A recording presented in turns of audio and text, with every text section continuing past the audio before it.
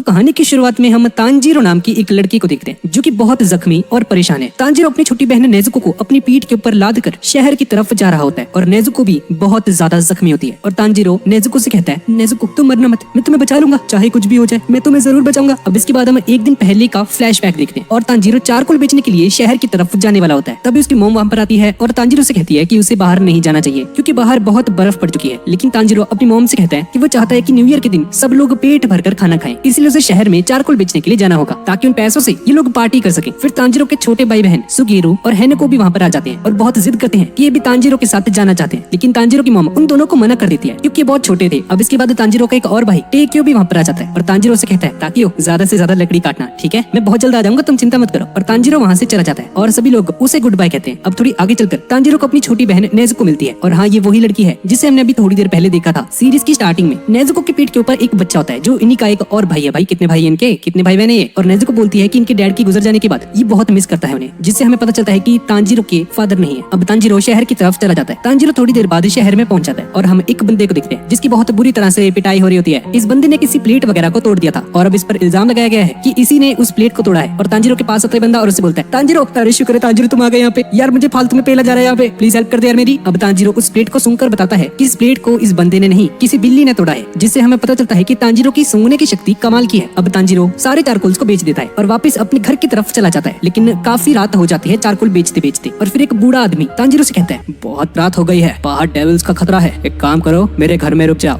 लेकिन तांजीरो ने मना कर देता है, नहीं सर कोई बात नहीं, मैं चला जाऊंगा। लेकिन ये ओल्ड मैन फिर से गुस्से में बोलता है, तुमने सुना नहीं मैंने क्या कहा तुम्हें, मेरे घर में आ जाओ। और तांजीरो उसकी बात मान जाता है और तांजीरो खाना खाता है इसके घर में और मस्त फिर सोने लग जाता है। और सोने से पहले ही उस बंदे से पूछता है कि डीमंस कैसे होते हैं और ये बंदा बताता है कि ये डीमंस इंसानों को खाते हैं और जमीन से निकलते हैं रात में और उन पर हमला करके उन्हें खा जाते हैं। और डीमन स्लेयर्स इन जैसे इंसानों को बचाने के लिए डीमंस को मारकर इनकी रक्षा करते हैं। अब तांजीरो उसके घर में सो जाता है और सुबह होते ही वहाँ से निकल जाता है। अब तांजीरो थोड़ी आगे चलता है और तभी उसे अचानक से खून की स्मेल आती है। तांजीरो उस स्मेल को सूंघकर बुरी तरह से डर जाता है और घर की तरफ भागते हुए जाता है और अपने घर के पास जाकर वो देखता है कि उसकी बहन और उसका छोटा भाई खून से लथपथ है। वो अपने घर के अंदर जाकर देखता है और देखता है कि उसका पूरा का पूरा परिवार खून से नहा रखा है, उन सभी की डेड बॉडीज अंदर पड़ी है। ये देखकर तांजीरो को अपनी आंखों पर यकीन नहीं आता कि ये कैसे हो सकता है और तांजीरो की सांसें ही अटक जाती हैं। उसे समझ नहीं आता कि ये क्या हुआ अभी। अब तांजीरो नेजुको के पास जाता है और देखता है कि उसकी बॉडी अभी भी गर्म है, जिसका मतलब है कि वो भी मरी नहीं है और नेजुको को अभी भी बचाया जा सकता है। और तांजीरो जल्दी से नेजुको को अपनी पीठ के ऊपर भरता है और शहर की तरफ निकल पड़ता है। अब थोड़ी आगे चलकर नेजुको हरकत करने लग जाती है और हम देखते हैं कि नेजुको का फेस किसी डीमन की तरह लग रहा होता है और नेजुको तांजीरो पर ही हमला कर देती है, जिसकी वजह से ये दोनों उस पहाड़ी से नीचे गिर जाते हैं। अब इसके बाद तांजीरो नेजुको के पास आता है और उससे पूछता है, नेजुको क्या तुम ठीक हो, तुम्हें चोट तो नहीं लगी? लेकिन नेजुको तांजीरो पर ही हमला कर देती है और नेजुको एक डीमन की तरह बनने लग जाती है और साथ में नेजुको का साइज और उसकी ताकत भी बढ़ने लग जाती है बहुत ज्यादा। ये देखकर तांजीरो रोने लग जाता है और सोचता है कि उसे कल रात को उस बुड्ढे के घर नहीं सोना चाहिए था, अगर ये वहाँ पर नहीं रुका होता तो ये अपनी फैमिली को बचा लेता। और तभी तांजीरो नोटिस करता है कि नेजुको की आंखों से आंसू आ रहे हैं, जिससे हमें पता चलता है कि नेजुको पूरी तरह से डीमन में नहीं बदली है और नेजुको के अंदर अभी भी ह्यूमन इमोशंस हैं। और तभी एक लड़का वहाँ पर आ जाता है और नेजुको पर हमला करने की कोशिश करता है, लेकिन नेजुको अपने आप को और तांजीरो को दूर ले जाती है और उन दोनों को बचा लेती है। तांजीरो देखता है कि उस शख्स के पास एक डीमन स्वॉर्ड है और उससे पता चलता है कि ये बंदा एक डीमन स्लेयर है। अब ये डीमन स्लेयर नेजुको को तांजीरो से दूर ले जाता है और उसके गले पर तलवार रख देता है और कहता है, मैं इसे खत्म कर दूंगा, ये एक डीमन बन चुकी है। तांजीरो से समझाता है, नहीं वो कोई डीमन नहीं है, इसने मेरी फैमिली को नहीं मारा, ये ऐसा नहीं कर सकती, नेजुको कोई डीमन नहीं है। और ये डीमन स्लेयर बोलता है, तुम्हें दिखता नहीं है क्या, ये एक डीमन बन चुकी है, अगर कोई इंसान एक बार डीमन बन जाता है तो उसे वापस से इंसान नहीं बनाया जा सकता, अपनी बहन को भूल जाओ। लेकिन तांजीरो अपनी फैमिली के आखिरी मेंबर को बचाना चाहता है, इसलिए वो उस डीमन स्लेयर से भीख मांगता है कि वो नेजुको को छोड़ दे और कहता है, मेरी बात सुनो प्लीज, मैं इसे ठीक कर दूंगा, मैं इसे नॉर्मल कर दूंगा, प्लीज प्लीज नेजुको को छोड़ दो। तांजीरो घुटने के बल बैठ जाता है और अपनी बहन को छोड़ने की विनती करता है। डीमन स्लेयर बोलता है, कमजोर लोग हमेशा ताकतवर इंसानों से मारे जाते हैं, अगर तुम अपनी बहन को सच में बचाना चाहते थे तो तुमने मुझ पर पहले हमला क्यों नहीं किया, चुप क्यों हो, बताओ मुझे। अब तांजीरो उस डीमन स्लेयर पर पत्थर से हमला करता है, लेकिन ये बच जाता है और ये डीमन स्लेयर तांजीरो पर एक हमला करके इसे नीचे गिरा देता है और तांजीरो बेहोश हो जाता है। अब अपने भाई को इस हालत में देखकर नेजुको उस डीमन स्लेयर पर हमला कर देती है और तांजीरो को बचाने लगती है। डीमन स्लेयर ये देखकर हक्का बक्का रह जाता है क्योंकि डीमंस इंसानों को सिर्फ खाना जानते हैं, उन्हें बचाना नहीं। लेकिन नेजुको डीमन होने के बावजूद भी तांजीरो की रक्षा कर रही थी और अब ये डीमन स्लेयर नेजुको को भी बेहोश कर देता है। अब थोड़ी देर बाद तांजीरो को होश आता है और देखता है कि नेजुको बिल्कुल सही सलामत है। अब ये डीमन स्लेयर तांजीरो से बोलता है, एक आदमी के पास जाओ जिसका नाम सकोजी उरुकोडाकी है, ये बंदा तुम्हें माउंट सागिरी के ऊपर मिलेगा, वहाँ पर जाना और बोलना कि गियो टोमियोका ने तुम्हें यहाँ पर भेजा है। और हाँ एक और बात, अपनी बहन को सनलाइट में मत आने देना। और ऐसा बोलकर ये डीमन स्लेयर वहाँ से चला जाता है। अब तांजीरो अपनी मम्मी और अपने भाई बहनों को जमीन के अंदर दफनाता है और उन्हें श्रद्धांजलि देकर वहाँ से चला जाता है। ये डीमंस जो होते हैं ये दिन में जिंदा नहीं रह पाते और सूरज की रोशनी पड़ते ही डीमंस मारे जाते हैं। और नेजुको तांजीरो के साथ दिन में भी सफर कर सके इसलिए ये नेजुको को एक टोकरी के अंदर रख लेता है। लेकिन देखते हैं कि नेजुको नेजुको उस टोकरी के अंदर फिट नहीं आ पाती, लेकिन अपनी डीमंस की पावर की हेल्प से नेजुको अपनी बॉडी को छोटा कर लेती है और तांजीरो उसे अपनी पीठ पर रखता है और चलना शुरू कर देता है। अब रास्ते में तांजीरो को एक लेडी मिलती है और तांजीरो उससे माउंट सागिरी का रास्ता पूछता है। ये लेडी तांजीरो को रास्ता बताती है और तांजीरो आगे की तरफ बढ़ने लग जाता है। अब जंगल में चलते चलते रात हो जाती है और तांजीरो और नेजुको को अपने सामने एक टेंपल दिखाई देता है और यहाँ पर इन्हें एक लाइट जगती हुई दिखती है उस टेंपल के अंदर। अब तांजीरो उस टेंपल के अंदर जाता है और देखता है कि वहाँ पर एक डीमन लोगों पर हमला करके उन्हें खा रहा होता है। अब ये डीमन तांजीरो को देखता है और ये तांजीरो पर हमला कर देता है और तांजीरो खुद को बचाने के लिए उस डीमन के सर के ऊपर हमला करता है और ये डीमन खुद को 10 सेकंड के अंदर अंदर ही रिकवर कर लेता है फिर से। और तभी नेजुको वहाँ पर आती है और उस डीमन के सर के ऊपर इतनी जोर से किक करती है कि उसका सर किसी फुटबॉल की तरह दूर जाकर गिरता है। वाह भी नेजुको, गोल कर दिया भाई इसने तो। लेकिन फिर भी ये डीमन मरता नहीं है। अभी डीमन नेजुको से कहता है तुम एक डीमन होकर भी एक इंसान के साथ क्या कर रही हो। और हम देखते हैं कि इस डीमन की बॉडी नेजुको पर हमला कर देती है। तांजीरो जैसे ही अपनी कुल्हाड़ी उठा के नेजुको की हेल्प करने के लिए उसकी तरफ बढ़ता है, तभी उस डीमन के सर से जो कट चुका था उसके अंदर से 2 हाथ बाहर निकलते हैं जो कि तांजीरो पर हमला कर देते हैं। तांजीरो उस डीमन के सर के ऊपर अपने सर से हमला करता है और बाद में एक कुल्हाड़ी फेंक कर मारता है उसके ऊपर। तांजीरो नेजुको के पास जाता है और देखता है कि उस डीमन की जो बॉडी थी वो नेजुको को बहुत बुरी तरह से पीट रही होती है और नेजुको बहुत ज्यादा जख्मी हो जाती है, जिसे देखकर तांजीरो को बहुत ज्यादा गुस्सा आ जाता है और उस डीमन को लेकर एक ऊंची पहाड़ी से नीचे कूद जाता है। लेकिन सही टाइम पर नेजुको तांजीरो को पकड़ लेती है और तांजीरो बच जाता है और उस डीमन की बॉडी उस पहाड़ी से नीचे गिर जाती है। अब तांजीरो उस डीमन के सर के पास जाता है और उसे मारने के लिए एक चाकू निकालता है, लेकिन तांजीरो बहुत ही अच्छा इंसान होता है और बहुत ज्यादा दयालु होता है और तांजीरो उस डीमन को नहीं मार पाता। और तभी एक बंदा वहाँ पर आ जाता है जिसने एक लाल कलर का मास्क पहना हुआ था। ये तांजीरो को बताता है कि इस खंजर से इस डीमन को नहीं मार सकता और एक पत्थर की तरफ इशारा करता है तांजीरो को। अब तांजीरो उस पत्थर से उस डीमन के सर को कुचलने की कोशिश करता है, लेकिन तांजीरो अभी भी हिम्मत नहीं जुटा पा रहा होता उस डीमन को मारने के लिए। और तभी इस डीमन का सर होश में आ जाता है और देखते ही देखते सुबह हो जाती है और जैसे ही सूरज की पहली किरण इस डीमन के ऊपर पड़ती है तो ये डीमन जलकर राख हो जाता है। अब सूरज के निकलने की वजह से नेजुको अपनी टोकरी में जाकर वापस से छुप जाती है और इसके बाद ये मास्क वाला बंदा अपना नाम बताता है। इस बंदे का नाम है शकुंजी उरुकोडाकी। ये वही बंदा है जिसे तांजीरो ढूंढ रहा था और तांजीरो उसे अपनी फैमिली और नेजुको के बारे में बताता है कि कैसे डीमंस ने उसकी सारी की सारी फैमिली को मार डाला। और तभी ये बंदा तांजीरो को एक थप्पड़ मारता है और ये तांजीरो को समझाता है कि अब इसके पास सिर्फ 2 ही रास्ते हैं, या तो ये अपनी बहन को मार दे या फिर खुद मर जाए। लेकिन तांजीरो जीना चाहता है और तांजीरो के जीने की इस ललक को देखकर ये बंदा अपना माइंड बदल लेता है और तांजीरो से कहता है ठीक है लड़के, अपनी बहन को लेकर मेरे पीछे आओ। और अब थोड़ी देर तक भागने के बाद ये लोग एक टेंपल में आकर पहुंचते हैं और यहाँ पर ये तांजीरो नेजुको को सुला देता है और शकुंजी तांजीरो के एक टेस्ट के लिए एक माउंटेन की चढ़ाई पर जाता है और उस माउंटेन की चोटी पर जाकर ये बंदा तांजीरो से कहता है अगर तुम सुबह होने से पहले इस पहाड़ के नीचे जो घर है वहाँ तक पहुँच जाते हो तो तुम इस टेस्ट को पास कर जाओगे। और ऐसा बोलकर ये बंदा गायब हो जाता है वहाँ से। अब तांजीरो नीचे जाने लगता है और उसे पता चलता है कि यहाँ पर इस बंदे ने डिफरेंट टाइप्स के बहुत सारे जाल बिछा रखे हैं और तांजीरो को इन सभी से बचते हुए नीचे जाना है। और तांजीरो उन सभी के सभी ट्रैप्स को सूंघते हुए बहुत मुश्किल से उस पहाड़ के नीचे वाले घर में पहुंच जाता है जहाँ पर शकुंजी उसका इंतजार कर रहा होता है। अब इसके बाद हम एक फ्लैशबैक को देखते हैं जिसमें गियो टोमियाका शकुंजी को एक लेटर भेजता है जिसमें गियो शकुंजी को तांजीरो के बारे में बताता है और कहता है कि तांजीरो एक डीमन स्लेयर बनना चाहता है और इसमें आपकी ही तरह सूंघने की शक्ति बहुत ज्यादा अच्छी है और तांजीरो आपका सक्सेसर भी बन सकता है और आप प्लीज इसे अपना स्टूडेंट बना ले। अब इसके बाद हम वापस से प्रेजेंट में आ जाते हैं और शकुंजी तांजीरो से कहता है ठीक है बच्चे, तुमने इस टेस्ट को पास कर लिया और मैं तुम्हें मेरे स्टूडेंट के रूप में एक्सेप्ट करता हूँ। अब शकुंजी तांजीरो को बताता है कि डीमन स्लेयर्स बहुत पुराने समय से इंसानों को डीमन से बचाते आ रहे हैं और डीमन स्लेयर्स की जो ऑर्गेनाइजेशन है इसे कौन रन कर रहा है इसके बारे में कोई भी इंफॉर्मेशन नहीं है। डीमंस इंसानों को खाते हैं और ये कहाँ से कब आएंगे ये किसी को भी नहीं पता और डीमंस के पास डिफरेंट टाइप्स की पावर्स भी होती हैं और इनकी बॉडी को डिस्ट्रॉय करने के बाद भी ये लोग वापस से जिंदा हो जाते हैं। शकुंजी तांजीरो से कहता है कि ट्रेनिंग के बाद उसे एक फाइनल टेस्ट भी देना होगा। इसके बाद हम देखते हैं कि तांजीरो बहुत ज्यादा मेहनत करता है और तांजीरो पहले जिन ट्रैप्स में फंस रहा था वो उसे बहुत आसानी से डॉज कर पा रहा है। शकुंजी तांजीरो को एक झरने में फेंक देता है और उसे पानी के साथ ट्रेनिंग करने को कहता है। अब ऐसा करते करते 6 महीने हो जाते हैं और नेजुको अभी भी गहरी नींद में सो रखी होती है और अब 6 महीनों की ट्रेनिंग के बाद तांजीरो उन ट्रैप से बचना और तलवार चलाना भी अच्छे से सीख जाता है और अब ट्रेनिंग करते करते पूरा 1 साल हो जाता है। और शकुंजी तांजीरो से कहता है बच्चे, अब मेरे पास तुम्हें सिखाने के लिए कुछ नहीं बचा, अब इसके आगे तुम्हें खुद सीखना है और खुद प्रैक्टिस करनी है। अब शकुंजी तांजीरो को लेकर एक जंगल में जाता है जहाँ पर एक बहुत बड़ा सा पत्थर रखा होता है और तांजीरो से कहता है कि अगर तांजीरो ने अपनी तलवार से इस पत्थर के 2 टुकड़े कर दिए तो इसे फाइनल टेस्ट में जाने के लिए परमिशन दे देगा। अब ऐसा बोलकर शकुंजी वहाँ से चला जाता है। अब इस बड़े से पत्थर को देखकर तांजीरो सोच में पड़ जाता है कि इस पत्थर को कैसे काटेगा भाई, इतना मोटा है तो। अब तांजीरो थोड़ी हिम्मत करके उस पत्थर पर अपनी स्वॉर्ड से हमला करता है पर इस पत्थर पर खरोंच तक नहीं आती है। इसके बाद हम देखते हैं कि तांजीरो फिर से अपनी ट्रेनिंग की प्रैक्टिस करता है और कुछ दिन तक ट्रेनिंग करने के बाद वापस उस पत्थर के पास आकर हमला करता है उस पे, लेकिन ये अभी भी इस पत्थर को नहीं काट पाता और ये देखकर तांजीरो बहुत ज्यादा निराश हो जाता है और तांजीरो अंदर से पूरी तरह से टूट जाता है और रोने लग जाता है और गुस्से में आकर अपने सिर को उस पत्थर से मारता है। और तभी तांजीरो को एक इंसान की आवाज सुनाई देती है जो कि तांजीरो से कहता है अबे ओ, रोने से कुछ नहीं होने वाला। तांजीरो ऊपर देखता है और देखता है कि उस पत्थर के ऊपर एक इंसान बैठा हुआ है। इस बंदे का नाम है साबितो और इस लड़के ने एक फॉक्स मास्क पहना होता है। अभी बंदा तांजीरो पर हमला कर देता है और तांजीरो को दूर जाकर गिरा देता है और इससे पूछता है अबे ओ नल्ले, 6 महीने तक तूने क्या किया, क्या कर रहा था तू ट्रेनिंग में है। अब तांजीरो को गुस्सा आ जाता है और वो उस पर हमला करता है, लेकिन साबितो सावितो उसे एक ही झटके में नीचे गिरा देता है और तांजीरो वहीं पर बेहोश हो जाता है। अब थोड़ी देर बाद शाम हो जाती है और तांजीरो को होश आता है और ये दिखता है कि उसके पास एक लड़की खड़ी हुई है। ये अपना नाम माकोमो बताती है। माकोमो तांजीरो को ट्रेनिंग में हुई उसकी गलतियों के बारे में बताती है, जिससे कि तांजीरो और भी ज्यादा स्ट्रॉन्ग बन सके।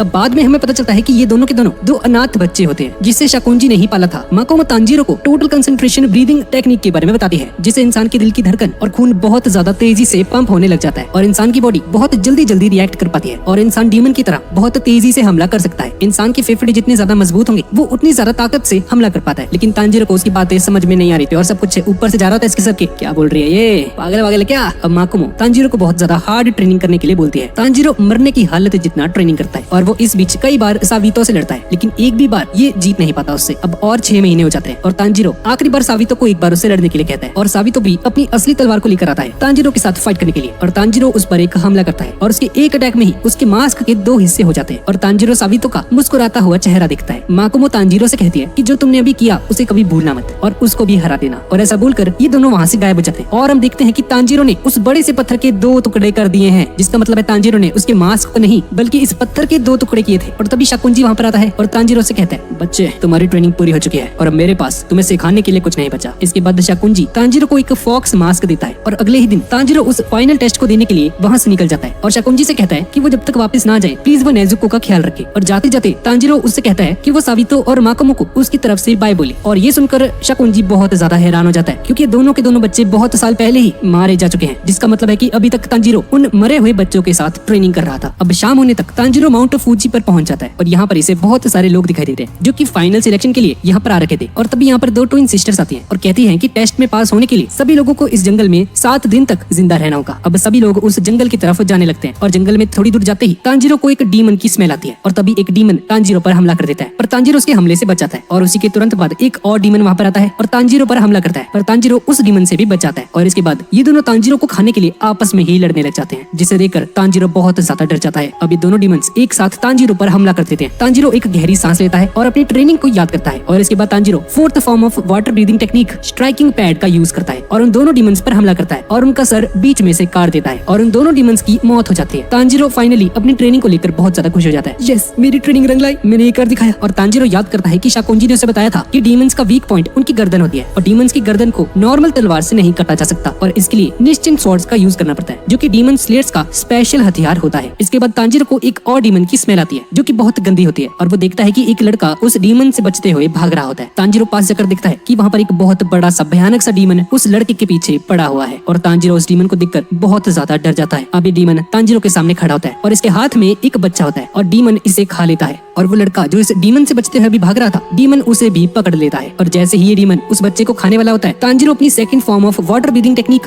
वाटर मिल का यूज करता है और उस डीमन का हाथ काट देता है और उस बच्चे की जान बचा लेता है। और हमें पता चलता है कि 47 साल पहले शाकुंजी ने ही इस डीमन को माउंट फूजी के ऊपर कैद किया था, लेकिन अब ये डीमन रिलीज हो चुका है। और डीमन बताता है कि जब उसे कैद किया गया था यहाँ पे, तब से लेके अब तक ये फाइनल सिलेक्शन के 50 स्टूडेंट्स को खा चुका है। और तभी ये डीमन तांजीरो से कहता है, पक्का तुम उस शाकुंजी के स्टूडेंट होगे। तुम्हें पता है वो शाकुंजी के 2 बहुत प्रिय स्टूडेंट भी थे, वो उन्हें बहुत प्यार करता था, लेकिन मैंने उन्हें भी खा लिया पर उनका टेस्ट मुझे कुछ ज्यादा अच्छा नहीं लगा। और तांजीरो समझ जाता है कि ये 2 स्टूडेंट्स बल्कि कोई और नहीं बल्कि माकोमो और सावितो हैं और इसी डीमन ने उन्हें खाया है। और तांजीरो को ये भी पता चलता है कि अब तक ये उनकी आत्माओं के साथ ट्रेनिंग कर रहा था और तांजीरो को बहुत ज्यादा गुस्सा आ जाता है और उस डीमन के ऊपर हमला करने के लिए उसकी तरफ बढ़ता है, लेकिन तांजीरो गुस्से की वजह से फोकस नहीं कर पाता और वो डीमन उसे एक पंच मारकर उसे दूर गिरा देता है। अब ये डीमन जैसे ही तांजीरो को खाने के लिए आगे बढ़ता है, तांजीरो को अपने छोटे भाई सुगेरो का चेहरा याद आता है और तभी तांजीरो होश में आ जाता है और उस डीमन के हमले से बच जाता है। अब तांजीरो उसके सभी के सभी हाथों को एक एक करके काटने लग जाता है और तभी तांजीरो वाटर ब्रीदिंग की 1st फॉर्म सरफेस लेस का यूज करता है और उस डीमन की गर्दन को काट के अलग कर देता है। और इसके बाद तांजीरो को बहुत सारी स्पिरिट्स दिखाई देती है और ये सब वही बच्चे होते हैं जिन्हें ये डीमंस निकल गया था। और इस डीमन के मरते ही इन सभी स्टूडेंट्स की आत्माओं को शांति मिल जाती है और सभी के सभी मुक्त हो जाते हैं। अब इसके बाद तांजीरो कई दिनों तक उन डीमंस से फाइट करता है और 7 दिनों तक तांजीरो उस जंगल के अंदर सर्वाइव कर जाता है और वापस वहीं पर लौटता है जहाँ पर फाइनल सिलेक्शन होना था। और तांजीरो देखता है कि स्टार्टिंग में जो 50 स्टूडेंट्स थे वहाँ पर, उनमें से सिर्फ 4 ही स्टूडेंट्स बचे हैं और इसमें हमारा ये दोस्त जेनेत्सु भी होता है। भाई मस्त बंदा यार, ये बाद में मिलेगा, हमें मिलते हैं भाई, बहुत जल्द मिलते हैं। अब वो दोनों ट्विन गर्ल्स वहाँ पर आ जाती हैं इस फाइनल टेस्ट को पास करने के लिए कांग्रेचुलेट करती है और तभी हर एक स्टूडेंट के सिर के ऊपर एक क्रो आकर बैठ जाता है और ये ट्विन सिस्टर्स बताती हैं कि इन सभी को इन क्रोज के थ्रू बताया जाएगा इनके मिशंस के बारे में, जो कि इन्हें as a demon slayer complete करने होंगे। और हम देखते हैं कि इस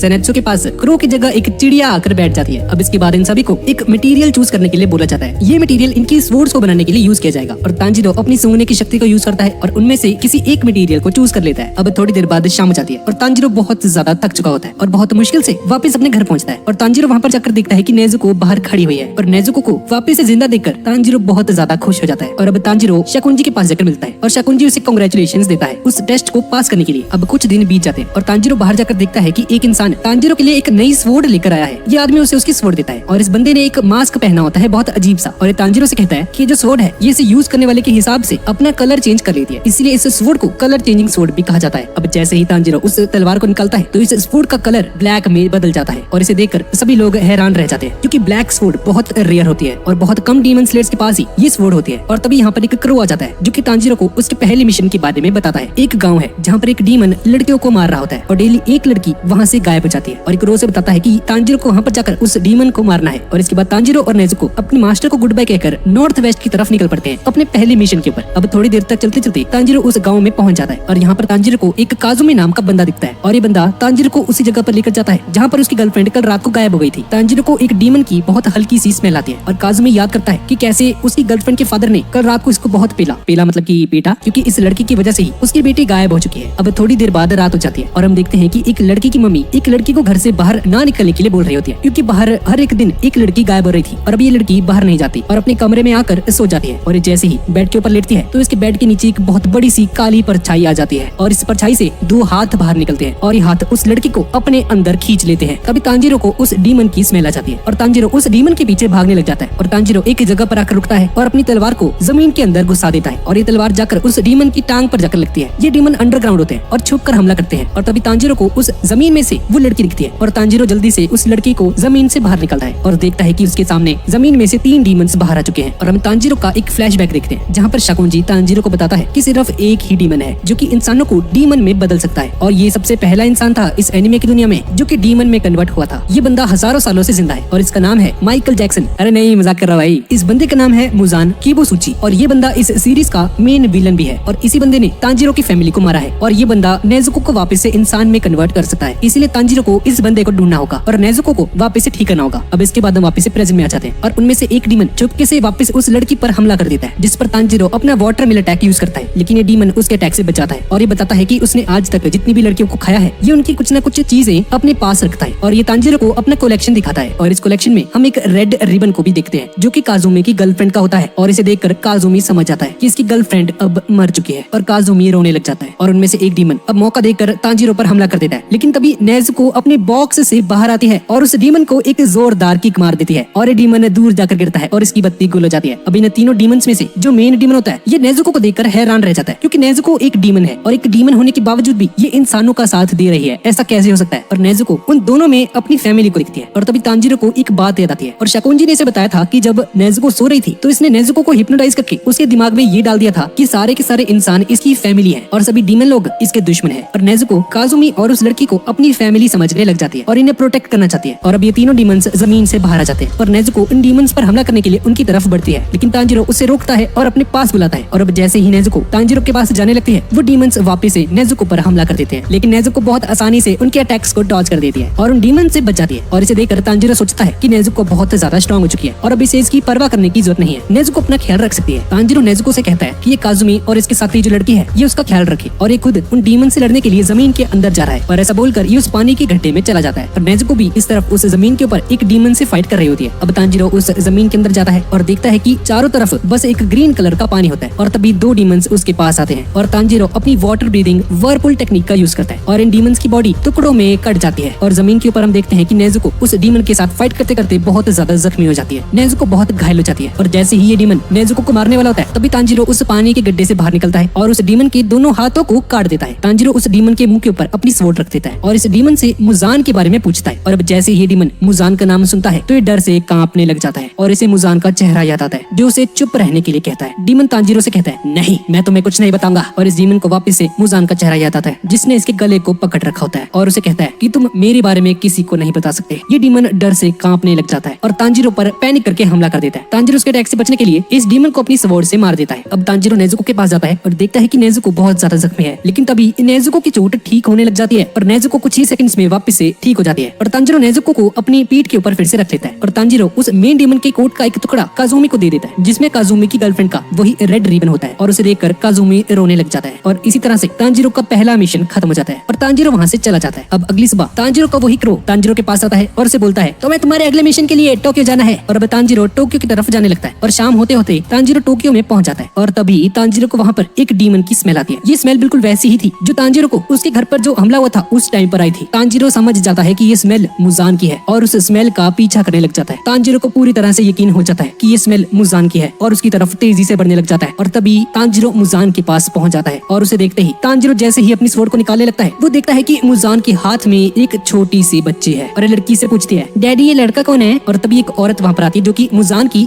वाइफ है। तांजीरो उनकी स्मेल से समझ आता है कि ये दोनों इंसान है एक्सेप्ट मुजान। मुजान एक डीमन है और इसे समझ नहीं आता कि ये बंदा इंसानों के साथ कर क्या रहा है। और तांजीरो समझ आता है कि इसकी वाइफ को और इसकी बच्ची को नहीं पता कि मुजान एक डीमन है और मुजान भी तांजीरो की ड्रेस को देखकर समझ आता है कि तांजीरो एक डीमन शेर है। अब मुजान अपनी वाइफ और अपने बच्चे के साथ वहाँ से जाने लगता है और तांजीरो बस उसे खड़ा खड़ा देख रहा होता है और मुजान जाते जाते अपने नाखून एक बंदे की गर्दन पर मारता है जिससे कि ये बंदा डीमन में बदल जाता है और अपने आसपास मौजूद लोगों को खाने लग जाता है और ये डीमन में बदल चुका आदमी अपनी वाइफ को ही खाने लग जाता है। तांजीरो उस डीमन पर हमला करता है और इसे रोक कर रखने की पूरी कोशिश करता है। मुजान की बच्ची और वाइफ ये देखकर डर जाते हैं और मुजान उन्हें लेकर वहाँ से जाने लगता है। तांजीरो को कुछ भी समझ नहीं आता कि अब इसे क्या करना चाहिए, क्या इस डीमन को रोक कर रखे या फिर मुजान का पीछा करे। और तभी तांजीरो मुजान को देखकर चिल्लाता है तुम कहीं भी चले जाओ, मैं तुम्हें ढूंढ कर ही रहूंगा और तुम्हें मार गिराऊंगा। और तभी पुलिस वहाँ पर आ जाती है और तांजीरो को उस डीमन को छोड़ने के लिए कहती है। और तभी हम देखते हैं कि यहाँ पर एक लेडी आ जाती है और ये अपने हाथ को काट देती है जिसकी वजह से चारों तरफ फूलों की खुशबू फैल जाती है और धीरे धीरे स्मेल इतनी ज्यादा बढ़ जाती है कि किसी को कुछ भी दिखाई नहीं देता। और फिर ये लेडी तांजीरो के सामने आ जाती है। इस लेडी के साथ एक लड़का भी होता है और तांजीरो समझ आता है कि ये लड़की एक डीमन है और लड़की से बताती है हाँ तुमने सही कहा, मैं एक डीमन हूँ और मैं एक डॉक्टर भी हूँ, मैं भी मुजान को खत्म करना चाहती हूँ। और इस तरफ हम देखते हैं कि ये मुजान अपनी बच्ची और अपनी वाइफ को एक गाड़ी में बिठा देता है और इन्हें घर भेज देता है और बोलता है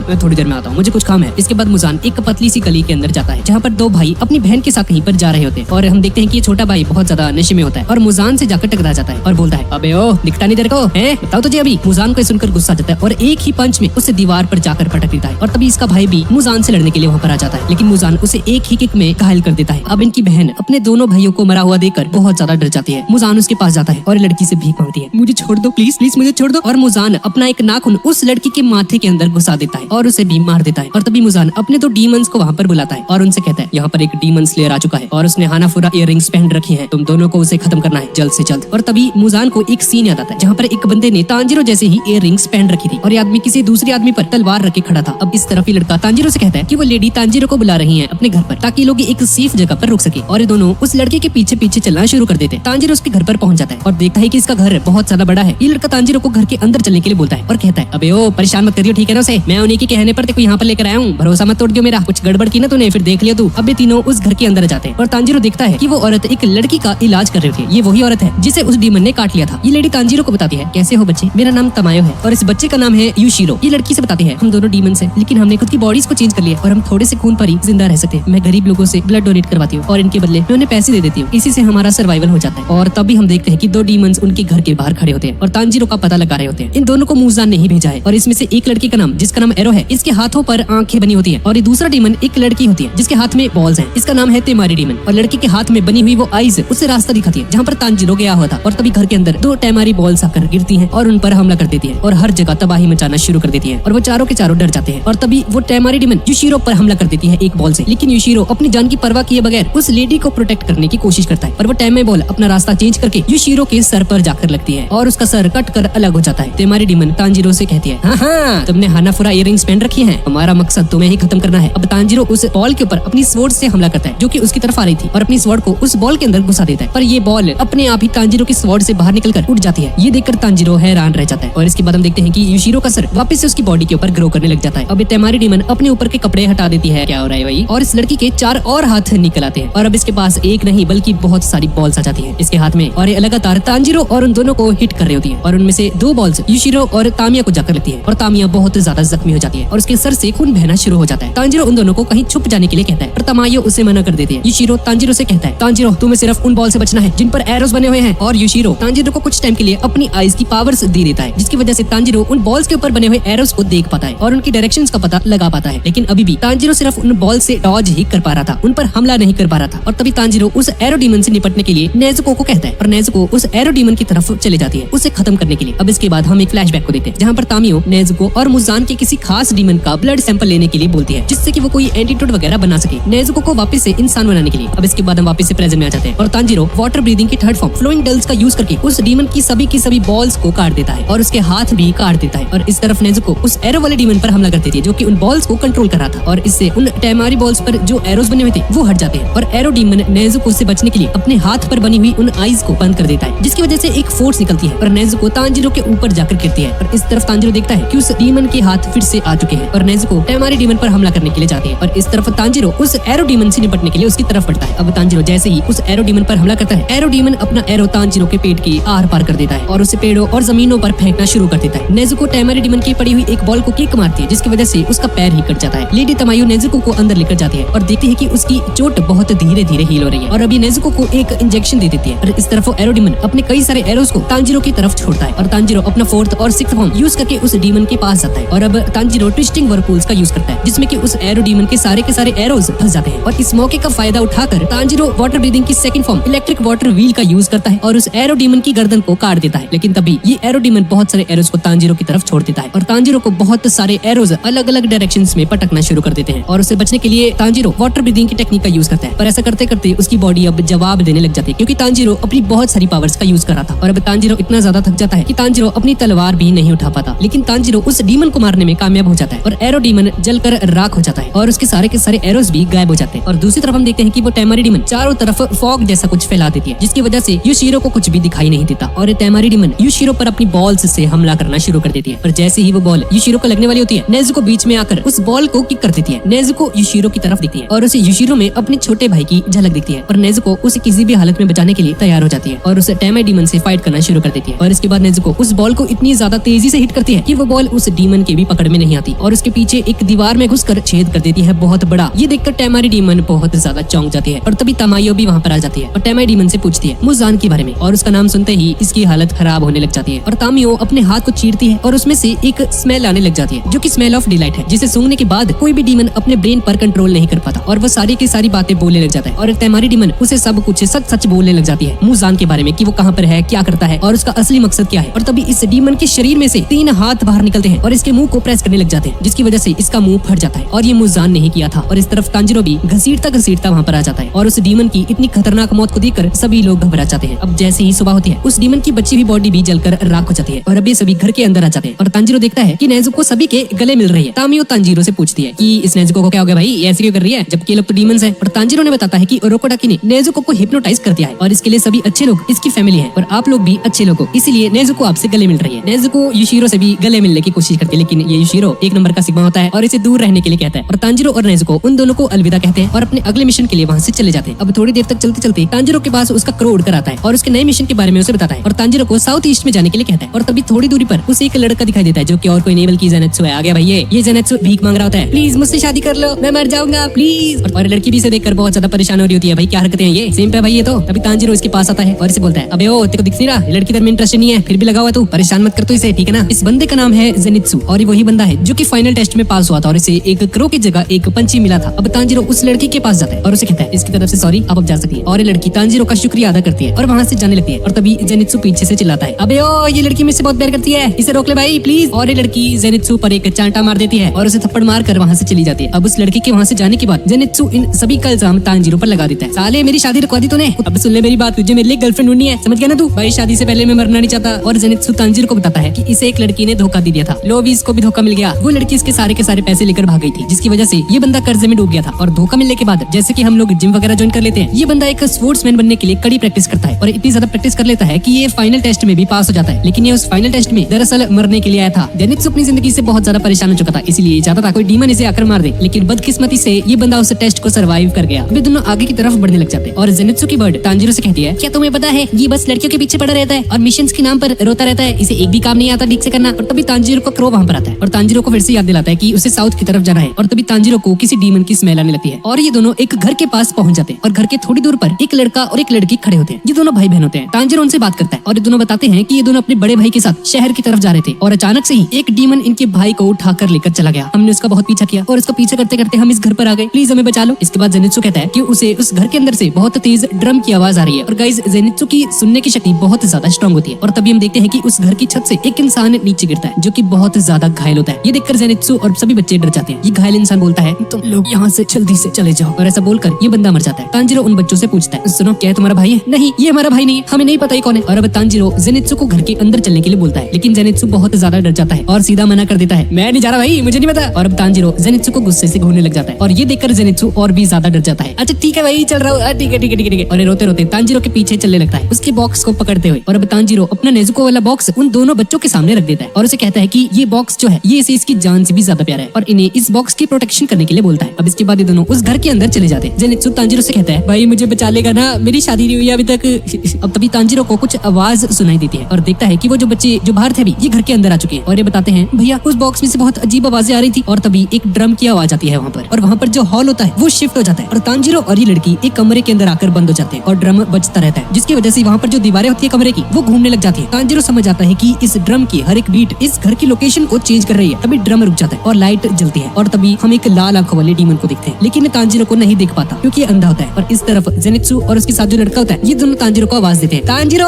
कहाँ पर हो भाई, मुझे बहुत डर लग रहा है, प्लीज बचा लो यार। जेनित्सु बहुत ज्यादा डर जाता है और उस लड़के को अपने साथ चलने के लिए बोलता है, उस घर से बाहर निकलने के लिए। भाई कितना डरपोक है जेनित्सु, तो डरपोक एक नंबर का। पर जेनित्सु देखता है कि जिस दरवाजे से वो उस घर के अंदर आए थे वहाँ पर बाहर जाने का दरवाजा है ही नहीं, बल्कि एक कमरे का दरवाजा है वो। ये देखकर जेनित्सु घबरा जाता है और तभी उसे एक कमरे के अंदर एक सुअर जैसा मास्क पहना हुआ बंदा दिखता है और ये बंदा बिना कुछ बोले ही वहाँ से भाग जाता है। और इस तरफ तांजीरो उस डीमन पर हमला करता है, उसी लाल आंखों वाले डीमन के ऊपर, और ये डीमन अपना ड्रम बजा देता है और वो कमरा टेढ़ा हो जाता है। और तभी वो सुअर के मास्क पहना हुआ बंदा गेट तोड़कर कमरे के अंदर घुसता है। तांजीरो देखता है कि उसके पास भी 2 निश्चित सोर्ड्स हैं, जिसका मतलब है कि ये बंदा भी एक डीमन स्लेयर है। और अब जैसे ही बंदा उस मेन डीमन से लड़ने के लिए जाता है वो डीमन एक और ड्रम बीट बजाता है और कमरे की पोजीशन को चेंज कर देता है, जिसकी वजह से वो लड़की गिर जाती है। और इस सुअर के मास्क पहना हुआ वो डीमन स्लेयर इस लड़की के ऊपर पैर रख के खड़ा हो जाता है और वो लड़की दर्द से चिल्लाने लग जाती है। तांजीरो को देखकर बहुत ज्यादा गुस्सा आता है और सुअर के ऊपर हमला करके उसे दूर फेंक देता है। और तभी ये मेन डीमन बोलता है, मेरी मर्जी के बिना तुम मेरे घर में कैसे घुस सकते हो, मैं तुम्हें नहीं छोड़ने वाला, तुमने मेरा सारा का सारा प्लान बिगाड़ दिया। और ऐसा बोलकर ये बंदा बहुत तेजी से ड्रम बजाने लगता है, जिसकी वजह से वहाँ पर बहुत तेज हवा चलती है। तांजीरो दूर हट जाता है और देखता है कि जमीन पर बहुत भयंकर पंजे के निशान बन जाते हैं। वो देखता है कि हर तरह के अटैक के लिए डीमन के पास अलग अलग तरह के ड्रम्स हैं और वो सुअर वाला डीमन स्लेयर भी दूसरे कमरे में जाकर गिर जाता है। इसके बाद तांजीरो उस लड़की के भाई की तलाश में अलग अलग कमरों में जाने लगता है और हम देखते हैं कि तांजीरो को एक अलग तरह की डीमन की स्मेल आती है और उसे सूंघते हुए तांजीरो एक कमरे के अंदर जाता है और यहाँ पर तांजीरो को एक ऑरेंज कपड़े पहने हुए एक लड़का दिखाई देता है जो कि कमरे में बैठा हुआ था और इसके हाथ में वही डीमन वाला ड्रम था और ये तांजीरो को देखते ही उस ड्रम को बजा देता है। और दूसरी तरफ जेनित्सु और उसका भाई उस लड़की का उस डीमन से बचते बचते भाग रहे होते हैं। और तभी ये सोइची जेनित्सु से कहता है, भैया क्या हम थोड़ी देर रुक सकते हैं? और उसकी आवाज सुनकर जेनित्सु डर जाता है और रोने लगता है और बोलता है, ओ भाई आराम से बोल ले यार, डरा दिया तूने। और तभी एक डीमन वहाँ पर आ जाता है जिसकी जीभ कुछ अजीब सी होती है, लंबी सी, और बोलता है, तुम लोग तो बहुत टेस्टी लग रहे हैं। और ये सुनकर जेनित्सु बहुत ज्यादा डर जाता है और अपनी जान बचाकर वहाँ से भागने लगते हैं। ये डीमन अपनी जुबान को लंबी करके उन दोनों पर हमला कर देता है और अचानक से जेनित्सु किसी चीज से टकराता है और एक कमरे में जाकर गिर जाता है और इसके पैर में चोट लग जाती है। और ये इस लड़के से कहता है, भाई मैं घायल हो गया हूँ, तू चला जाए यहाँ से, मेरी चिंता मत कर, तू अपनी जान बचा, जा यहाँ से, मैं और नहीं भाग सकता, मेरे पैर में चोट लग गई है यार। लेकिन सोइची वहाँ से जाने के लिए मना कर देता है और तभी वो डीमन वहाँ पर पहुंच जाता है और उसे देखकर जेनित्सु को एक शॉक लग जाता है और ये वहीं पर बेहोश हो जाता है। अब सोइची वहाँ पर अकेला है और इसे बचाने के लिए अब यहाँ पर कोई नहीं है और ये डीमन उस पर हमला करने के लिए आगे बढ़ता है और ये जोर जोर से जेनित्सु का नाम पुकारने लगता है, जेनित्सु मुझे बचा लो जेनित्सु। और तभी जेनित्सु की फिंगर्स हरकत करने लग जाती है और देखते ही देखते उस डीमन की जुबान कट कर अलग हो जाती है। डीमन को कुछ भी समझ में नहीं आता कि अभी हुआ क्या आखिर। और तभी जेनित्सु थंडर ब्रीदिंग का फर्स्ट फॉर्म यूज करता है और लाइट की स्पीड से उस डीमन का सर काट देता है। One of the best scene था यार पूरी सीरीज का। अब जेनित्सु को वापस से होश आता है और इसे कुछ भी समझ में नहीं आता कि अभी इसने क्या किया, जिससे हमें पता चलता है कि ये जेनित्सु बहुत ज्यादा स्ट्रॉन्ग है भाई, ये बस दिखावा कर रहा है, कमजोर होने का। सोइची ये देखकर हैरान रह जाता है और जेनित्सु को लगता है कि इस डीमन को सोइची ने मारा और ये उसे गले लग जाता है और बोलता है, अरे भाई शुक्रिया, तूने मेरे को बचा लिया, थैंक यू भाई, थैंक यू यार, यहाँ से बाहर जाएंगे ना मैं देखो PS5 गिफ्ट करूंगा यार। और दूसरी तरफ उस सुअर वाले डीमन स्लेयर के सामने एक मोटा सा डीमन आ जाता है और बोलता है, तुम तो बहुत ही स्ट्रॉन्ग लग रहे हो, तुम्हें खाने में बहुत मजा आएगा। और ये सुअर वाला डीमन स्लेयर पहले तो उसके हाथ काटता है दोनों और फिर उसकी गर्दन को उड़ा देता है और वहाँ से भागते हुए निकल जाता है। और इस तरफ हम देखते हैं कि वो मेन डीमन पूरे घर में घूमना चालू कर देता है और कहता है कि उसे जल्द से जल्द मेरिची ब्लड पीना होगा। ये मेरिची ब्लड बहुत ज्यादा रेयर होता है और ये ब्लड लगभग 100 लोगों के बराबर होता है। अब इसके बाद हम उस डीमन का एक फ्लैशबैक देखते हैं जहाँ पर ये बंदा एक इंसान को खा रहा होता है और उसके सामने मूजान आ जाता है और मूजान उसे उसके असली नाम चोगाई से बुलाता है और बोलता है, तुमने अब इंसानों को खाना क्यों बंद कर दिया? जिस पर ये डीमन बोलता है, मुझे माफ कर देना सर, मुझे एक और मौका चाहिए प्लीज। और तभी उसकी आंखों पर बना हुआ वो नंबर कट जाता है और इस डीमन ने मूजान का थोड़ा सा ब्लड पिया होता है, जिसकी वजह से ये बहुत ज्यादा स्ट्रॉन्ग हो गया था। और दरअसल मूजान के पास कुछ 12 डीमंस हैं जो कि बहुत ज्यादा पावरफुल है और इन डीमंस को कोजुकी कहा जाता है। कुल मिलाकर टोटल 12 डीमंस होते हैं उसके ग्रुप में और ये डीमन 12वें से हटकर सीधा 6th पोजीशन पर आ गया था। लेकिन इस वक्त ऐसा कुछ भी नहीं है, मूजान ने इसे इसकी पोजीशन से हटा दिया है। और इस तरफ ये लड़की उस ऑरेंज ड्रेस पहनने वाले बंदे को अपने सामने खड़ा हुआ दिखती है और ये लड़का इनका बड़ा भाई है जिन्हें ये ढूंढ रहे थे और ये दोनों एक दूसरे को हक कर लेते हैं और ये लड़का बताता है कि इसके पीछे 3 डीमंस पड़ गए थे और आपस में इसे खाने के लिए लड़ रहे थे और तभी उनमें से जो मेन डीमन था उसका एक ड्रम नीचे गिर गया था उस लड़ाई में और इसने उस ड्रम को उठा लिया और इसने उसको बजाकर कमरे की पोजीशन को चेंज कर दिया और ऐसा करते ही ये उस डीमन से अभी तक बचता आ रहा है और इसीलिए तांजीरो को देखते ही इस बंदे ने ड्रम बजा दिया था खुद को बचाने के लिए और तभी तांजीरो को उस लाल आंखों वाले डीमन की स्मेल आती है और तांजीरो उस लड़के से कहता है कि अपनी छोटी बहन की रक्षा करे किसी सेफ जगह पर जाकर छुप जाए और तांजीरो वहाँ से चला जाता है और तभी ये लाल आंखों वाला डीमन अपना ड्रम बजाने लग जाता है और तांजीरो को अब समझ आ चुका है कि कौन सा ड्रम क्या काम करता है। अगर ये डीमन अपना राइट वाला ड्रम बजाता है तो कमरा राइट में टर्न हो जाता है और अगर लेफ्ट में बजाता है तो लेफ्ट की तरफ टर्न हो जाता है। और अब तांजीरो साकुन जी की बताई हुई बातों को याद कर जहाँ साकुन जी से बोलते हैं तुम्हें पानी की तरह बनना चाहिए, पानी को जिस भी बर्तन में डालो वो उसी की शेप ले लेता है। वाटर ब्रीदिंग के सारे फॉर्म्स का सही तरीके से यूज करके हर चीज को तबाह किया जा सकता है और डिफेंस भी किया जा सकता है। अगर तुम्हें एक बेहतरीन डीमन स्लेयर बनना है तो तुम्हें इस चीज को सीखना होगा। और इस तरफ जेनित्सु और सुइची तांजीरो को ढूंढ रहे होते और तभी अचानक से ड्रम बजने की आवाज आती है और रूम की पोजीशन चेंज होने लग जाती है और जेनित्सु और सुइची लगातार एक रूम से दूसरे रूम में गिरते रहते हैं और फाइनली घर से बाहर गिर जाते हैं। अब इसके बाद हमें क्यूबाई का पास्ट दिखाया जाता है, उसी लाल आंखों वाले डीमन का पास्ट। ये बंदा पहले एक नॉर्मल इंसान था और गाने वगैरह लिखता था और वहाँ पर क्यूबाई की बेइज्जती कर देता है बहुत ज्यादा और उसके लिखे गए सॉन्ग्स को पैर से कुचल देता है और जैसे ही इसे गुस्सा आता है वो अपने ड्रम बजाता है और उस सिंगर को मार देता है। और प्रेजेंट में इस सीन को सोचकर ये बंदा और भी ज्यादा गुस्से में आ जाता है और तेजी से ड्रम बजाने लगता है जिसकी वजह से कमरा बहुत तेजी से टर्न होने लग जाता है और तांजीरो पूरे के पूरे कमरे में घूमने लग जाता है। और तभी तांजीरो वाटर ब्रीदिंग का यूज करके उसके सारे अटैक्स को सूंघने लग जाता है और तांजीरो वाटर ब्रीदिंग के 9th form flashing water flow turbulent का यूज करता है और घूमते घूमते उस डीमन के बहुत करीब पहुंच जाता है और उस डीमन का सर काट देता है और देखता है कि उस डीमन की बॉडी राख में बदल रही होती है। तांजीरो जल्दी से एक इंजेक्शन निकालता है और उस डीमन का ब्लड सैंपल ले लेता है और तभी वहाँ पर एक बिल्ली आ जाती है। ये बिल्ली तामियो ने भेजी होती है और तांजीरो उस ब्लड सैंपल को उस बिल्ली को दे देता है और बिल्ली उस कमरे से गायब हो जाती है। तांजीरो उसके बाद टेरुको के बारे में सोचने लग जाता है और उसे ढूंढते ढूंढते एक कमरे में पहुंच जाता है जहाँ पर ये दोनों सेफ होते हैं और तांजीरो ने बताता है कि उसने उस डीमन को मार दिया है और इन दोनों को उठाकर उस कमरे से बाहर आ जाता है। लेकिन तभी बाहर जाकर तांजीरो देखता है कि जेनित्सु ने नेजुको वाले बॉक्स को कसकर पकड़ा हुआ है और ये सुअर वाला डीमन स्लेयर जेनित्सु को उस बॉक्स को छोड़ने के लिए बोल रहा है और जेनित्सु बुरी तरह से पिट भी रहा है और जेनित्सु तांजीरो से कहता है मुझे पता है तांजीरो ये बॉक्स तुम्हें बहुत प्यारा है, ये तुम्हें तुम्हारी जान से भी प्यारा है, इसलिए मैंने इसे बचा कर रखा है। और तभी हम एक फ्लैशबैक को देखते हैं। जेनित्सु उस घर से जब बाहर आता है उसी वक्त ये सुअर वाला डीमन स्लेयर भी उस घर से बाहर आ जाता है और बाहर आकर इसे एक डीमन की स्मेल आती है और डीमन स्लेयर उस स्मेल का पीछा करते करते उस डीमन के पास जाने लग जाता है और ये जो स्मेल थी ये नेजुको के बॉक्स से आ रही थी। जेनित्सु उस बॉक्स के सामने आकर खड़ा हो जाता है और उस डीमन स्लेयर से बोलता है एक कदम भी आगे मत बढ़ाना, खबरदार तुमने इस बॉक्स को अगर छुआ भी। डीमन स्लेयर से बोलता है ओ लड़के मेरे रास्ते से हट जा, इसके अंदर एक डीमन है, मुझे बहुत तेज स्मेल आ रही है एक डीमन की इसके अंदर से। और जेनित्सु बोलता है हाँ मुझे पता है इसके अंदर एक डीमन है, लेकिन तांजीरो एक बहुत अच्छा इंसान है, ये एक डीमन के साथ सफर कर रहा है, इसकी एक बहुत अच्छी वजह होगी, मुझे तांजीरो पर पूरा यकीन है और मैं इस बॉक्स से नहीं हटने वाला, समझे तुम। और इस सुअर वाला डीमन स्लेयर जेनित्सु की बिल्कुल भी नहीं सुनता और उसे बुरी तरह से मारना शुरू कर देता है। ये डीमन स्लेयर जेनित्सु को बहुत ज्यादा पीटता है लेकिन जेनित्सु उस बॉक्स को नहीं छोड़ता और अब जैसे ही ये डीमन स्लेयर जेनित्सु को अपनी स्वॉर्ड से मारने वाला होता है तभी तांजीरो वहाँ पर आ जाता है और उसे रोकने के लिए उसकी तरफ बढ़ता है, उस सुअर वाले डीमन स्लेयर पर अटैक कर देता है जिससे कि वो बहुत दूर जाकर गिरता है और अब ये डीमन स्लेयर तांजीरो पर हमला करने लग जाता है और तांजीरो सिर्फ उसके अटैक्स को डॉज ही कर रहा था। तांजीरो देखता है कि ये जंगली सुअर की तरह लड़ रहा है बस और जेनित्सु उन दोनों को लड़ते हुए देखकर रोने लग जाता है। तांजीरो उस डीमन स्लेयर के सर के ऊपर एक जोरदार हमला करता है जिससे कि उस डीमन स्लेयर का मास्क नीचे गिर जाता है। जेनित्सु उसे देखकर हैरान रह जाता है और वो डीमन स्लेयर जेनित्सु से कहता है हाँ भी क्या दिक्कत है तेरे को मेरे फेस से, नहीं करना मेरे को फेस रिवील, तुझे क्या है। और जेनित्सु से बोलता है अरे भैया आपका फेस कितना सही है यार, आप तो बहुत हैंडसम हो, इसको कवर क्यों करके रखते हो हमेशा। और ये सुनकर वो डीमन स्लेयर और भी ज्यादा भड़क जाता है। तांजीरो उसे अपने साथ फाइट करने के लिए बोलता है लेकिन वो मना कर देता है और ये डीमन स्लेयर अपना नाम इनोसुके बताता है और अचानक से ही बेहोश हो जाता है और नीचे गिर जाता है। ये देखकर जेनित्सु बहुत ज्यादा डर जाता है और तांजीरो बोलता है अरे भाई मरमुरा तो नहीं गया, ये लगता है मैंने कुछ ज्यादा ही तेजी से मार दिया इसके सिर पे। अब थोड़ी देर बाद इनोसुके को होश आता है और ये वापस से जेनित्सु के पीछे पड़ जाता है, उसके पीछे भागता रहता है ये उसे मारने के लिए। वो देखता है कि थोड़ी दूर पर तांजीरो, तेरुको और बाकी सब लोग खड़े होते हैं और तांजीरो से बताता है कि जितने भी लोग इस घर में मरे थे वो उन सभी को दफना रहा है और इनकी समाधि बना रहा है। अब थोड़ी देर बाद शाम हो जाती है और तांजीरो का क्रो वहाँ पर पहुंच जाता है और उन सभी को उसके पीछे आने के लिए कहता है और अब सभी लोग उस क्रो का पीछा करने लग जाते हैं। अब थोड़ी आगे चलकर ये सभी लोग अलग अलग डायरेक्शंस में जाने लगते हैं क्योंकि क्रो ने इन्हें ऐसा करने के लिए बोला था, लेकिन ये जेनित्सु सुइची से चिपक जाता है। भाई मुझे छोड़ मत यार, मेरे को बहुत डर लगता है। दरअसल ये जेनित्सु ऐसा इसलिए कर रहा था क्योंकि इसे अभी भी लग रहा था कि इसी ने उस डीमन स्लेयर को मारा था जब ये बेहोश हो गया था पहले। अब ये तांजीरो जेनित्सु को हटाता है इससे सुइची से और इसे कहता है अबे वो क्या हरकतें आएंगी, छोड़ इसे छोड़, जब देखो चेप होता रहता है। और तभी तांजीरो का क्रो वहाँ पर आता है और इन लोगों को विस्टेरिया के फूलों से भरा हुआ एक छोटा सा बैग देता है ताकि डीमंस उनके करीब ना आ सके। ये फूल डीमंस को दूर रखने के लिए होते हैं। अभी सभी लोग वहाँ से चले जाते हैं और तांजीरो इनोसुके और जेनित्सु के साथ अपने सफर को जारी रखता है। अभी तीनों एक घर के पास पहुंच जाते हैं और तभी घर में से एक बूढ़ी औरत बाहर निकलती है और इनके सामने आकर बोलती है क्या तुम लोग डीमन स्लेयर हो, तुम यहाँ पर रह सकते हो, तुम्हारा स्वागत है। और ये सभी लोग उस घर के अंदर चले जाते हैं। ये औरत इन तीनों को खाना देती है और इनके सोने के लिए इंतजाम वगैरह करती है, बेड वगैरह। अब ये तीनों लोग खाना खाने के लिए बैठ जाते हैं और ये इनोसुके तांजीरो का खाना भी उठा लेता है और तांजीरो से कहता है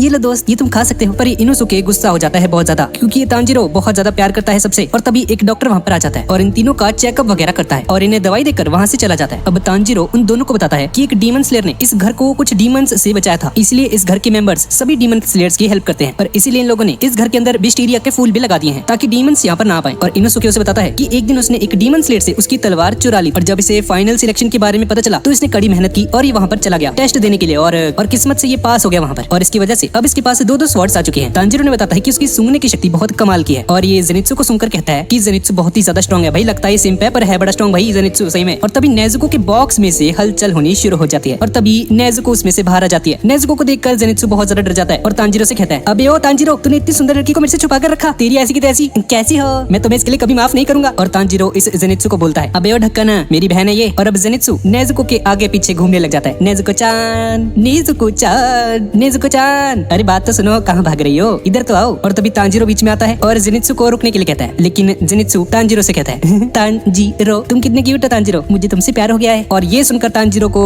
शॉक लग जाता है और इसे दूर भागने लगता है, भाई छोड़ दे मेरा पीछा यार, मेरी क्या बिगाड़ दे रहा। और ये सभी लोग गोल गोल घूमने लग जाते हैं और गोल घूमते घूमते सुबह हो जाती है। और तभी तांजीरो का क्रो वहाँ पर आ जाता है और इन सभी को नॉर्थ ईस्ट जाने के लिए बोलता है, इनके अगले मिशन के लिए। अब सभी लोग अपना सामान पैक करते हैं और वहाँ से निकलने लगते हैं उस लेडी को गुड बाय कहकर। अब शाम होने तक ये लोग उस जगह पर पहुंच जाते हैं और वहाँ पर एक बहुत बड़ा पहाड़ होता है। ये पहाड़ बहुत ही ज्यादा खतरनाक दिख रहा होता है। तांजीरो खुद को और जेनित्सु को चलने के लिए मोटिवेट करता है पर जेनित्सु आगे जाने के लिए मना कर देता है और रोने लग जाता है, भाई कितना बड़ा रोतड़ू है यार ये। तभी तांजीरो को वहाँ पर एक स्मेल आती है और उसका पीछा करने के लिए तांजीरो आगे बढ़ने लगता है। इनोसुके भी उसके पीछे चलने लगता है। अब जेनित्सु के पास कोई दूसरा ऑप्शन नहीं होता, इसलिए अब ये भी उनके पीछे चलना शुरू कर देता है। लेकिन जेनित्सु की अंदर से बहुत ज्यादा फटी होती है। अब थोड़ी दूर तक चलने के बाद तांजीरो देखता है कि एक सीनियर डीमन स्लेयर रास्ते पर घायल पड़ा है और ये लोग उसकी कुछ हेल्प कर पाते इससे पहले ही उस डीमन स्लेयर की पीठ पर कुछ धागे लगे होते हैं और वो धागे उसे अपनी तरफ खींच लेते हैं। इसके बाद तांजीरो को किसी डीमन की स्मेल आती है और उसका पीछा करते करते तांजीरो और इनोसुके पहाड़ी के अंदर चले जाते हैं। और इस तरफ ये जेनित्सु डर की वजह से कांप रहा होता है और बाहर ही बैठ जाता है। इसके बाद हम कुछ डीमंस को देखते हैं और इन डीमंस ने व्हाइट कलर के कपड़े पहन रखे होते हैं। तांजीरो और इनोसुके जैसे ही अंदर जाते हैं तो वो देखते हैं कि हर तरफ मकड़ी के जाले फैल रखे हैं और उन्हें कुछ भी समझ में नहीं आता कि यहाँ पर आखिर चल क्या रहा है। और तभी तांजीरो को कुछ आवाज सुनाई देती है और तभी उन्हें वहाँ पर एक और डीमन स्लेयर दिखता है जो कि बहुत ही ज्यादा डरा हुआ होता है। और डीमन स्लेयर तांजीरो से कहता है, अरे तुम क्यों आ गए, तुम्हारी जगह हाशिरा वाले लेवल को भेजना चाहिए था उन्हें। जिस पर इनोसुके उस पर एक जोरदार मुक्का मार देता है और बोलता है, अबे ओ मैं उन सभी से बहुत ज्यादा स्ट्रांग हूँ, ठीक है ना। और अभी डीमन स्लेयर उन दोनों को बताता है कि उस क्रू के कहने पर 10 डीमन स्लेयर्स यहाँ पर आए थे पर अचानक से ही वो लोग आपस में ही लड़ने लग गए और एक दूसरे को मारना चालू कर दिया उन लोगों ने। और ये जैसे तैसे अपनी जान बचाकर छुपता हुआ यहाँ पर पहुंच गया और उसका काजुबाई क्रो भी अपनी जान बचाकर उन दोनों ट्विन सिस्टर्स के पास पहुंच चुका है। और एक क्रो ने बताता है, वहाँ पर बहुत सारे डीमन स्लेयर्स मर चुके हैं। उस पहाड़ के ऊपर 12 कुजुकी डीमंस में से कोई एक डीमन प्रेजेंट है, जिस पर ये यहाँ पर जो सीनियर होता है इनका, ये पीछे हाशिरा रैंक के डीमन स्लेयर्स इन दोनों को उस पहाड़ पर जाने का ऑर्डर दे देता है उन डीमन स्लेयर्स की हेल्प करने के लिए। और इस तरफ हम जेनित्सु को देखते हैं जिसके पास उसकी बर्ड आती है और उसे कुछ कहती है जिसे जेनित्सु समझ नहीं पाता। क्या है तुम्हें, क्या बड़बड़ कर रही हो। और ये बर्ड जेनित्सु को काट लेती है और तभी जेनित्सु को याद आता है कि तांजीरो के पास नेजुको है और अब ये जेनित्सु करता है नेजुको से बहुत ज्यादा प्यार, इसलिए ये नेजुको को बचाने के लिए उस पहाड़ के अंदर चला जाता है। और इस तरफ हम देखते हैं कि तांजीरो वाले ग्रुप को कुछ चलने की आवाजें आती हैं और तभी ये सीनियर डीमन स्लेयर कहता है, शिट ये तो आवाज बिल्कुल वैसी ही है जैसी हमारे ग्रुप की थी जब हम पर अटैक हुआ था। और तभी हम देखते हैं कि वो सीनियर डीमन स्लेयर्स तलवारें लेकर तांजीरो के ग्रुप की तरफ बहुत अजीब तरीके से चलते हुए आ रहे होते हैं और देखते ही देखते ही उन पर हमला कर देते हैं। इसके बाद तांजीरो देखता है कि डीमन स्लेयर्स के पीठ के ऊपर जाले लगे हुए हैं जो कि उन्हें कंट्रोल कर रहे हैं। तांजीरो उनमें से एक लड़के की पीठ पर लगे हुए धागों को अपनी तलवार से काट देता है जिससे कि वो वहीं पर रुक जाता है। और इसके बाद ये दोनों भी सभी डीमन स्लेयर्स की पीठ पर लगे हुए धागों को काट देते हैं और तभी यहाँ पर बहुत सारी मकड़ियां आ जाती हैं और उनमें से एक मकड़ी तांजीरो के हाथ पर काट लेती है जिसकी वजह से तांजीरो के हाथ में से कुछ तारे निकलने लग जाती हैं और इसके हाथ भी कंट्रोल होने लग जाते हैं। और इस तरफ हम इस डीमन को देखते हैं जिसके हाथ से बहुत सारी तारे निकल रही होती हैं और ये ही उन सभी डीमन स्लेयर्स को कंट्रोल कर रही है। तभी तांजीरो को एक बहुत गंदी सी स्मेल आती है और तांजीरो देखता है कि उसके ऊपर हवा में एक डीमन खड़ा हुआ है। ये डीमन किसी मकड़ी की तरह दिख रहा होता है और जालों पर खड़ा होता है। इनोसुके उसके जालों को काटने का ट्राई करता है पर बहुत ऊंचाई पर होने की वजह से इनोसुके उसे नहीं काट पाता और जमीन पर गिर जाता है। और तांजीरो से बताता है कि ये वो डीमन नहीं है जो इन सभी को कंट्रोल कर रहा है, वो असली डीमन कहीं और है इस वक्त और हमें जल्द से जल्द उन्हें ढूंढना होगा। इसके बाद इनोसुके अपनी टेक्निक को यूज करता है, स्पेशल अवेयरनेस टेक्निक का, जिसकी वजह से इनोसुके काफी दूर तक की चीजों को भी सेंस कर सकता है और इनोसुके उस फीमेल डीमन को सेंस कर लेता है और उसकी एग्जैक्ट लोकेशन उसे पता चल जाती है जो इन सभी को कंट्रोल कर रही थी। ऊपर से वो खड़ी डीमन ये सब कुछ देख रही होती है और ये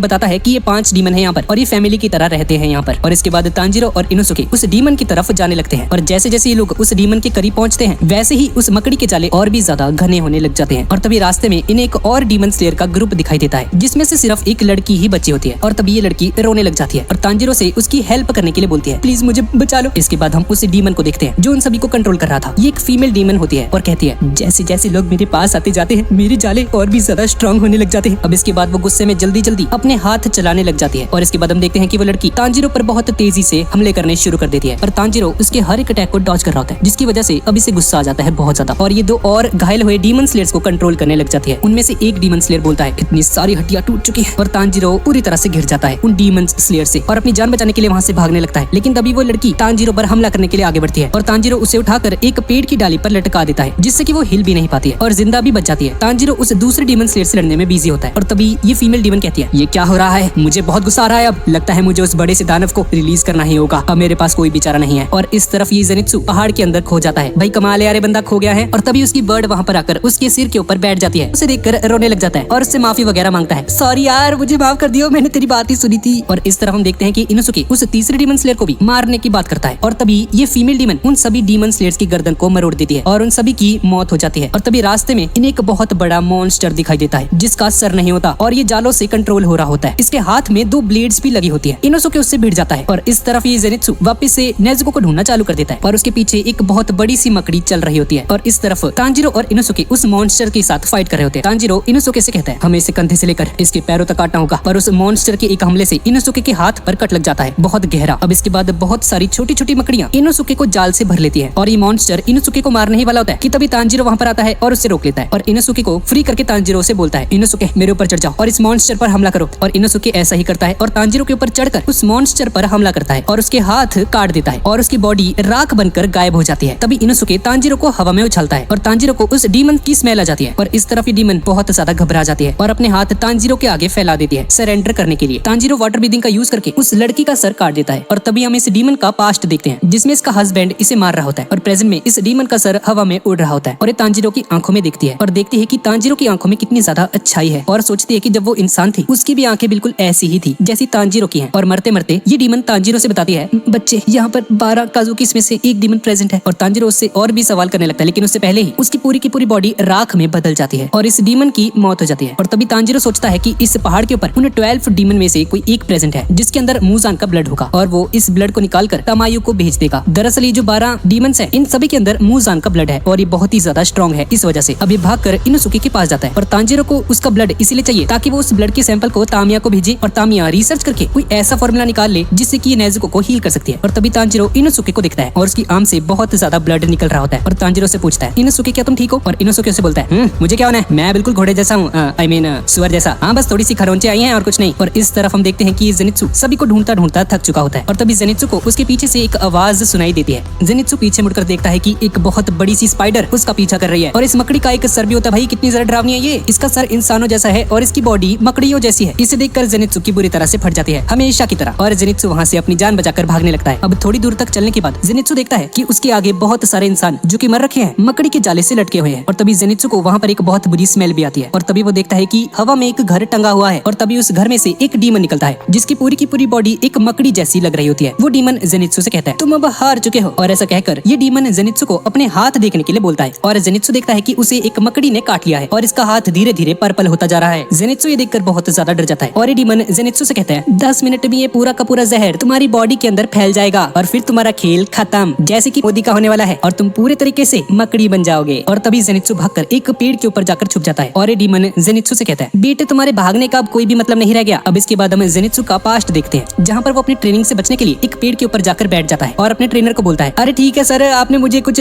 कर्जदारों से बचाया था, मैं आपके लिए ट्रेनिंग भी तो कर रहा हूँ इतनी मेहनत से, पर इतना नहीं होता है मेरे से, मुझे माफ कर दो, मैं नहीं कर सकता, मैं इसके लायक नहीं हूँ। और तभी पेड़ के ऊपर एक बिजली आकर गिरती है जो जेनित्सु को लग जाती है और जेनित्सु के काले बाल गोल्डन हो जाते हैं। और प्रेजेंट में जेनित्सु सोचता है कि इतना कुछ होने के बावजूद भी कुछ भी नहीं बदला, उसकी इतनी सारी ट्रेनिंग बेकार रही और वो डीमन अपनी मकड़ियों को जेनित्सु के पास भेजने लगता है। जेनित्सु ने देखकर बहुत ज्यादा डर जाता है और वो देखता है कि जहर की वजह से उसके बाल भी अब झड़ना शुरू हो चुके हैं। ये देखकर जेनित्सु बेहोश हो जाता है और पेड़ से नीचे गिरने लगता है। पर तभी गिरते गिरते जेनित्सु अपनी असली फॉर्म में आने लगता है और जेनित्सु अपनी स्वॉर्ड निकालकर थंडर ब्रीदिंग का फर्स्ट फॉर्म यूज करने लगता है और तभी वो डीमन अपने मुंह से बहुत सारा जहर उगल देता है पर जेनित्सु उसे बहुत आसानी से डॉज कर देता है और वो जहर एक पेड़ के ऊपर जाकर लगता है और तभी जेनित्सु फिर से थंडर ब्रीदिंग का फॉर्म बना लेता है। इसको बस एक ही फॉर्म आता है भाई। अब इसके बाद हम फिर से इस बंदे का पास्ट देखते हैं भाई कितनी बार दिखाएंगे। और इसका ट्रेनर जेनित्सु से कहता है कोई बात नहीं बच्चे, अगर तुम्हें एक ही फॉर्म आता है तो तुम उसी को मास्टर करो, उसमें इतने अच्छे बन जाओ, तुम्हें इस फॉर्म में महारत हासिल करनी होगी। और इस तरफ प्रेजेंट में वो डीमन वापस से जेनित्सु के ऊपर अपना जहर फेंकता है पर जेनित्सु उससे बच जाता है और हमें पता चलता है कि इस जेनित्सु ने बहुत बार उस ट्रेनर से बचते बचते वहाँ से भागने की भी कोशिश की थी अपने पास्ट में और वो ट्रेनर उसे वापस से पकड़ कर ले आता था और जेनित्सु का कोई दोस्त वगैरह चेहरा भी नहीं होता है और वो पूरी तरह से अकेला था। जेनित्सु ये सब सोच रहा होता है अपने मन में और तभी वो डीमन अपनी सारी की सारी मकड़ियाँ उस पर फेंक देता है और अब जेनित्सु भी कमजोर होना शुरू हो चुका है। जेनित्सु के मुंह से खून निकलना शुरू हो जाता है, पर तभी हम देखते हैं कि जेनित्सु के अंदर से बिजली निकलने लग जाती है और सभी की सभी मकड़ियाँ दूर जाकर गिरती है। इसके बाद जेनित्सु वापस से थंडर ब्रीदिंग का फर्स्ट फॉर्म यूज करता है और कुछ मिली सेकंड्स में ही उस डीमन का सर काट देता है। पर अब उसको हराने के बाद जेनित्सु की बॉडी में जहर फैल रहा होता है और वो रोने लग जाता है और तभी जेनित्सु की बर्ड भी वहाँ पर आ जाती है और उसकी ऐसी हालत को देखकर ये बर्ड भी रोने लग जाती है। जेनित्सु अपने ट्रेनर को याद करता है जो उसे कभी भी हार ना मानने के लिए कहता है और जेनित्सु सोचता है कि ब्रीदिंग टेक्निक का यूज करके जहर के फैलने को धीमा किया जा सकता है। और इस तरफ तांजीरो और इनोसुके को बिजली कड़कने की आवाज सुनाई देती है और इनोसुके नदी को पार करके दूसरी तरफ जाने ही वाला होता है। तभी तांजीरो से वहीं पर रोक देता है और तभी वो देखते हैं कि उस नदी के दूसरी पार एक फीमेल डीमन खड़ी होती है और उन्हें देखते ही ये लड़की अपने पापा को बुला लेती है और हम देखते हैं कि एक बहुत सारी आंखों वाला डीमन तांजीरो और इनोसुके पर हमला कर देता है। ये बड़ा डीमन बोलता है तुम लोग मेरी फैमिली से दूर रहो और ये डीमन इनोसुके पर पंच मारने के लिए आगे बढ़ता है और तभी तांजीरो उसके हाथों पर हमला कर देता है और इस तरफ हम देखते हैं कि ग्यू और वह दूसरी लड़की उस पहाड़ के ऊपर पहुंच जाते हैं और देखते हैं कि यहाँ पर बहुत सारे डीमन स्लेयर्स की लाशें पड़ी हुई हैं, जिन्हें देखकर ये लड़की, इस लड़की का नाम है शिनोबू, ये बोलती है लगता है हमें बहुत देर हो गई। और इसके बाद ये लोग आगे बढ़ने लगते हैं और ग्यू शिनोबू से कहता है कि उन्हें अब अलग अलग होकर उन डीमंस को ढूंढना चाहिए और ये दोनों अलग अलग डायरेक्शंस में जाने लगते हैं। और इस तरफ हम देखते हैं कि तांजीरो और इनोसुके उस डीमन के साथ फाइट कर रहे होते हैं। तांजीरो अपनी स्वॉर्ड से उस डीमन के ऊपर हमला करता है पर वो उसके हाथों को नहीं काट पाता। इनोसुके भी अपनी दोनों की दोनों तलवारों का ही यूज करके उस पर हमला करता है लेकिन वो भी उसके हाथों को काटने में फेल हो जाता है और तभी तांजीरो उसके डीमन के पास वाले एक पेड़ को काट देता है जो कि उस डीमन के ऊपर जाकर गिरता है और वो डीमन उस पेड़ के नीचे आकर दब जाता है। और इसके बाद तांजीरो वाटर ब्रीदिंग का सबसे स्ट्रॉन्ग फॉर्म यूज करता है और तभी वो डीमन उड़ जाता है और उस पेड़ को किसी बल्ले की तरह घुमाकर तांजीरो की मारता है और तांजीरो हवा में दूर उड़ने लग जाता है और तांजीरो समझ जाता है कि ये उन्हीं 12 डीमंस में से एक है और ये बहुत ज्यादा स्ट्रॉन्ग है। और इस तरफ हम देखते हैं कि जेनित्सु के शरीर में धीरे धीरे वो जहर फैलता जा रहा है और अब जेनित्सु मरने से पहले नेजुको से माफी मांगता है और अपनी आंखों को बंद कर लेता है और तभी उसे आसमान में एक तितली आती हुई दिखाई देती है। दरअसल ये तितली नहीं बल्कि शिनोबू होती है और ये जेनित्सु से पूछती है क्या तुम ठीक हो। और इस तरफ हम देखते हैं कि तांजीरो उड़ता उड़ता जमीन पर गिरने वाला होता है पर तभी ये अपनी टेक्निक का यूज करके खुद को गिरने से बचा लेता है। तभी तांजीरो को किसी लड़की की रोने की आवाज आती है और ये देखता है कि एक डीमन लड़की वहाँ पर रो रही होती है और इसके चेहरे पर कट के निशान बने होते हैं। उसके सामने उसका भाई रुई खड़ा होता है और रुई तांजीरो को नोटिस कर लेता है और उससे बोलता है ओए डीमन स्लेयर तुम यहाँ से चले जाओ, ये एक भाई और एक बहन का बीच का मामला है ओके। जिस पर तांजीरो बोलता है अबे ओ भूतनी के तू कोई फैमिली वैमिली नहीं है ठीक है ना। और तभी यहाँ पर एक डीमन स्लेयर आ जाता है और ये डीमन स्लेयर किसी तरह से बच गया था। तांजीरो उस डीमन स्लेयर को वहीं पर रुकने के लिए कहता है पर डीमन स्लेयर तांजीरो की नहीं सुनता और उसकी तरफ जैसे ही आगे बढ़ता है वो तभी उसके ऊपर अपना जाल फेंक देता है और उसका जाल इतना ज्यादा घना होता है कि उस डीमन स्लेयर के टुकड़े टुकड़े हो जाते हैं। और तांजीरो मन ही मन कहता है इनोसुके मुझे माफ कर देना, बस थोड़ी देर और रुको, मैं बहुत जल्द तुम्हारे पास आ रहा हूँ और हम साथ में मिलकर उस डीमन को मारेंगे। हम इनोसुके को देखते हैं जो कि उस फादर डीमन से छुपते छुपते एक पेड़ के पीछे आकर छुप जाता है पर तभी वो डीमन उस पेड़ को उठाकर दूर फेंक देता है। इनोसुके उस पर अपनी स्वॉर्ड से हमला करता है लेकिन उसकी स्वॉर्ड उसके हाथ को पेनिट्रेट नहीं कर पाती और उसकी तलवार बीच में ही अटक जाती है। पर इनोसुके अपनी दूसरी स्वॉर्ड का यूज करता है और अपनी दूसरी स्वॉर्ड को उस पहली वाली स्वॉर्ड के ऊपर मारता है और वो पहली स्वॉर्ड उस डीमन के हाथ को काट देती है और डीमन का हाथ कट जाता है और वो डीमन इनोसुके से बचते हुए वहाँ से भागने लगता है और उसका पीछा करते करते इनोसुके बहुत ज्यादा थक जाता है और इनोसुके अपनी ब्रीदिंग टेक्निक का यूज करता है और उस डीमन की एक्चुअल लोकेशन का पता लगा लेता है। इनोसुके देखता है कि वो डीमन उसके पास वाले पेड़ पर जाकर बैठा हुआ है और डर से थर थर कांप रहा होता है और तभी वो देखता है कि उस डीमन की स्किन पिघलने लग जाती है और अब ये डीमन पहले से भी ज्यादा भयानक और बहुत ज्यादा लंबा लग रहा था और उसे देखकर ही इनोसुके हार मान लेता है। पर तभी उसे तांजीरो की एक बात याद आती है। तांजीरो से बोलता है कि प्रॉमिस करो कि तुम मरोगे नहीं और इनोसुके अपनी तलवार को कस कर पकड़ लेता है और बोलता है मैं हार नहीं मानूंगा, इतनी जल्दी तो मैं हार नहीं मानने वाला। और उस पर हमला करते करते इनोसुके की दोनों तलवारें टूट जाती हैं और इसके बाद वो डीमन इनोसुके को हवा में उठाकर उसका गला दबाना शुरू कर देता है। और तभी इनोसुके को एक लेडी का फेस याद आता है। जब वो एक छोटा बच्चा होता है तो एक लेडी उसे बोलती है मुझे माफ कर देना, शायद तुम इससे जिंदा बच सकते हो और इसे खाई से नीचे फेंक देती है। और इनोसुके सोचता है कि ये लेडी कौन है और ये डीमन और भी ज्यादा जोर से इनोसुके का गला दबाने लग जाता है। पर तभी ग्यू वहाँ पर आ जाता है और इस डीमन का हाथ काट देता है और दूसरी तरफ तांजीरो रुई से फाइट कर रहा होता है और तांजीरो की स्वॉर्ड रुई के जाल से टूट जाती है। और इस तरफ इनोसुके देखता है कि इस ग्यू ने बहुत आसानी से इस डीमन को मार डाला और उसके टुकड़े टुकड़े कर दिए हैं और ये मन ही मन ग्यू की तारीफ करने लगता है। अरे वाह क्या बात है, ये तो बहुत ही ज्यादा स्ट्रॉन्ग है। और तभी वो ग्यू पर चिल्लाकर बोलता है अबे ओ तूने अभी 12 कुजुकीस में से एक डीमन को मारा है, चला जा मेरे से फाइट कर, अब तुझे हरा के मैं तेरी जगह पर आ जाऊंगा। पर ग्यू उसे बोलता है अच्छा मेरे पास उससे भी बढ़िया आइडिया है, एक जाकर ट्रेनिंग कर ले पहले अपनी। ये सुनकर इनोसुके को गुस्सा आ जाता है और ग्यू एक रस्सी निकालता है और उसे बोलता है अबे ढक्कन ये 12 कुजुकी डीमन नहीं था, तुझे इतना भी नहीं मालूम। इनोसुके ग्यू पर चिल्लाने लगता है ऐसा कैसे हो सकता है, तांजीरो ने मुझे बोला था ये 12 कुजुकीस में से एक डीमन है। और ग्यू उसकी कोई भी बात नहीं सुनता और उसे एक पेड़ से बांध देता है और वहाँ से जाने लगता है। और ग्यू बोलता है रेस्ट कर ले भाई थोड़ा, तू लड़ने की हालत में नहीं है अभी किसी से। और इस तरफ हम देखते हैं कि जेनित्सु बेहोश पड़ा होता है और शिनोबू उसके पास आती है और उसे हेलो बोलती है। जेनित्सु से बताता है कि उसके ट्रेनर की वजह से उसने अभी तक हार नहीं मानी। शिनोबू एक बॉक्स निकालती है जिसमें जहर का एंटीडोट होता है और वो देखती है कि जेनित्सु ने धीरे धीरे सांसें लेकर अभी तक खुद को बचा रखा है। इसके बाद शिनोबू जेनित्सु को वो एंटीडोट लगा देती है और इस तरफ तांजीरो अपनी टूटी हुई तलवार को लेकर रुई के सामने खड़ा हो जाता है और सोचता है क्या क्या इसकी बॉडी भी इसके जालों की तरह स्ट्रॉन्ग है? लगता है मैं इसे अपनी तलवार से नहीं काट पाऊंगा। और रुई तांजीरो पर अपने जालों से हमला करता है। तांजीरो उसके पास जाने की कोशिश करता है, लेकिन तांजीरो रुई के करीब तक नहीं जा पाता और उसके जाल लगातार तांजीरो पर हमला कर रहे होते हैं। इसके बाद रुई तांजीरो पर अपने दोनों के दोनों हाथों से अपने जाल का एक हमला करता है। ये देखकर तांजीरो को लगता है भाई अब नहीं बचने वाला मैं। पर तभी नेजुको उस बॉक्स से बाहर आती है और तांजीरो के सामने खड़ी हो जाती है, जिससे कि नेजुको बहुत ज्यादा घायल हो जाती है, लेकिन तांजीरो की जान बच जाती है। और उस डीमन की बहन भी पेड़ के पीछे खड़ी होकर ये सब कुछ देख रही थी और ये नेजुको के बारे में सोचने लगता है। रुई ये देखकर बहुत ज्यादा डिस्टर्ब हो जाता है और सोचता है मुझे बिल्कुल ऐसी ही एक बहन की जरूरत थी। और ये देखकर कि ये नेजुको तांजीरो को बचाने के लिए कितना कुछ करती है और इसकी खुद की बहन इसे बचाने के लिए कुछ नहीं करती। गुस्से में आकर अपनी बहन के टुकड़े टुकड़े कर देता है और उसकी गर्दन दूर जाकर गिरती है। रुई की बहन रुई से एक आखिरी मौका मांगती है, पर रुई उसे बोलता है ठीक है, अगर तुम उस पहाड़ पर मौजूद सभी इंसानों को मार दोगी तो मैं तुम्हें माफ कर दूंगा। और अब रुई तांजीरो से बात करता है और उसे बोलता है कि उसे अकेले में कुछ बात करनी है उससे। तांजीरो को उस पर शक होता है कि अब ये से इतनी प्यार से कैसे बात कर रहा है, ये कैसे हो सकता है। रुई तांजीरो से कहता है तांजीरो मैंने तुम्हारी किस्मत लिख ली है और अब तुम्हें मरना होगा, पर हाँ मैं तुम्हें जिंदा छोड़ सकता हूँ अगर तुम अपनी बहन को मेरे हवाले कर दो। पर तांजीरो उसे साफ साफ मना कर देता है, नेजुको कोई चीज नहीं है समझे तुम, मैं तुम्हें इसे कभी नहीं दूंगा। और ये बात सुनकर रुई हंसने लग जाता है और बोलता है तांजीरो क्या तुम 12 कुजुकीस में से एक डीमन को मार पाओगे? तुम्हें सच में लगता है तुम मुझे हरा दोगे? और ये लड़का अपनी दूसरी आंख दिखाता है तांजीरो को और इसके ऊपर नंबर 5 लिखा होता है, मतलब कि ये 5th नंबर का कुजुकी डीमन है उन 12 डीमंस में से। और तांजीरो ये देखकर एक्साइटेड हो जाता है क्योंकि तांजीरो को इस वक्त उन 12 डीमंस में से एक डीमन का ब्लड चाहिए है और अब तांजीरो उसे हराने के लिए मोटिवेट हो जाता है। रुई अपने जाल फेंक कर मारता है पर नेजुको उन जालों को पकड़ लेती है। नेजुको को बहुत ज्यादा गुस्सा आ जाता है और ये रुई के मुंह के ऊपर नाखून मार देती है। पर तभी तांजीरो ऊपर देखता है और देखता है कि नेजुको जाल से लटकी हुई है। ये जाल इतना ज्यादा टाइट होता है कि नेजुको की पूरी बॉडी से खून आ रहा होता है, जहाँ पर भी तारे होती हैं। ये देखकर तांजीरो बहुत ज्यादा डर जाता है और तभी रियू तांजीरो से कहता है जब तक नेजुको मेरी बात नहीं मानेगी मैं इसे ऐसे ही रखने वाला हूँ। तांजीरो अपनी टूटी हुई तलवार से ही रुई का गला काटने की कोशिश करता है पर बुरी तरह से फेल हो जाता है। रुई तांजीरो से कहता है मेरी बॉडी मेरे जालों से भी ज्यादा स्ट्रॉन्ग है और रुई नेजुको के जालों को और भी ज्यादा टाइट कर देता है और नेजुको का और भी ज्यादा ब्लड निकलने लग जाता है। तांजीरो रुई को नेजुको को छोड़ने के लिए बोलता है छोड़ दे नेजुको को, पर रुई से बोलता है तांजीरो अब से नेजुको का बड़ा भाई, इस बात को अच्छे से समझ लो। और तभी तांजीरो को बहुत ज्यादा गुस्सा आ जाता है और वो वाटर ब्रीथिंग का 10th फॉर्म यूज करता है, जिससे कि तांजीरो के आसपास एक ड्रैगन बनने लग जाता है। रुई ये देखकर थोड़ा सा घबरा जाता है और तांजीरो उसके सारे के सारे जालों को काटते हुए आगे बढ़ने लगता है। रुई इससे बहुत ज्यादा डर जाता है और अपना ब्लड डीमन आर्ट यूज करता है, जिससे कि उसके जाले और भी ज्यादा खतरनाक और तेज हो जाते हैं और तांजीरो को लगता है कि अब ये नहीं बचेगा। और तभी तांजीरो को अपना बचपन याद आने लगता है, जिसमें वो नेजुको के साथ खेल रहा होता है और उसके डैड उसे देख रहे होते हैं और उसे बोलते हैं कि तुम्हें हिनोकामी पर ध्यान देना चाहिए। साल में एक बार तांजीरो के डैड आग के पास डांस करते थे। तांजीरो की मोमो से बताती हैं कि उसकी फैमिली आग का काम करती है, जिसकी वजह से इसके डैड हिनोकामी की पूजा करते हैं और उसके डैड उसे बताते हैं कि ब्रीदिंग टेक्निक का यूज करके वो पूरी रात डांस करते हैं बिना थके। और वो तांजीरो से ये भी कहते हैं कि उनके गुजर जाने के बाद तांजीरो उनकी ईयर रिंग्स को पहने और इस टेक्निक को भी सीख ले। इसके बाद हम वापस से प्रेजेंट में आ जाते हैं और तांजीरो हिनोकामी का यूज करने लगता है और उसका वाटर ड्रैगन अब लाल कलर का हो जाता है और उसकी तलवार से अब आग निकलने लग जाती है। तांजीरो रुई के सारे जालों को काटते हुए उसकी तरफ बढ़ने लगता है, पर अभी भी तांजीरो रुई के पास नहीं पहुंच पा रहा होता। और इस तरफ नेजुको को उसकी मॉम दिखाई देती है, जो कि नेजुको से तांजीरो की हेल्प करने के लिए बोलती है और कहती है नेजुको अगर तुमने तांजीरो की हेल्प नहीं करी तो तुम्हारा भाई मारा जाएगा। ये सुनकर नेजुको होश में आ जाती है और नेजुको की आंखें गुस्से से लाल होती हैं और नेजुको पहली बार अपना ब्लड डीमन आर्ट यूज करती है, जिससे कि नेजुको का गिरा हुआ खून आग में बदल जाता है और रुई के चारों तरफ आग की लपटें जलने लगती हैं। इसके बाद तांजीरो रुई के पास आता है और अपनी स्वॉर्ड से बार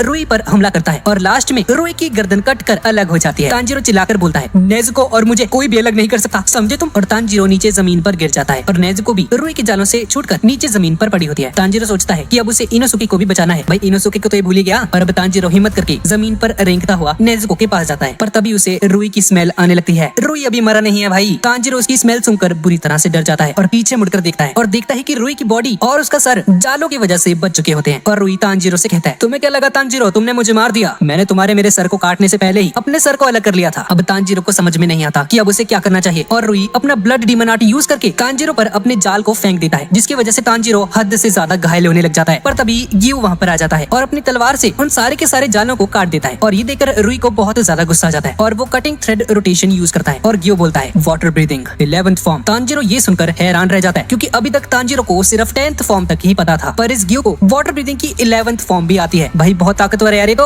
और गियू उस टेक्निक का यूज करके रुई के सारे जालों को काट देता है और इस तरफ हम देखते हैं कि रुई की बहन अपनी जान बचाकर भाग रही होती है और उसे अपना पास्ट याद आता है। रुई पहले एक नॉर्मल डीमन थी। भाई डीमन नॉर्मल कैसे हो सकते हैं? और कुछ डीमन स्लेयर्स उसका पीछा कर रहे थे और ये लड़की एक घर के पास आकर गिर जाती है और इन डीमन स्लेयर्स को उस घर के ऊपर रुई दिखाई देता है और रुई उस लड़की से बोलता है अगर तुम मेरी बात मानोगी तो मैं तुम्हें इन सभी डीमन स्लेयर्स से बचा सकता हूँ। जिस पर ये डीमन हाँ कर देती है क्योंकि ये बहुत ज्यादा डेस्परेट थी अपनी जान बचाने के लिए। और रुई उसे बोलता है हमारी फैमिली में तुम्हारा स्वागत है और रुई उन सभी के सभी डीमन स्लेयर्स को जान से मार देता है। रुई इस लड़की को अपने घर के अंदर लेकर जाता है। अब ये लड़की जैसे ही खून पीती है तो इसकी बॉडी में चेंजेस चेंजेस होने लग जाते हैं और दर्द से चिल्लाने लग जाती है। इसके बाद रुई उस डीमन के पास जाता है और उसकी स्किन को निकाल देता है और अब ये डीमन भी उसकी बाकी की फैमिली की तरह दिखने लग जाती है। और अब इसके बाद हम वापस से प्रेजेंट में आ जाते हैं और तभी इस लड़की के पास शिनोबू आ जाती है और रुई की बहन शिनोबू पर हमला कर देती है। शिनोबू उसके हर एक अटैक को डॉज करके उसकी बहन को पकड़ लेती है और अब इसकी बहन डर जाती है और शिनोबू उससे पूछती है कि तुमने अभी तक कितने लोगों को मारा है और इसकी बहन 5 लोगों का नाम लेती है। पर शिनोबू से बोलती है तुम झूठ बोलती हो, जहाँ से मैं अभी आ रही हूँ वहाँ पर बहुत सारे कोकून्स पड़े हुए थे और तुम अभी तक 80 लोगों को मार चुकी हो। तुमने मुझसे झूठ बोला, इसके लिए मैं तुम्हारी आंखें निकाल सकती हूँ। और शिनोबू अपनी तलवार से उस डीमन को बीच में से काट देती है और तभी इस डीमन की सांसें फूलने लग जाती हैं और इसकी बॉडी पर्पल होनी शुरू हो जाती है। शिनोबू उसे बताती है कि वो एक इकलौती डीमन स्लेयर है जो कि डीमंस को जहर देकर मारती है और सोचती है कि ग्यू ने अब तक तो उसे दूसरे डीमन को मार ही दिया होगा। और इस तरफ हम तांजीरो को देखते हैं जो कि नेजुको के पास पहुंचने का ट्राई करता है और रुई का सर उसकी बॉडी से कटकर अलग हो रहा होता है। अब इसके बाद हम देखते हैं कि ग्यू रुई के कपड़ों पर आकर खड़ा हो जाता है और तभी ग्यू नेजुको को दिखता है और इसे पता चलता है कि तांजीरो से पहले मिल चुका है, जैसा कि हमने इस सीरीज की स्टार्टिंग में देखा था। और इस तरफ हम देखते हैं कि शिनोबू के भेजे हुए लोग बाकी के डीमन स्लेयर्स को एंटीट्यूड दे रहे होते हैं जो कि बच गए थे और साथ ही में वो स्पाइडर डीमन को मारने के लिए जेनित्सु की भी बहुत तारीफ करते हैं। अब इसके बाद हम वापस से ग्यू और शिनोबू को देखते हैं और शिनोबू तांजीरो से कहती है, ओए तांजीरो,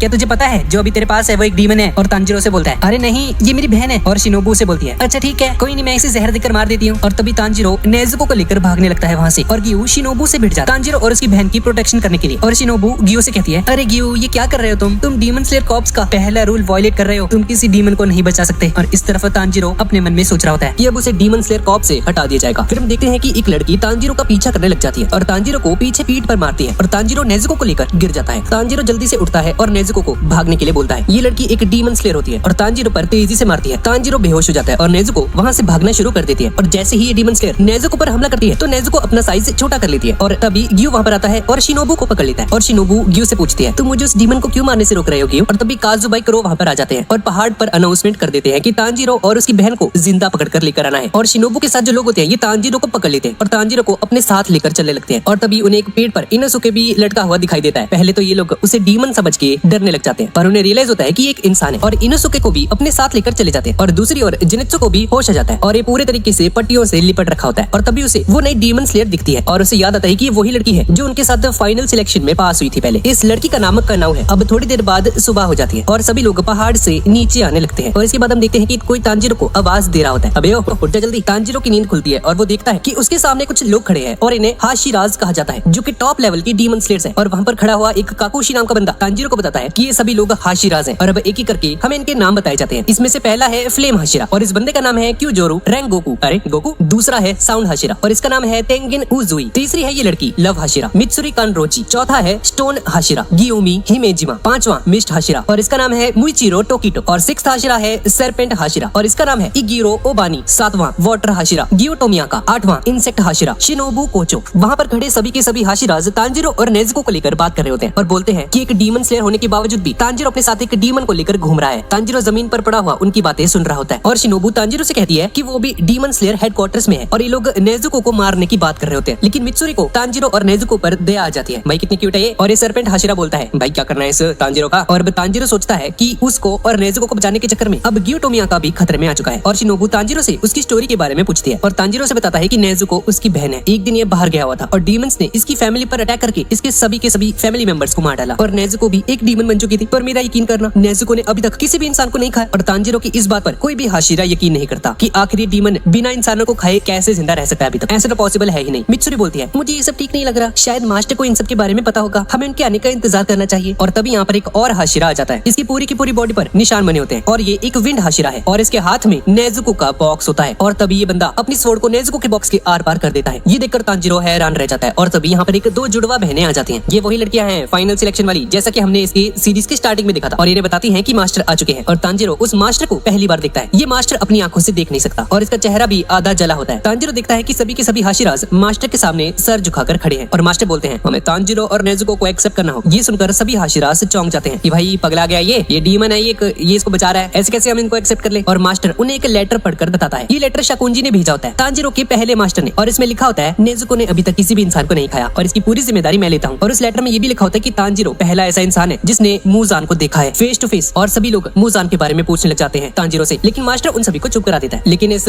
विंड वाले हाशिरा को, इस बंदे का नाम सानाने है, ये अपना थोड़ा सा ब्लड काटता है और नेजुको के बॉक्स के ऊपर गिराता है और नेजुको को उसे खाने के लिए ललचाने की कोशिश करता है। लेकिन नेजुको खुद को पूरा कंट्रोल करती है और बाहर नहीं आती बॉक्स में से। इसके बाद ये बंदा नेजुको के बॉक्स को मास्टर के घर के अंदर लेकर जाता है क्योंकि धूप में डीमंस बाहर नहीं आ सकते। और तभी नेज़ुको बाहर आ जाती है और तभी उसे तांजीरो की आवाज सुनाई देती है और सोचती है कि तांजीरो इसका भाई है। ये दोनों हमेशा से ही एक साथ रहे हैं। इंसान कोई खाने की चीज नहीं है और हमें इन्हें प्रोटेक्ट करना चाहिए। और नेज़ुको को सानने से अपना मुंह फेर लेती है और उसको नहीं खाती। ये देखकर सभी लोग हैरान रह जाते हैं कि भाई एक डीमन होकर भी इसको कैसे नहीं खा रही, ये कैसे हो सकता है। मास्टर ये देखकर अपना फैसला सबको बताते हैं और कहते हैं कि नेज़ुको और तांजीरो दोनों साथ में रहेंगे। ये सुनकर तांजीरो अपना सर मास्टर के आगे झुका लेता है और उनका शुक्रिया अदा करता है। तांजीरो को ऐसा फील होता है कि इस मास्टर की आवाज बहुत सुकून भरी है। और मास्टर तांजीरो से बोलते हैं तुम्हें 12 कुजुकीस को मारने के लिए बहुत ट्रेनिंग करनी पड़ेगी तांजीरो। और तांजीरो बोलता है सर आप चिंता मत कीजिए, मैं मुजान को अपने हाथों से मारूंगा। और मास्टर उन दोनों निकम्मों को भी बहुत ज्यादा सुनाते हैं कि भाई ये कैसा तरीका है, तुम ऐसे ट्रीट करोगे अपने गेस्ट को। और इसको डांट पड़ता हुआ देख नेज़ुको को भी गुस्सा आ रहा होता है इस पर और इसे अजीब नजरों से देख रही होती है। और शिनोबू मास्टर से पूछती है कि क्या वो तांजीरो की हेल्प कर सकती है उसे और स्ट्रॉन्ग बनाने में। और मास्टर उसे हाँ कर देते हैं। इसके बाद शिनोबू नेज़ुको और तांजीरो को बटरफ्लाई मेंशन में लेकर जाने की बात करती है। और तभी गुइचिरो तांजीरो के सिर पर एक पत्थर मारता है जिसमें इतनी ज्यादा पावर होती है कि तांजीरो वहीं पर बेहोश हो जाता है। इसके बाद शिनोबू के चेले तांजीरो और नेज़ुको को बटरफ्लाई मेंशन में लेकर जाने लगते हैं। इसके बाद ये लोग मेंशन के अंदर जाते हैं और हम देखते हैं कि जेनित्सु एक बेड के ऊपर लेटा होता है और जेनित्सु कड़वी दवाई ना खाने के लिए रो रहा होता है। और तभी तांजीरो वहां पर आता है और इसे देखकर जेनित्सु बहुत ज्यादा खुश हो जाता है। तांजीरो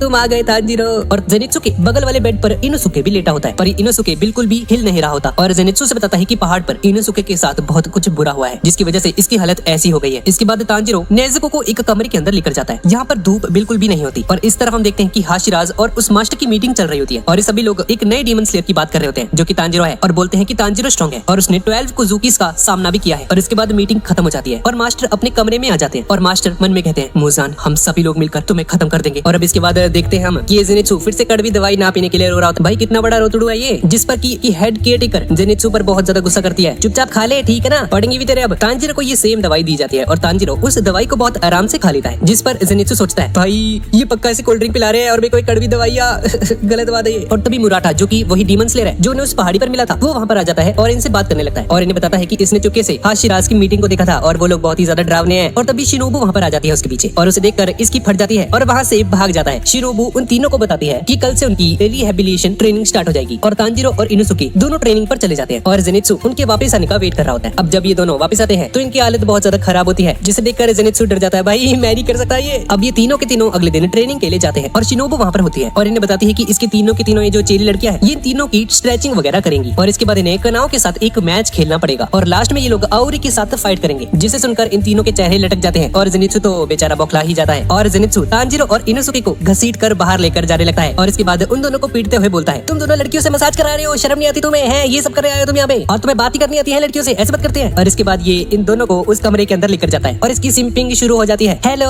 मेरा नाम जेनित्सु है, तुम्हारा नाम क्या है, बोलो बोलो। और जेनित्सु खुशी खुशी से उन लड़कियों से मसाज करवाने लग जाता है। भाई जेनित्सु को बस लड़कियों से मतलब है, इससे कोई लेना देना नहीं है किसी से। पर अगले राउंड में ये जेनित्सु आउरी से हार जाता है, कुड़ी से हार गया भाई, ये क्या बंदा है यार ये। और अगले राउंड में भी ये बंदा कनाउ से हार जाता है और अब इनोसुके और जेनित्सु ट्रेनिंग पर आना ही बंद कर देते हैं क्योंकि ये उस ट्रेनिंग को पूरा नहीं कर पा रहे थे। और तांजीरो अपनी ट्रेनिंग खत्म करके घर वापस जा रहा होता है और तभी शिनोबू की ये चेली लड़कियां तांजीरो को पसीना पोंछने के लिए एक रुमाल देती हैं और ये तीनों तांजीरो से पूछती है कि क्या तुम भी पूरा दिन टोटल ब्रीदिंग कंसंट्रेशन का यूज कर सकते हो, जिस पर तांजीरो ने बताता है कि ऐसा पॉसिबल नहीं है। और तभी तांजीरो अपनी ब्रीदिंग प्रैक्टिस शुरू कर देता है। शिनोबू के स्टूडेंट्स तांजीरो को बताते हैं कि शिनोबू मट्टी के पॉट्स के साथ ट्रेनिंग करती है और तांजीरो भी वैसी ही ट्रेनिंग करना शुरू कर देता है। तांजीरो बहुत ज्यादा ट्रेनिंग करता है और कुछ दिनों के बाद तांजीरो को ऐसा लगने लग जाता है कि वो पहले से बहुत ज्यादा स्ट्रॉन्ग हो चुका है। एक दिन तांजीरो छत के ऊपर बैठकर अपनी ब्रीदिंग प्रैक्टिस कर रहा होता है और तभी शिनोबू वहां पर आ जाती है और तांजीरो से कहती है कि उसे अच्छा लगता है कि नेज़ुको के बहाने ही डीमंस और इंसान एक साथ रह सकते हैं। तांजीरो को शिनोबू से गुस्से की स्मेल आती है और शिनोबू तांजीरो से कहती है कि उसे डीमन से बहुत ज्यादा नफरत है। एक डीमन की वजह से ही उसकी बड़ी बहन की मौत हुई थी। उसकी बड़ी बहन को डीमंस पर दया आती थी पर शिनोबू ऐसी नहीं थी और शिनोबू वहां से चली जाती है और तांजीरो अपनी ट्रेनिंग को चालू रखता है। अब अगले दिन तांजीरो शिनोबू के स्टूडेंट्स के पास जाता है और उन्हें ट्रेनिंग में उसकी हेल्प करने के लिए बोलता है और तांजीरो इन तीनों को बोलता है कि ये अब ट्रेनिंग करने वाला है टोटल कंसंट्रेशन ब्रीदिंग की और जब भी सोने लगे तो ये तीनों इसे उठा दे। और अब इसके बाद जब भी तांजीरो टोटल कंसंट्रेशन ब्रीदिंग को छोड़कर खराटे लेने लगता है तो तभी ये शिनोबू की स्टूडेंट्स इसे खूब पीटने लग जाते हैं रात को सोते वक्त भी। और इसकी ये हरकतें इनोसुके और जेनित्सु रोज देखते हैं और तांजीरो अब ट्रेनिंग कर करके धीरे धीरे स्ट्रॉन्ग बनता जा रहा था और कनाओ को हराने के भी बहुत ज्यादा करीब पहुंच गया। इसके बाद जेनित्सु सोचता है कि वो तांजीरो की तरह क्यों नहीं है, भाई सिंपिंग तो करता रहता है ये है, तांजीरो जैसा बनना है इसको, और अपनी कड़वी दवाई को पी लेता है। और इनोसुके भी तांजीरो को इतने जोश के साथ ट्रेनिंग करते हुए मोटिवेटेड हो जाता है और बोलता है बहुत हो गया, अब मैं भी बहुत ज्यादा ट्रेनिंग करूंगा और बहुत ज्यादा स्ट्रॉन्ग बन जाऊंगा। और जेनित्सु को ट्रेनिंग पर चलने के लिए बोलता है। अब इसके बाद ये दोनों शिनोबू के पास जाते हैं और शिनोबू ने टोटल कंसंट्रेशन ब्रीदिंग के बारे में बताती है और जब ये लोग ट्राई करते हैं तो ये 5 मिनट के अंदर अंदर ही बेहोश हो जाते हैं। इसके बाद शिनोबू जेनित्सु के पास जाती है और उसका हाथ पकड़ के बहुत प्यार से ट्रेनिंग के लिए बोलती है, जेनित्सु क्या तुम ट्रेनिंग नहीं करने वाले प्लीज। और ये सुनकर जेनित्सु पिघल जाता है और फटाफट अपनी ट्रेनिंग को शुरू कर देता है। शिनोबू कनाओ को भी उसके साथ ट्रेनिंग करने के लिए बोलती है। कनाओ के हाथ में एक सिक्का होता है, वो सिक्के को उछालती है। इसके बाद हमें कुनाओ का पास्ट दिखाई देता है। कनाओ के फादर बहुत ज्यादा गरीब थे और अपने बच्चों को कुछ भी खाना वगैरह नहीं दे पाते थे। एक दिन कनाओ के फादर उसे बेचने के लिए जाते हैं और तभी उसे शिनोबू और उसके फादर दिखाई देते हैं और ये दोनों कनाओ के फादर को ऐसा करने के लिए मना कर देती है। और कनाओ के फादर उन दोनों से कहते हैं, अच्छा तो तुम्हें इसकी इतनी ही चिंता है तो तुम दोनों से क्यों नहीं खरीद लेती। शिनोबू और शिनोबू की बहन उसके फादर के मुंह पर बहुत सारे पैसे फेंक कर मारती है और कनाओ को अपने साथ ले जाती है। उस दिन के बाद से कनाओ शिनोबू और उसकी बहन के साथ ही रहती है, पर बचपन में पड़े हुए ट्रॉमा की वजह से कनाओ कुछ भी नहीं बोलती और शिनोबू की बहन ने ही उसे ये सिक्का दिया था जो हमने अभी थोड़ी देर पहले देखा और इस सिक्के की हेल्प से ही कनाओ अपने सारे के सारे डिसीजंस ले लेती है। अब इसके बाद हम वापस से प्रेजेंट में आ जाते हैं और कनाओ एक सिक्का उछालकर डिसीजन लेती है कि उसे तांजिरो और बाकी सबसे दोस्ती करनी चाहिए या फिर नहीं। इसके बाद तांजिरो का काजुबाई करो वहाँ पर आ जाता है और तांजिरो को उसकी नई स्वॉर्ड के बारे में बताता है क्योंकि तांजिरो की पुरानी वाली जो तलवार थी वो रुई से फाइट करने की वजह से टूट गई थी। और तब ये बंदा, ये अजीब से मास्क वाला जिससे हमने पहले पार्ट में देखा था, ये फिर से आ जाता है और तांजिरो की स्वॉर्ड दिखाता है उसे। इसके बाद इनोसुके को भी उसकी 2 तलवारें मिलती हैं और इनोसुके एक पत्थर से उन तलवारों में छेद कर देता है और उसे पहले की तरह ये अजीब से डिजाइन वाला बना देता है। अब थोड़ी देर बाद रात हो जाती है और हम देखते हैं कि ये तांजिरो सोते वक्त भी टोटल कंसंट्रेशन ब्रीदिंग का यूज कर रहा होता है और अब ये कुनाओ को भी पकड़ने में कामयाब हो जाता है और अब धीरे धीरे तांजिरो बहुत ज्यादा स्ट्रॉन्ग बनता जा रहा है और तांजिरो उसे उन सभी गेम्स में हराने लग जाता है और तांजिरो के देखा देखी में जिनित्सु और इनोसुके भी कड़ी ट्रेनिंग करने लग जाते हैं और तांजिरो शिनोबू के पास अपने फाइनल चेकअप के लिए जाता है और शिनोबू से बोलती है, ठीक है तांजिरो अब तुम पूरी तरह से ठीक हो चुके हो। इसके बाद तांजिरो शिनोबू से हिनोकामी कागुरा के बारे में पूछता है पर शिनोबू को इसके बारे में कुछ नहीं पता होता और शिनोबू से कहती है कि उसे ये चीज फ्लेम हाशिरा रेनगोकू से पूछनी चाहिए। अब इसके बाद तांजिरो नेजुको के रूम में जाता है और देखता है कि नेजुको अभी भी सो रही होती है। तांजिरो बोलता है, नेजुको तुम्हें ठीक करने के लिए मुझे बड़े से बड़े डीमन से लड़ना होगा, मैं जरूर लड़ूंगा पर क्या मैं ये कर पाऊंगा। और तभी तांजिरो को नेजुको की आवाज आती है जो कि उसे बोलती है, जी भैया आप कर लोगी, मुझे आप पर पूरा भरोसा है। और तांजिरो देखता है कि नेजुको सो रही होती है। अब इसके बाद हम एक डीमन को देखते हैं जो कि एक ट्रेन के अंदर ट्रेन में मौजूद सभी के सभी डीमंस को खा रहा होता है। अब कुछ दिनों बाद हम एक बहुत अजीब सी जगह को देखते हैं जिसमें बहुत सारे कमरे होते हैं। यहाँ एक लोअर 6 डीमन को बुलाया जाता है जो कि उन 12 कोजुकीस में से एक है। घर में सितार बजने की आवाज आ रही होती है और उसके सामने एक डीमन बैठी होती है जो कि उस सितार को बजा रही होती है। वो डीमन देखता है कि यहाँ सभी के सभी लोअर रैंक वाले डीमंस को बुलाया गया है, यानी कि लोअर 1, 2, 3 और 4 भी यहाँ पर मौजूद थे जो कि आज तक कभी नहीं हुआ, जिसका मतलब है कि यहाँ पर कुछ गड़बड़ है। और तभी ये डीमन सितार बजाती है और पूरा का पूरा घर इधर से उधर हो जाता है और सभी लोअर कोजुकीस एक ही जगह पर आकर खड़े हो जाते हैं, पर किसी को समझ में नहीं आता कि आखिर ये चल क्या रहा है। अब सभी लोग सामने देखने लगते हैं और उस सितार वाली डीमन के पास इन्हें एक और फीमेल डीमन दिखाई देती है जिसकी आंखें पूरी तरह से रेड होती हैं। लोअर 6 अब सोचने लग जाता है, भाई ये कौन है। इतने में ये फीमेल डीमन बोलती है, ना सर नीचे करो और घुटने के बल बैठ जाओ। इसकी आवाज लड़कों वाली होती है और सभी के सभी कोजुकीस अपना सिर झुकाकर उसके सामने बैठ जाते हैं और लोअर 6 को समझ में आ जाता है कि ये असल में मुजान है जिसने अपनी पहचान छुपाने के लिए एक औरत का फेस लिया हुआ है। यहाँ पर आई एक लोअर रैंक की किजुकी मुजान से माफी मांगने लग जाती है, सॉरी हमें मालूम नहीं था कि आप हो मास्टर, प्लीज हमें माफ कर दो। मुजान उसे चुप करते हुए बोलता है, जब तक तुम्हें बोला ना जाए तब तक अपना मुंह बंद रखो, समझी तुम। तुम्हारी बातों से मुझे कोई फर्क नहीं पड़ता, तुम्हें बस मेरे सवालों का जवाब देना है। लोअर 5 का डीमन ड्रोई मर चुका है और वह सभी से पूछता है, तुम सभी डीमंस इतने कमजोर क्यों हो? तुम्हारा कुजुकी बनना काफी नहीं है और लोगों को मारो, ताकतवर बनो, तभी तुम मेरे किसी काम आ पाओगे। सालों से अपर के कुजुकीस वहीं के वहीं हैं और ये लोअर रैंक के कुजुकीस हमेशा बदलते रहते हैं, तुम इतने कमजोर क्यों हो? और तभी लोअर 6 अपने मन में सोचता है, आपके लिए तो बोलना आसान है पर सच तो ये है। और तभी मुजान सबके सामने बोलता है, सच तो ये है कि क्या है बे सच, आगे बोल। लोअर 6 डीमन ये सुनकर डर जाता है, भाई ये इसके मन की बातें पढ़ रहा है और सोचता है, शिट फंस गया मैं। और तभी मुजान गुस्से में उससे पूछता है, अपने शब्दों को पूरा करो। और मुजान गुस्से में आकर अपने एक हाथ को एक बड़े से सांप जैसा बना देता है। लोअर 6 मुजान से माफी मांगने लग जाता है लेकिन मुजान उसे उठाकर अपने हाथों से निगल लेता है। अब लोअर 3 ये देखकर डर जाता है और सोचता है, भाई ये सब क्यों हो रहा है जबकि उसने 12 कुजुकी बनने के लिए इतनी मेहनत की है, क्या इसका भी यही हाल होने वाला है? और मुजान एक लोअर कुजुकी डीमन 4 से पूछता है, क्या तुम मुझसे ज्यादा डीमन स्लेयर से डरती हो? लोअर 4 रोते हुए मना करने लग जाती है लेकिन मुजान उसकी कोई भी बात नहीं सुनता और बोलता है, जब भी तुम्हारा सामना किसी डीमन स्लेयर या हाशिरा से होता है तो तुम्हारे दिमाग में सिर्फ भागने के थॉट्स आते हैं। लोअर 4 और भी ज्यादा रोने लग जाती है और बोलती है,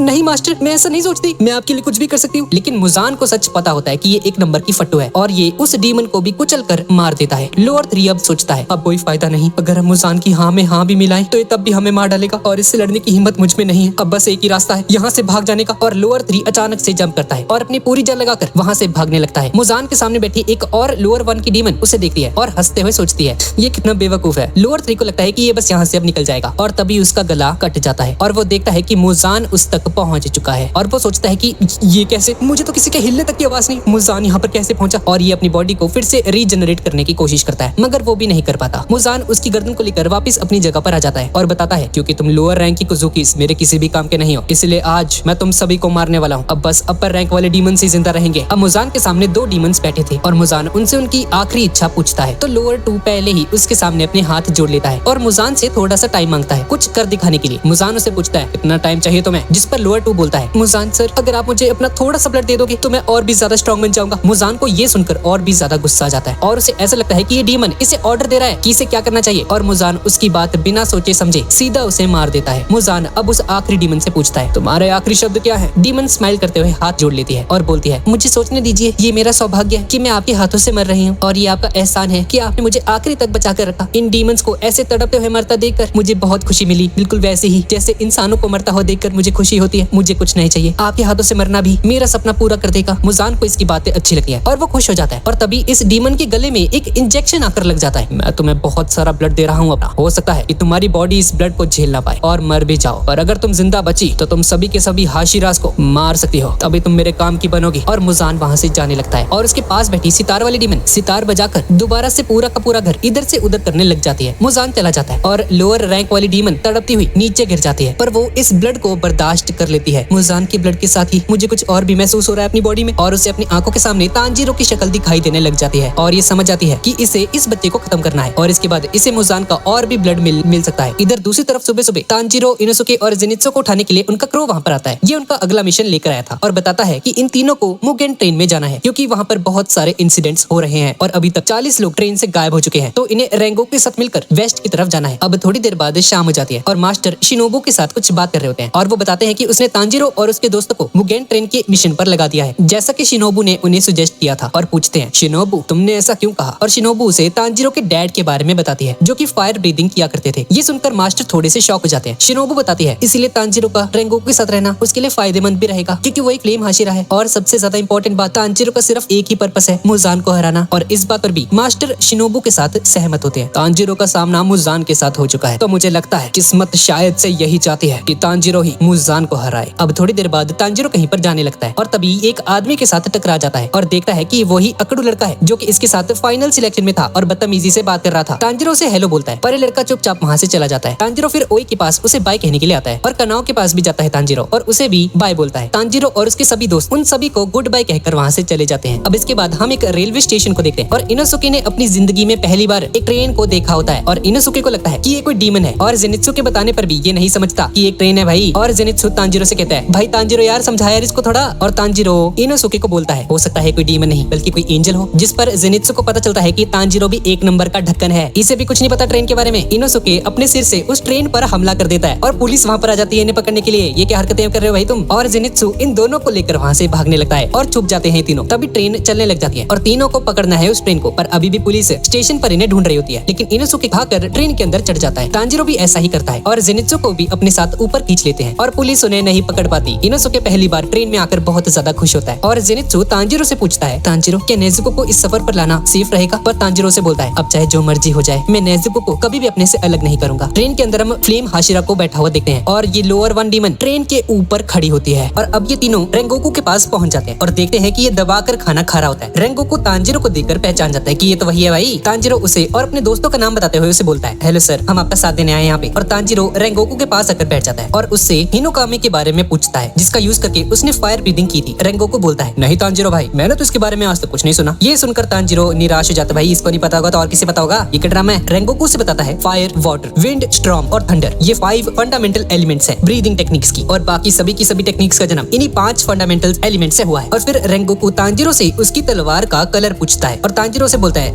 हाँ सर ब्लैक है यार। ये सुनकर रेंगोकू हंसने लग जाता है और बोलता है मैंने इस कलर की तलवार वाले को कभी नहीं देखा, लेकिन चिंता मत करो मैं खुद तुम्हें पर्सनली ट्रेन करूंगा। लेकिन तांजीरो को भी हाशिरा बनने में कोई भी इंटरेस्ट नहीं होता। तांजीरो मन में सोचता है ये कितना अजीब है भाई, क्या ये ड्रामा सा, लेकिन मैं महसूस कर सकता हूँ कि एक अच्छा इंसान है। और यहाँ इनोसुके ये बाहर जाके ट्रेन के साथ रेस लगाने के लिए बोलता है। जेनित्सु से बहुत मुश्किल से कंट्रोल करता है अबे ओ अंदर आके बैठ जा। रेंगोकू से बोलता है तुम्हें चौकन्ना रहना चाहिए, डीमंस कभी भी आ सकते हैं। ये सुनकर जेनित्सु के होश उड़ जाते हैं। उसे लग रहा था कि ट्रेन में बैठकर ये लोग डीमंस के पास जा रहे हैं, पर उल्टा डीमंस इस ट्रेन के अंदर आने वाले हैं। ये सुनकर जेनित्सु बहुत ज्यादा डर जाता है क्या भाई और अब सोचता है कि इसे यहाँ पर नहीं आना चाहिए था। रेंगोकू बताता है कुछ ही समय पहले से इस ट्रेन के अंदर से 40 लोग गायब हो चुके हैं। मैंने यहाँ पर कई सारे स्पोर्ट्समैन को भेजा पर सब के सब लापता हो गए और इसीलिए अब मैं यहाँ पर आया हूँ। अब कुछ ही देर में एक कंडक्टर वहाँ पर आता है और उन सभी का टिकट काटने लगता है। इस कंडक्टर की शक्ल बहुत अजीब लग रही और रेंगोकू और बाकी सबका टिकट काटकर आगे के डब्बे में चला जाता है और फिर अचानक वहाँ पर एक बहुत अगली सा डीमन आ जाता है। रेंगोकू उसे देखकर फ्लेम ब्रीदिंग की फर्स्ट फॉर्म यूज करता है और एक ही बार में उस डीमन की गर्दन को काट देता है। तभी रेंगोकू को भनक लगती है है कि ट्रेन के अंदर एक और डीमन है और ये उसे भी जल्दी से जाकर अपनी सेकंड फॉर्म का यूज करके उसे मार देता है। और उसे इतनी आसानी से डीमंस को मारता हुआ देखकर तांजीरो, इनोसुके और ये जेनित्सु इसके फैन हो जाते हैं और सच में किसी फैन की तरह उसके आसपास सच में उड़ना शुरू कर देते हैं। भाई लिटरली ये तो फैन बन गए। और ये रेंगोकू से उसके स्टूडेंट्स बनने के लिए बोलते हैं उसे और उससे ट्रेनिंग करने की रिक्वेस्ट करने लग जाते हैं और रेंगोकू उन्हें ट्रेन करने के लिए मान जाता है। पर ये नहीं जानता था कि डीमंस तो बस एक शुरुआत थी और सभी चैन की नींद सो जाते हैं। और तभी ये कंडक्टर भागते हुए एक डब्बे के अंदर जाता है और बोलता है, मैंने तुम्हारा काम कर दिया, अब जल्दी से मुझे मेरा इनाम दे दो ताकि मैं अपनी मरी हुई बीवी और बेटी को देख सकूं। उसके सामने एक तीसरे डीमन का सिर्फ एक हाथ होता है जिसके पास मुंह है। भाई तो पैरासाइट की तरह लग रहा है, मैगी जैसा लग रहा है भाई। और ये बोलता है, अगर तुमने मेरा काम कर दिया तो तुम्हें भी बहुत अच्छे सपने आएंगे। और वो डीमन इस कंडक्टर को सुला देता है। इसके साथ 4 बच्चे भी होते हैं और ये भी अच्छे सपने देखने के लिए कुछ भी करने को तैयार। इस डीमन का ब्लड डीमन आर्ट यही होता है कि किसी भी इंसान को जिंदगी भर के लिए सुला सकता है जिसमें वो खुद ही मर जाते हैं और साथ ही विक्टिम को उसका पसंदीदा सपना भी दिखा सकता है। डीमन उन सभी बच्चों से बोलती है, तुम्हें अपने हाथों को उन चारों के चारों डीमन स्लेयर के हाथों से बांधना है और इसके बाद उनके सपने में जाकर उनकी इनर सोल को मार डालना है तुम्हें, जिससे कि वो डीमन स्लेयर्स असली दुनिया में भी मर जाएंगे। अब इसके बाद हम तांजीरो को देखते हैं जो कि एक जंगल का सपना देख रहा होता है और अचानक ही उसे अपने छोटे भाई बहन दिखाई देते हैं और दौड़कर उन्हें गले से लगा लेता है। फिर वो उसे अपने घर लेकर चले जाते हैं जहाँ तांजीरो का पूरा परिवार जिंदा होता है वापस से। तांजीरो को पहले कुछ भी समझ में नहीं आता कि आखिर ये चल क्या रहा है और फिर वो सोचता है, एक मिनट, मेरी फैमिली का मरना, क्या ये सब कुछ एक सपना था? हकीकत क्या है? क्या ये सब कुछ ये भी चल रहा है, ये भी सपना है? पर इस सपने में अभी तक इसे नेज़ुको दिखाई नहीं दी। और तभी मुगेन ट्रेन की छत के ऊपर हम उस लोअर वन डीमन एनमू को देखते हैं और ये हाथ इसी डीमन का था और ये सपने यही दिखा रहा है सबको। और हमें पता चलता है कि इसका ब्लड डीमन आर्ट तभी से शुरू हो गया था जब कंडक्टर ने इनकी टिकट्स को पंच किया था। उसके बाद से ही लोगों को नींद आने लग जाती है और सब के सब गहरे सपने में चले जाते हैं। तभी जेनित्सु सपना देखता है कि ये फूलों के गार्डन में नेज़ुको के साथ घूम रहा है और बहुत खुशी से अपनी जिंदगी को जी रहा है। और इनोसुके देखता है कि तांजीरो, जेनित्सु और नेज़ुको ये क्या बने हुए हैं भाई,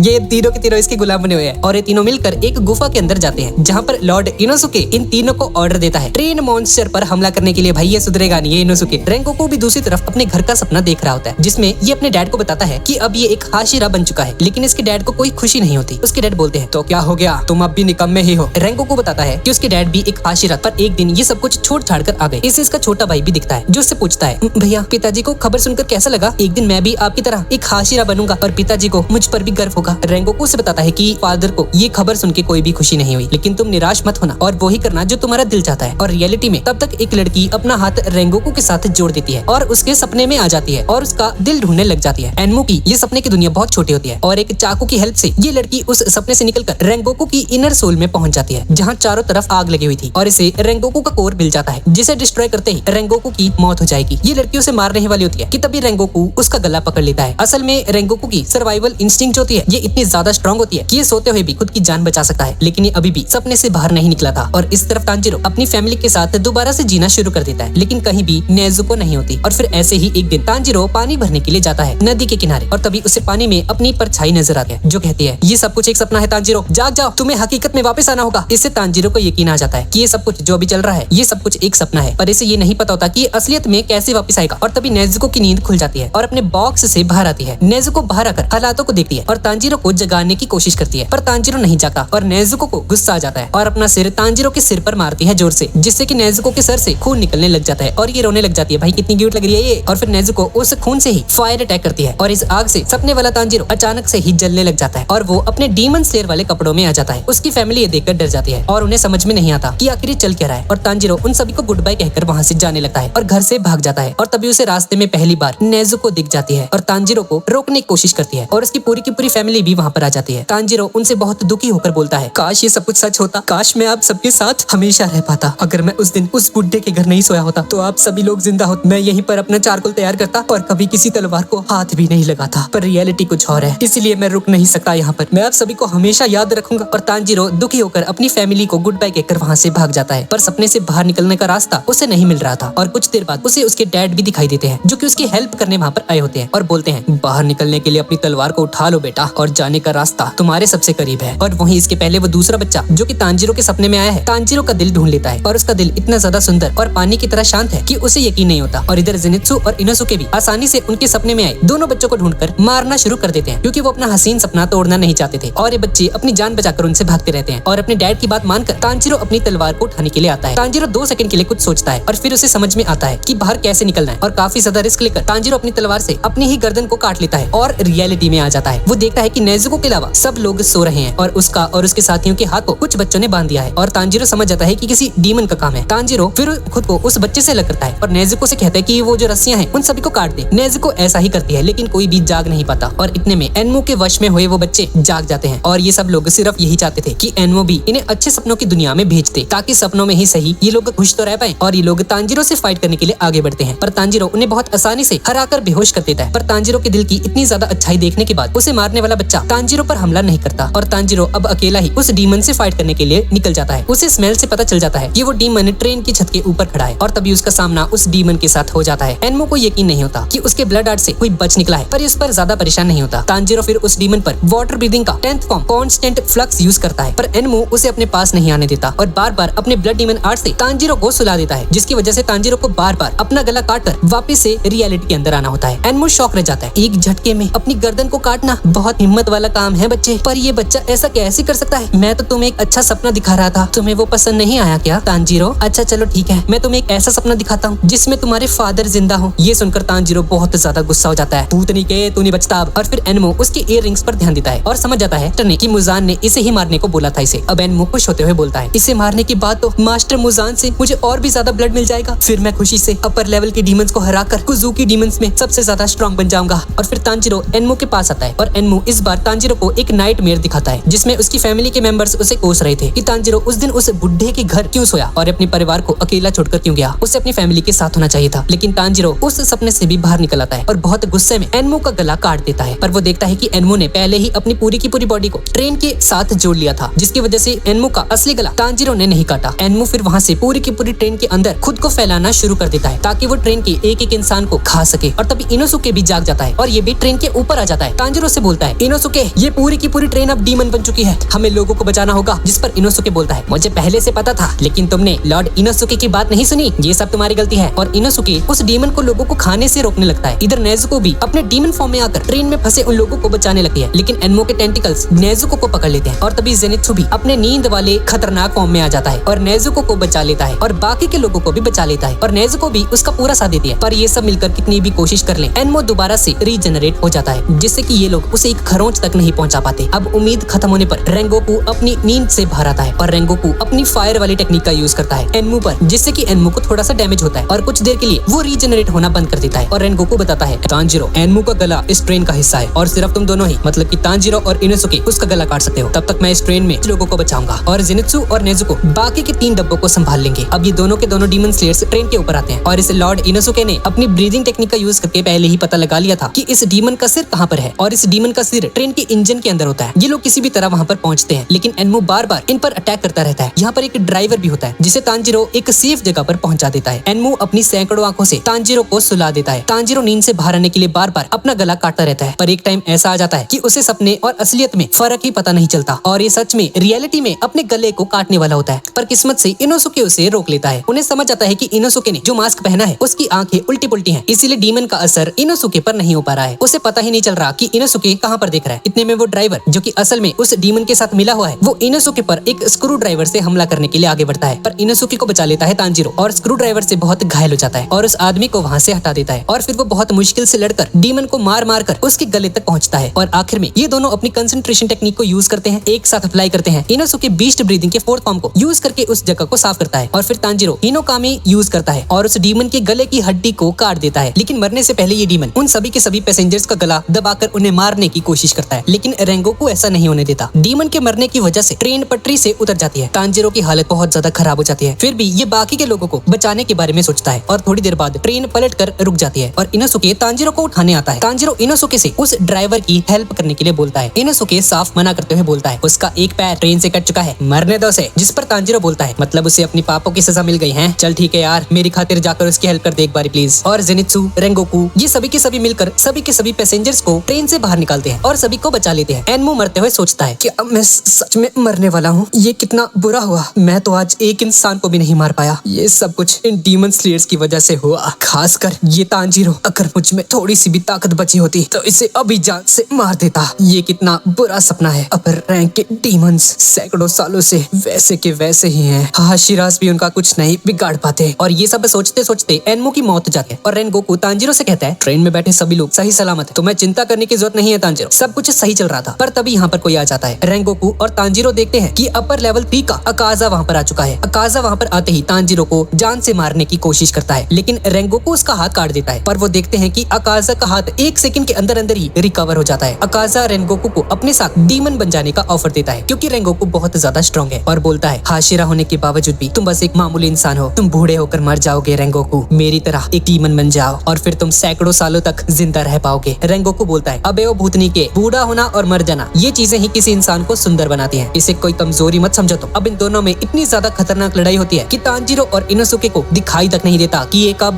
कौन किस पे हमला कर रहा है, क्या हो क्या रहा है यहाँ पे। अकाजा की रीजनरेटिंग पावर इतनी ज्यादा स्ट्रॉन्ग होती है कि रेंगोकू का कोई भी हमला उस पर कारगर साबित नहीं होता, बल्कि उसके एक ही हमले से रेंगोकू घायल होने लग जाता है। और अकाजा बोलता है इंसान और डीमन में यही फर्क होता है, अब भी तुम्हारे पास मौका है, डीमन बन जाओ। पर रेंगोकू हार नहीं मानता और अपनी पूरी कोशिश करता है। ये अपने सारे के सारे ब्रीदिंग फॉर्म्स यूज करता है, पर अकाजा पर कोई भी असर नहीं होता। अब कुछ देर में रेंगोकू बुरी तरह से थक जाता है और लड़ने की हालत में नहीं रहता। अकाजा बोलता है तुमने मुझ पर जो अटैक किए थे वो हील भी हो गए, दिख रहा है ना तुम्हें, लेकिन तुम्हारे शरीर को जो नुकसान पहुंचा है उसका कुछ नहीं हो सकता। लेकिन रेंगोकू हिम्मत करके फिर से लड़ने के लिए तैयार हो जाता है। ये देखकर अकाजा उससे बहुत ज्यादा इंप्रेस हो जाता है और बोलता है अब तो तुम्हें डीमन बनना ही पड़ेगा, जरा सोचो तो सही, हम एक दूसरे के साथ अनंत काल तक लड़ पाएंगे। और अब रेंगोकू अपनी पूरी की पूरी पावर का यूज करता है, लेकिन अकाजा अपना एक पंच रेंगोकू की बॉडी के आर पार कर देता है और बोलता है रेंगोकू इससे तुम्हारी मौत पक्की है, अब भी तुम्हारे पास मौका है, डीमन बनने के लिए हाँ कर दो यार। रेंगोकू को अपने बचपन की याद आती है, जब उसकी मॉम ने उससे पूछा था कि तुम जानते हो कि तुम इतनी ताकतवर क्यों पैदा हुए हो, ताकि तुम कमजोरों की हेल्प कर सको। तुम्हें अपनी इस ताकत का इस्तेमाल कभी भी इंसानियत को नुकसान पहुंचाने के लिए नहीं, बल्कि उनकी हेल्प करने के लिए करना है। इसके बाद रेंगोकू की मदर उसे गले लगाकर बोलती है रेंगोकू मेरे पास ज्यादा टाइम नहीं बचा है, पर मैं खुश नसीब हूँ कि मैंने तुम्हारे जैसे नेक दिल और बहादुर लड़के को जन्म दिया। इधर रेंगोकू अपनी तलवार उठाकर अकाजा की गर्दन को काटने लगता है और सोचता है मॉम ये मेरी खुश नसीबी थी जो आपने मुझे जन्म दिया। अकाजा रेंगोकू पर हमला करता है, लेकिन रेंगोकू उसका हाथ पकड़ लेता है। अकाजा को समझ में नहीं आता कि अचानक से ये इतना ज्यादा स्ट्रॉन्ग कैसे हो गया, और इस तरफ सूरज बस निकलने ही वाला होता है, जिसे देखकर अकाजा और भी ज्यादा डर जाता है, लेकिन रेंगोकू उसे भागने नहीं देता। अब तांजीरो और इनोसुके भी रेंगोकू की हेल्प करने के लिए उसकी तरफ बढ़ते हैं, लेकिन आखिर में अकाजा अपने दोनों के दोनों हाथ काट कर रेंगोकू से छूट जाता है और सूरज बस निकल ही आया था और अकाजा कोई अंधेरी जगह ढूंढने के लिए जंगल की तरफ भागने लगता है। तांजीरो उसे रोकने के लिए अपनी तलवार फेंक कर मारता है और बोलता है भाग कहाँ रहे हो तुम, मेरा सामना करो। अकाजा बोलता है तुम्हारे अंदर दिमाग नहीं है क्या, मैं तुमसे नहीं भाग रहा, सूरज से बचकर भाग रहा हूँ, और वैसे भी ये लड़ाई मैं जीत चुका हूँ। तांजीरो चिल्लाता है रेंगोकू नहीं हारा, समझे तुम, उन्होंने आखिरी तक लड़ाई की और सबको प्रोटेक्ट किया, ये जीत उनकी हुई है। इसके बाद तांजीरो जोरों से रोने लग जाता है। रेंगोकू भी तांजीरो को देखता है और उसे बहुत अच्छा लगता है कि तांजीरो को उसकी इतनी चिंता है। रेंगोकू तांजीरो को अपने पास बुलाता है और बोलता है मुझे तुम पर और तुम्हारे दोस्तों पर पूरा भरोसा है तांजीरो, तुम सब जरूर बहुत स्ट्रॉन्ग हाशिरास बनोगे, और तुम मेरे पुराने घर जरूर जाना, वहाँ पुराने फ्लेम हाशिरा के कुछ नोट्स रखे हुए हैं, उनमें तुम्हें हिनोकामी के बारे में बहुत सारी इन्फॉर्मेशन मिलेगी। मेरा एक छोटा भाई भी है और तुम्हें उसे एक संदेश देना है, उसे बोलना कि वो हमेशा अपने दिल की सुने, और मेरे फादर से जरूर कहना अपना ध्यान रखें, और मैं चाहता हूँ कि तुम लोग मुझसे भी बहुत ज्यादा स्ट्रॉन्ग बनो, मुझे तुम पर पूरा भरोसा है। और ऐसे ही बात करते करते सूरज निकल आता है और अपने आखिरी मोमेंट्स में अपनी मदर दिखाई देती है और वो उनसे पूछता है मॉम क्या मैंने ठीक किया, मैंने अपनी जिम्मेदारियां ठीक से निभाई ना, मुझे तुम पर बहुत गर्व है रेंगोकू। और ये सुनकर रेंगोकू खुश हो जाता है और स्माइल करते ही फ्लेम हाशिरा रेंगोकू की मौत हो जाती है। तांजीरो और जेनित्सु जोर जोर से रोने लग जाते हैं। इनोसुके उन्हें रोने के लिए डांटता है, लेकिन आखिर में खुद पर कंट्रोल नहीं कर पाता और ये भी रोना शुरू कर देता है। रेंगोकू का काजुबाई क्रो भी उसे देखकर रोने लग जाता है और एक एक कर सभी हाशिरास इस खबर को सुनते हैं कि रेंगोकू की मौत हो चुकी है। मास्टर ये खबर सुनकर बोलते हैं उसने बहुत अच्छा काम किया, मुझे उस पर गर्व है, और उसने एक भी इंसान की जान नहीं जाने दी। और उसका छोटा भाई भी इस खबर को सुनकर बहुत ज्यादा दुखी हो जाता है। अब कहानी थोड़ी आगे बढ़ जाती है और हम एक फैमिली को देखते हैं। इस फैमिली ने तोशिकुनी नाम की एक लड़की को गोद लिया होता है। घर पे कुछ गेस्ट्स आ रखे थे जो कि तोशिकुनी की तारीफ करते हुए बोलते हैं शाबाश तुम कितने इंटेलिजेंट हो बच्चे। लेकिन तोशिकुनी को एक बीमारी है जिसकी वजह से ये धूप में बाहर नहीं जा सकता। ये बच्चा एक रूम में खड़ा हुआ ये सारी बातें सुन रहा होता है और तभी इसके पास अकाजा आकर बोलता है कि इसे रिपोर्ट करने आया है, जिससे हमें पता चलता है कि ये बच्चा असल में मूजान है, इसने अब एक बच्चे का फेस धारण कर लिया है। अकाजा बताता है कि सॉरी मास्टर, मैं उस ब्लू लिली नाम के एक फ्लावर को ढूंढने में नाकामयाब रहा। ये सुनकर मूजान को बहुत ज्यादा गुस्सा आ जाता है और अपनी एक उंगली से अकाजा को दबा देता है, जिसकी वजह से अकाजा की मरने जैसी हालत हो जाती है और ये अकाजा को वापस भेज देता है। और दूसरी तरफ बटरफ्लाई मेंशन के अंदर कोई खाना बना रही होती है और अचानक से एक हाथ टेबल के नीचे से निकलता है और सारा का सारा खाना चुरा कर निकल जाता है। ये हाथ जेनित्सु का है। भाई क्या ये चोर बन गया अब? और जेनित्सु सोचता है कि कैसे रेंगोकू के जाने के बाद तांजीरो कभी भी हंसा नहीं, यहाँ तक कि इनोसुके जैसा लड़का उस दिन रो पड़ा था। अब जेनित्सु अपने रूम में पहुंच जाता है, जहाँ पर जाते ही उससे पता चलता है कि तांजीरो गायब है। कोई की एक स्टूडेंट बताती है कि तांजीरो अपनी पेट की चोट होने के बावजूद भी ट्रेनिंग पर चला गया है। जेनित्सु को भी इससे बहुत ज्यादा टेंशन हो जाती है, लेकिन असल में तांजीरो सेंजूरो के पास जा रहा होता है, उस फ्लेम हाशिरा के छोटे वाले बेटे के पास। पास। रेंगोकू का काजुबाइक्रो उसे रास्ता दिखाता है और कुछ देर में तांजिरो उसके पास पहुंच जाता है। सेंजुरो घर के बाहर ही खड़ा होता है और तांजिरो से बताता है कि ये रेंगोकू का एक मैसेज लेकर आया है यहाँ पर। और इतने में रेंगोकू के फादर शिनजीरो वहाँ पर आ जाते हैं और चिल्लाते हैं, चले जाओ यहाँ से, हमें उसका कोई भी मैसेज नहीं चाहिए। और तांजिरो को बुरा भला बोलने लग जाते हैं और तभी उन्हें तांजिरो की ईयर रिंग्स दिखाई देती हैं और उनके हाथ से वो शराब का जार नीचे गिर जाता है। रेंगोकू के फादर को गुस्सा आ जाता है और तांजिरो से पूछते हैं, ओए तुम सन ब्रीदिंग टेक्निक का यूज करते हो ना? और इससे पहले कि तांजिरो कुछ समझ पाता कि यहाँ पर आखिर चल क्या रहा है, ये यहाँ पर आकर तांजिरो पर हमला कर देते हैं। सेंजोरू अपने फादर को बोलता है, पिताजी आप ये क्या कर रहे हैं, इसे छोड़ दीजिए, पर ये नहीं सुनता। तांजिरो को अब गुस्सा आ चुका है और अपनी पूरी जान लगाकर उन दोनों को खुद से दूर कर देता है और शिनजोरू को मॉन्स्टर बोलता है और पूछता है, आपको दिक्कत क्या है? आप अपने बेटे की मौत पर बिल्कुल भी दुखी नहीं है, कैसे पिता है आप? और तांजिरो ने बताता है कि ये यहाँ पर उनकी हेल्प करने के लिए आया है, लेकिन शिनजोरू को उस पर भरोसा नहीं होता। सन ब्रीदिंग टेक्निक आज तक की सबसे ज्यादा पावरफुल टेक्निक है, बल्कि इसके अलावा हर एक ब्रीदिंग फॉर्म इसी फॉर्म से बनाया गया है, जैसे कि फायर, वाटर और विंड। तांजिरो सोचता है कि ऐसा कैसे हो सकता है, इसकी फैमिली तो हमेशा से ही कोयला जलाने का काम करती है, ये तो बस आम लोग थे ना, तो ये सन ब्रीदिंग और कागुरा डांस क्या चीज है? शिनजोरू फिर से रेंगोकू को कोसने लग जाता है और तांजिरो बहुत ज्यादा गुस्सा हो जाता है और उन पर हमला करने के लिए आगे बढ़ता है, जिस पर सेंजिरो चिल्लाकर बताता है वो हाशिरा रह चुके हैं। पर तब तक तांजिरो उन्हें मारने पहुंच चुका होता है और शिनजोरू के एक पंच से ही तांजिरो दूर हो जाता है। शिनजोरू तांजिरो को बार बार मारता रहता है। अब थोड़ी देर बाद ये सभी उस घर के अंदर आ जाते हैं और तांजिरो अपने बर्ताव के लिए उनसे माफी मांगता है और तांजिरो रेंगोकू के छोटे भाई को उसके आखिरी मोमेंट्स के बारे में बताता है, जिससे कि वो खुश होता है कि रेंगोकू आखिरी तक स्ट्रॉन्ग बना रहा। और तांजिरो उससे माफी भी मांगता है कि उसके होते हुए ये सब कुछ हो गया और ये तांजिरो के लिए वही बुक लेकर आ जाता है जिसके बारे में रेंगोकू ने इसे बताया था। और इस बुक के अंदर पिछले सभी के सभी फ्लेम हाशिरास के बारे में लिखा हुआ है और बुक खोलते ही ये दोनों के दोनों हैरान रह जाते हैं क्योंकि किसी ने उस बुक के सारे पेजेस को फाड़ दिया था। ये तांजिरो से माफी मांगता है और कहता है, मुझे माफ कर देना, इस बुक में लिखी हुई सभी की सभी बातों को ढूंढने की मैं पूरी कोशिश करूंगा और तांजिरो मैं तुम्हें सब कुछ जरूर बताऊंगा। और तांजिरो उससे प्रॉमिस भी करता है कि वो रेंगोकू के जैसा ही एक पावरफुल हाशिरा बन के दिखाएगा। और फिर ये अपने कहानी बताने लग जाता है कि कैसे वो भी रेंगोकू के जैसा एक स्ट्रॉन्ग हाशिरा बनना चाहता था, पर बहुत ज्यादा प्रैक्टिस करने के बाद भी उसकी तलवार ने कभी भी कलर नहीं बदला, इसीलिए अब ये एक डीमन स्लेयर बनने का सपना छोड़ देगा। और अगर उसका भाई यहाँ पर अभी होता तो इस बात पर उसे माफ कर देता। अब तांजिरो वहाँ से जाने लगता है और तभी शिनजीरो उसे रेंगोकू का स्वॉर्ड गार्ड देता है और उसे कहता है कि ये इसके काम आएगा और तांजिरो वहाँ से चला जाता है। अब शिनजीरो शाम को उसके डैड के रूम में उनकी तबीयत पूछने के लिए जाता है। वो ने रेंगोकू का मैसेज बताना चाहता है, लेकिन उसके डैड को लगता है कि रेंगोकू ने बस उसकी बुराई ही की होगी। लेकिन शिनजीरो बोलता है, आप अपना ध्यान रखना डैड, यही उसके लास्ट वर्ड्स थे। और उसके जाते ही उसके डैड अपने बेटे रेंगोकू को याद करके रोने लग जाते हैं। दूसरी तरफ तांजिरो वापस से बटरफ्लाई मेंशन की तरफ जा रहा होता है, पर इतना ज्यादा थक चुका होता है कि इसे अब चक्कर आने लग जाते हैं। लेकिन उसी टाइम इसे वही स्वॉर्ड वाला बंदा दिख जाता है। भाई ये बहुत ज्यादा गुस्से में और इस पर बहुत ज्यादा गुस्सा है क्योंकि तांजिरो ने अपनी दूसरी स्वॉर्ड भी खो दी थी। ये देखकर तांजिरो डर कर वहाँ से भागने लग जाता है। अब शाम से लेकर पूरी रात तक दोनों आगे पीछे भागने लग जाते हैं और रात में फिर ओई चुपके से पीछे का दरवाजा खोलती है और तांजिरो को उस मेंशन के अंदर ले लेती है और तांजिरो बच जाता है और वो स्वॉर्ड वाला बंदा आगे निकल जाता है। अब अगले दिन सब कुछ शांत हो जाता है और ये इनोसुके, जेनित्सु और तांजिरो नाश्ता करते हैं और ओई बताती है कि इसने उस स्वॉर्ड्समैन को उसके फेवरेट राइस डम्पलिंग्स दे दिए हैं और उसका गुस्सा अब शांत हो चुका है। अब ऐसे करते करते 4 महीने बीत जाते हैं और तांजिरो, जेनित्सु और इनोसुके बटरफ्लाई मेंशन में ही रहकर जमकर ट्रेनिंग करते हैं और अब जेनित्सु भी बहुत ज्यादा स्ट्रॉन्ग बन चुका है और इनोसुके पहले से भी ज्यादा खतरनाक बन चुका है। अब तांजिरो नॉर्थ वेस्ट की एक मिशन पर जाता है जहाँ उसका साथ नेज़ुको दे रही होती है और ये दोनों भाई बहन साथ में उस डीमन को खत्म करते हैं। अब सुबह तक दोनों दोबारा बटरफ्लाई मेंशन पहुंच जाते हैं, लेकिन बाहर से ही इन्हें ओई के स्टूडेंट्स की रोने की आवाज सुनाई देती है और मेंशन के अंदर ओई की 2 स्टूडेंट्स रो रही होती हैं और उनके सामने साउंड हाशिरा उजुई खड़ा होता है। उसके एक हाथ में ओई और दूसरे हाथ में ओई की तीसरी स्टूडेंट नाहो होती है। कानाओ भी वहीं पर होती है, लेकिन उसे समझ में नहीं आता कि उसे अब क्या करना चाहिए। पर तभी कानाओ उसका हाथ पकड़कर उजुई को रोक लेती है और उजुई उस पर चिल्लाता है और बाकी के दोनों स्टूडेंट्स भी वहाँ पर आ जाते हैं और सभी के सभी मिलकर इस बंदे पर हमला कर देते हैं। तांजिरो भी तब तक अंदर आकर उजुई से उन्हें छोड़ देने के लिए बोलता है और उसे समझ में नहीं आता कि उजुई ने इन्हें पकड़ा हुआ है या फिर इन लड़कियों ने उजुई को। और उजुई उन्हें बताता है कि वो एक मिशन पर जा रहा है और इस मिशन के लिए उसे 2 फीमेल डीमन स्लेयर्स की जरूरत है, इसलिए ये इन दोनों को पकड़कर अपने साथ लेकर जा रहा है और तांजिरो को इसे रोकना नहीं चाहिए क्योंकि ये इसका सुपीरियर है और एक हाशिरा है। और तांजिरो फिर भी उसे रोकता है और बोलता है, ठीक है, अगर तुम इसे लेकर जाना है तो इन तीनों को लेकर जाओ। लेकिन उजुई को समझ में नहीं आता कि कौन 3 भाई। ये अपना मुंह दाएं और बाएं घुमाता है और देखता है कि एक साइड पर इनोसुके और दूसरी साइड पर जेनित्सु वहाँ पर पहुंच चुके हैं और इन दोनों की एंट्री बहुत ज्यादा हीरोइक वाली होती है। अब ये तीनों उसके सामने खड़े हो जाते हैं और इनोसुके से बोलता है कि इसकी जगह उसे ले जाए, पर उजुई मान जाता है, पर एक शर्त पर कि इन्हें उजुई की हर एक बात माननी पड़ेगी। अब चारों एक साथ खड़े हो जाते हैं जहाँ पर इनोसुके उजुई से पूछता है, भाई कहाँ जा रहे हैं, हमें कुछ बता तो दे। और उजुई से बताता है कि ये जापान की सबसे लस्टफुल प्लेस पर जा रहे हैं, एक चमचमाती हुई जगह जो कि डीमंस के घर है, एंटरटेनमेंट डिस्ट्रिक्ट। और इन तीनों को उसके बारे में कुछ भी पता नहीं था और जेनित्सु तो शर्माने लग जाता है, भाई इसे पता है ये जगह क्या है। तभी उजुई बोलता है, तो मैं जैसा बोलूंगा तुम तीनों को बिल्कुल वैसा ही करना होगा और मिशन के लिए उन्हें अपने पीछे आने के लिए बोलता है। और ये तीनों देखते हैं कि उजुई की स्पीड बहुत ज्यादा तगड़ी है भाई और ये तीनों भी उसका पीछा करने लग जाते हैं। अब थोड़ी देर बाद रात हो जाती है और ये तीनों एंटरटेनमेंट डिस्ट्रिक्ट में पहुंच जाते हैं। उजुई बोलता है, मेरी परमिशन के बिना कोई भी कहीं नहीं जाएगा, समझ गए ना तुम लोग। पर इतना कहते ही इनोसुके और जेनित्सु अलग अलग डायरेक्शंस में भागना शुरू कर देते हैं और तांजिरो उन्हें रोकने निकल जाता है। उजुई को पता चलता है और 2 सेकंड में ही उन दोनों को खींचकर वापस से एक जगह पर लेकर आ जाता है। तांजिरो, इनोसुके और जेनित्सु उस जगह को बहुत शौक से देखना शुरू कर देते हैं क्योंकि ये जगह बिल्कुल जन्नत जैसी लग रही थी। हर तरफ बस रोशनी ही रोशनी होती है। उजुई उन्हें समझाता है कि एंटरटेनमेंट डिस्ट्रिक्ट है और इनोसुके एक साथ इतने ज्यादा लोग देखकर हैरान रह जाता है। और उजुई तांजिरो से पूछता है, तांजिरो वो येलो बाल वाला लड़का कहाँ पर है? और हम देखते हैं कि ये जेनित्सु भाई शुरू हो गया, ये मेरे को पता था ये करेगा। ये जेनित्सु बालकनी में खड़ा हुआ बहुत सारी सुंदर लड़कियों को ताड़ रहा होता है और ये लड़कियां जेनित्सु को अपने पास बुला रही होती हैं, पर उजुई उसे भी घसीट कर वापस लाता है और बोलता है, अबे ओ इन सब के लिए छोटा है तो अभी ठीक है ना मूंगफली वाले। और उजुई उन्हें बताता है कि ये जगह किसी भूतिया सड़क की तरह दिखती है और यहाँ पर काम करने वाली लड़कियां भी अलग अलग हैं। कई लड़कियां गरीबी की वजह से यहाँ पर आकर वैश्या बन जाती हैं, जिससे कि उन्हें खाना, कपड़ा और रहने की एक जगह दी जाती है। और अगर ये लड़कियां हाई रैंक पर पहुंच जाए तो कोई अमीर आदमी इन्हें खरीद कर अपने साथ ले जाता है। अब उजुई एक होटल के अंदर एक कमरा लेता है और इन तीनों को इनका मिशन समझाता है और बोलता है कि इन्हें एंटरटेनमेंट डिस्ट्रिक्ट के अंदर जाना होगा और वहाँ पर जाकर इन्हें इनकी पत्नी को ढूंढना होगा। ये सुनकर जेनित्सु को बहुत ज्यादा गुस्सा आ जाता है और बोलता है, अबे ओ इतने फालतू नियम ठीक है ना, तेरी शादी के लिए लड़की ढूंढे, क्या ड्रामा ये है, ये तेरा मिशन यहाँ पे। और ये इसकी पूरी बात सुने बिना ये सब बोलना शुरू कर देता है और ये सुनकर उजुई को भी गुस्सा आ जाता है और बोलता है, भूतनी के मेरी ऑलरेडी शादी हो चुकी है और मेरी वाइफ यहाँ पर जासूसी कर रही है। कुछ दिनों से उनकी खबर आनी बंद हो चुकी है, इसलिए मैं यहाँ पर चेक करने आया हूँ कि यहाँ पर आखिर चल क्या रहा है। पूरी बात सुन लेकर पहले। और उजुई जेनित्सु पर बहुत सारे लेटर्स फेंक कर मारता है जो कि उसकी वाइफ उसे लिखकर काजुबाई क्रो की हेल्प से भेजती थी। और उजुई आगे बताता है कि उसकी 3 पत्नियां हैं। ये सुनकर जेनित्सु के होश उठ जाते हैं और चिल्लाने लग जाता है, तेरे जैसी की पत्नी है वो भी 3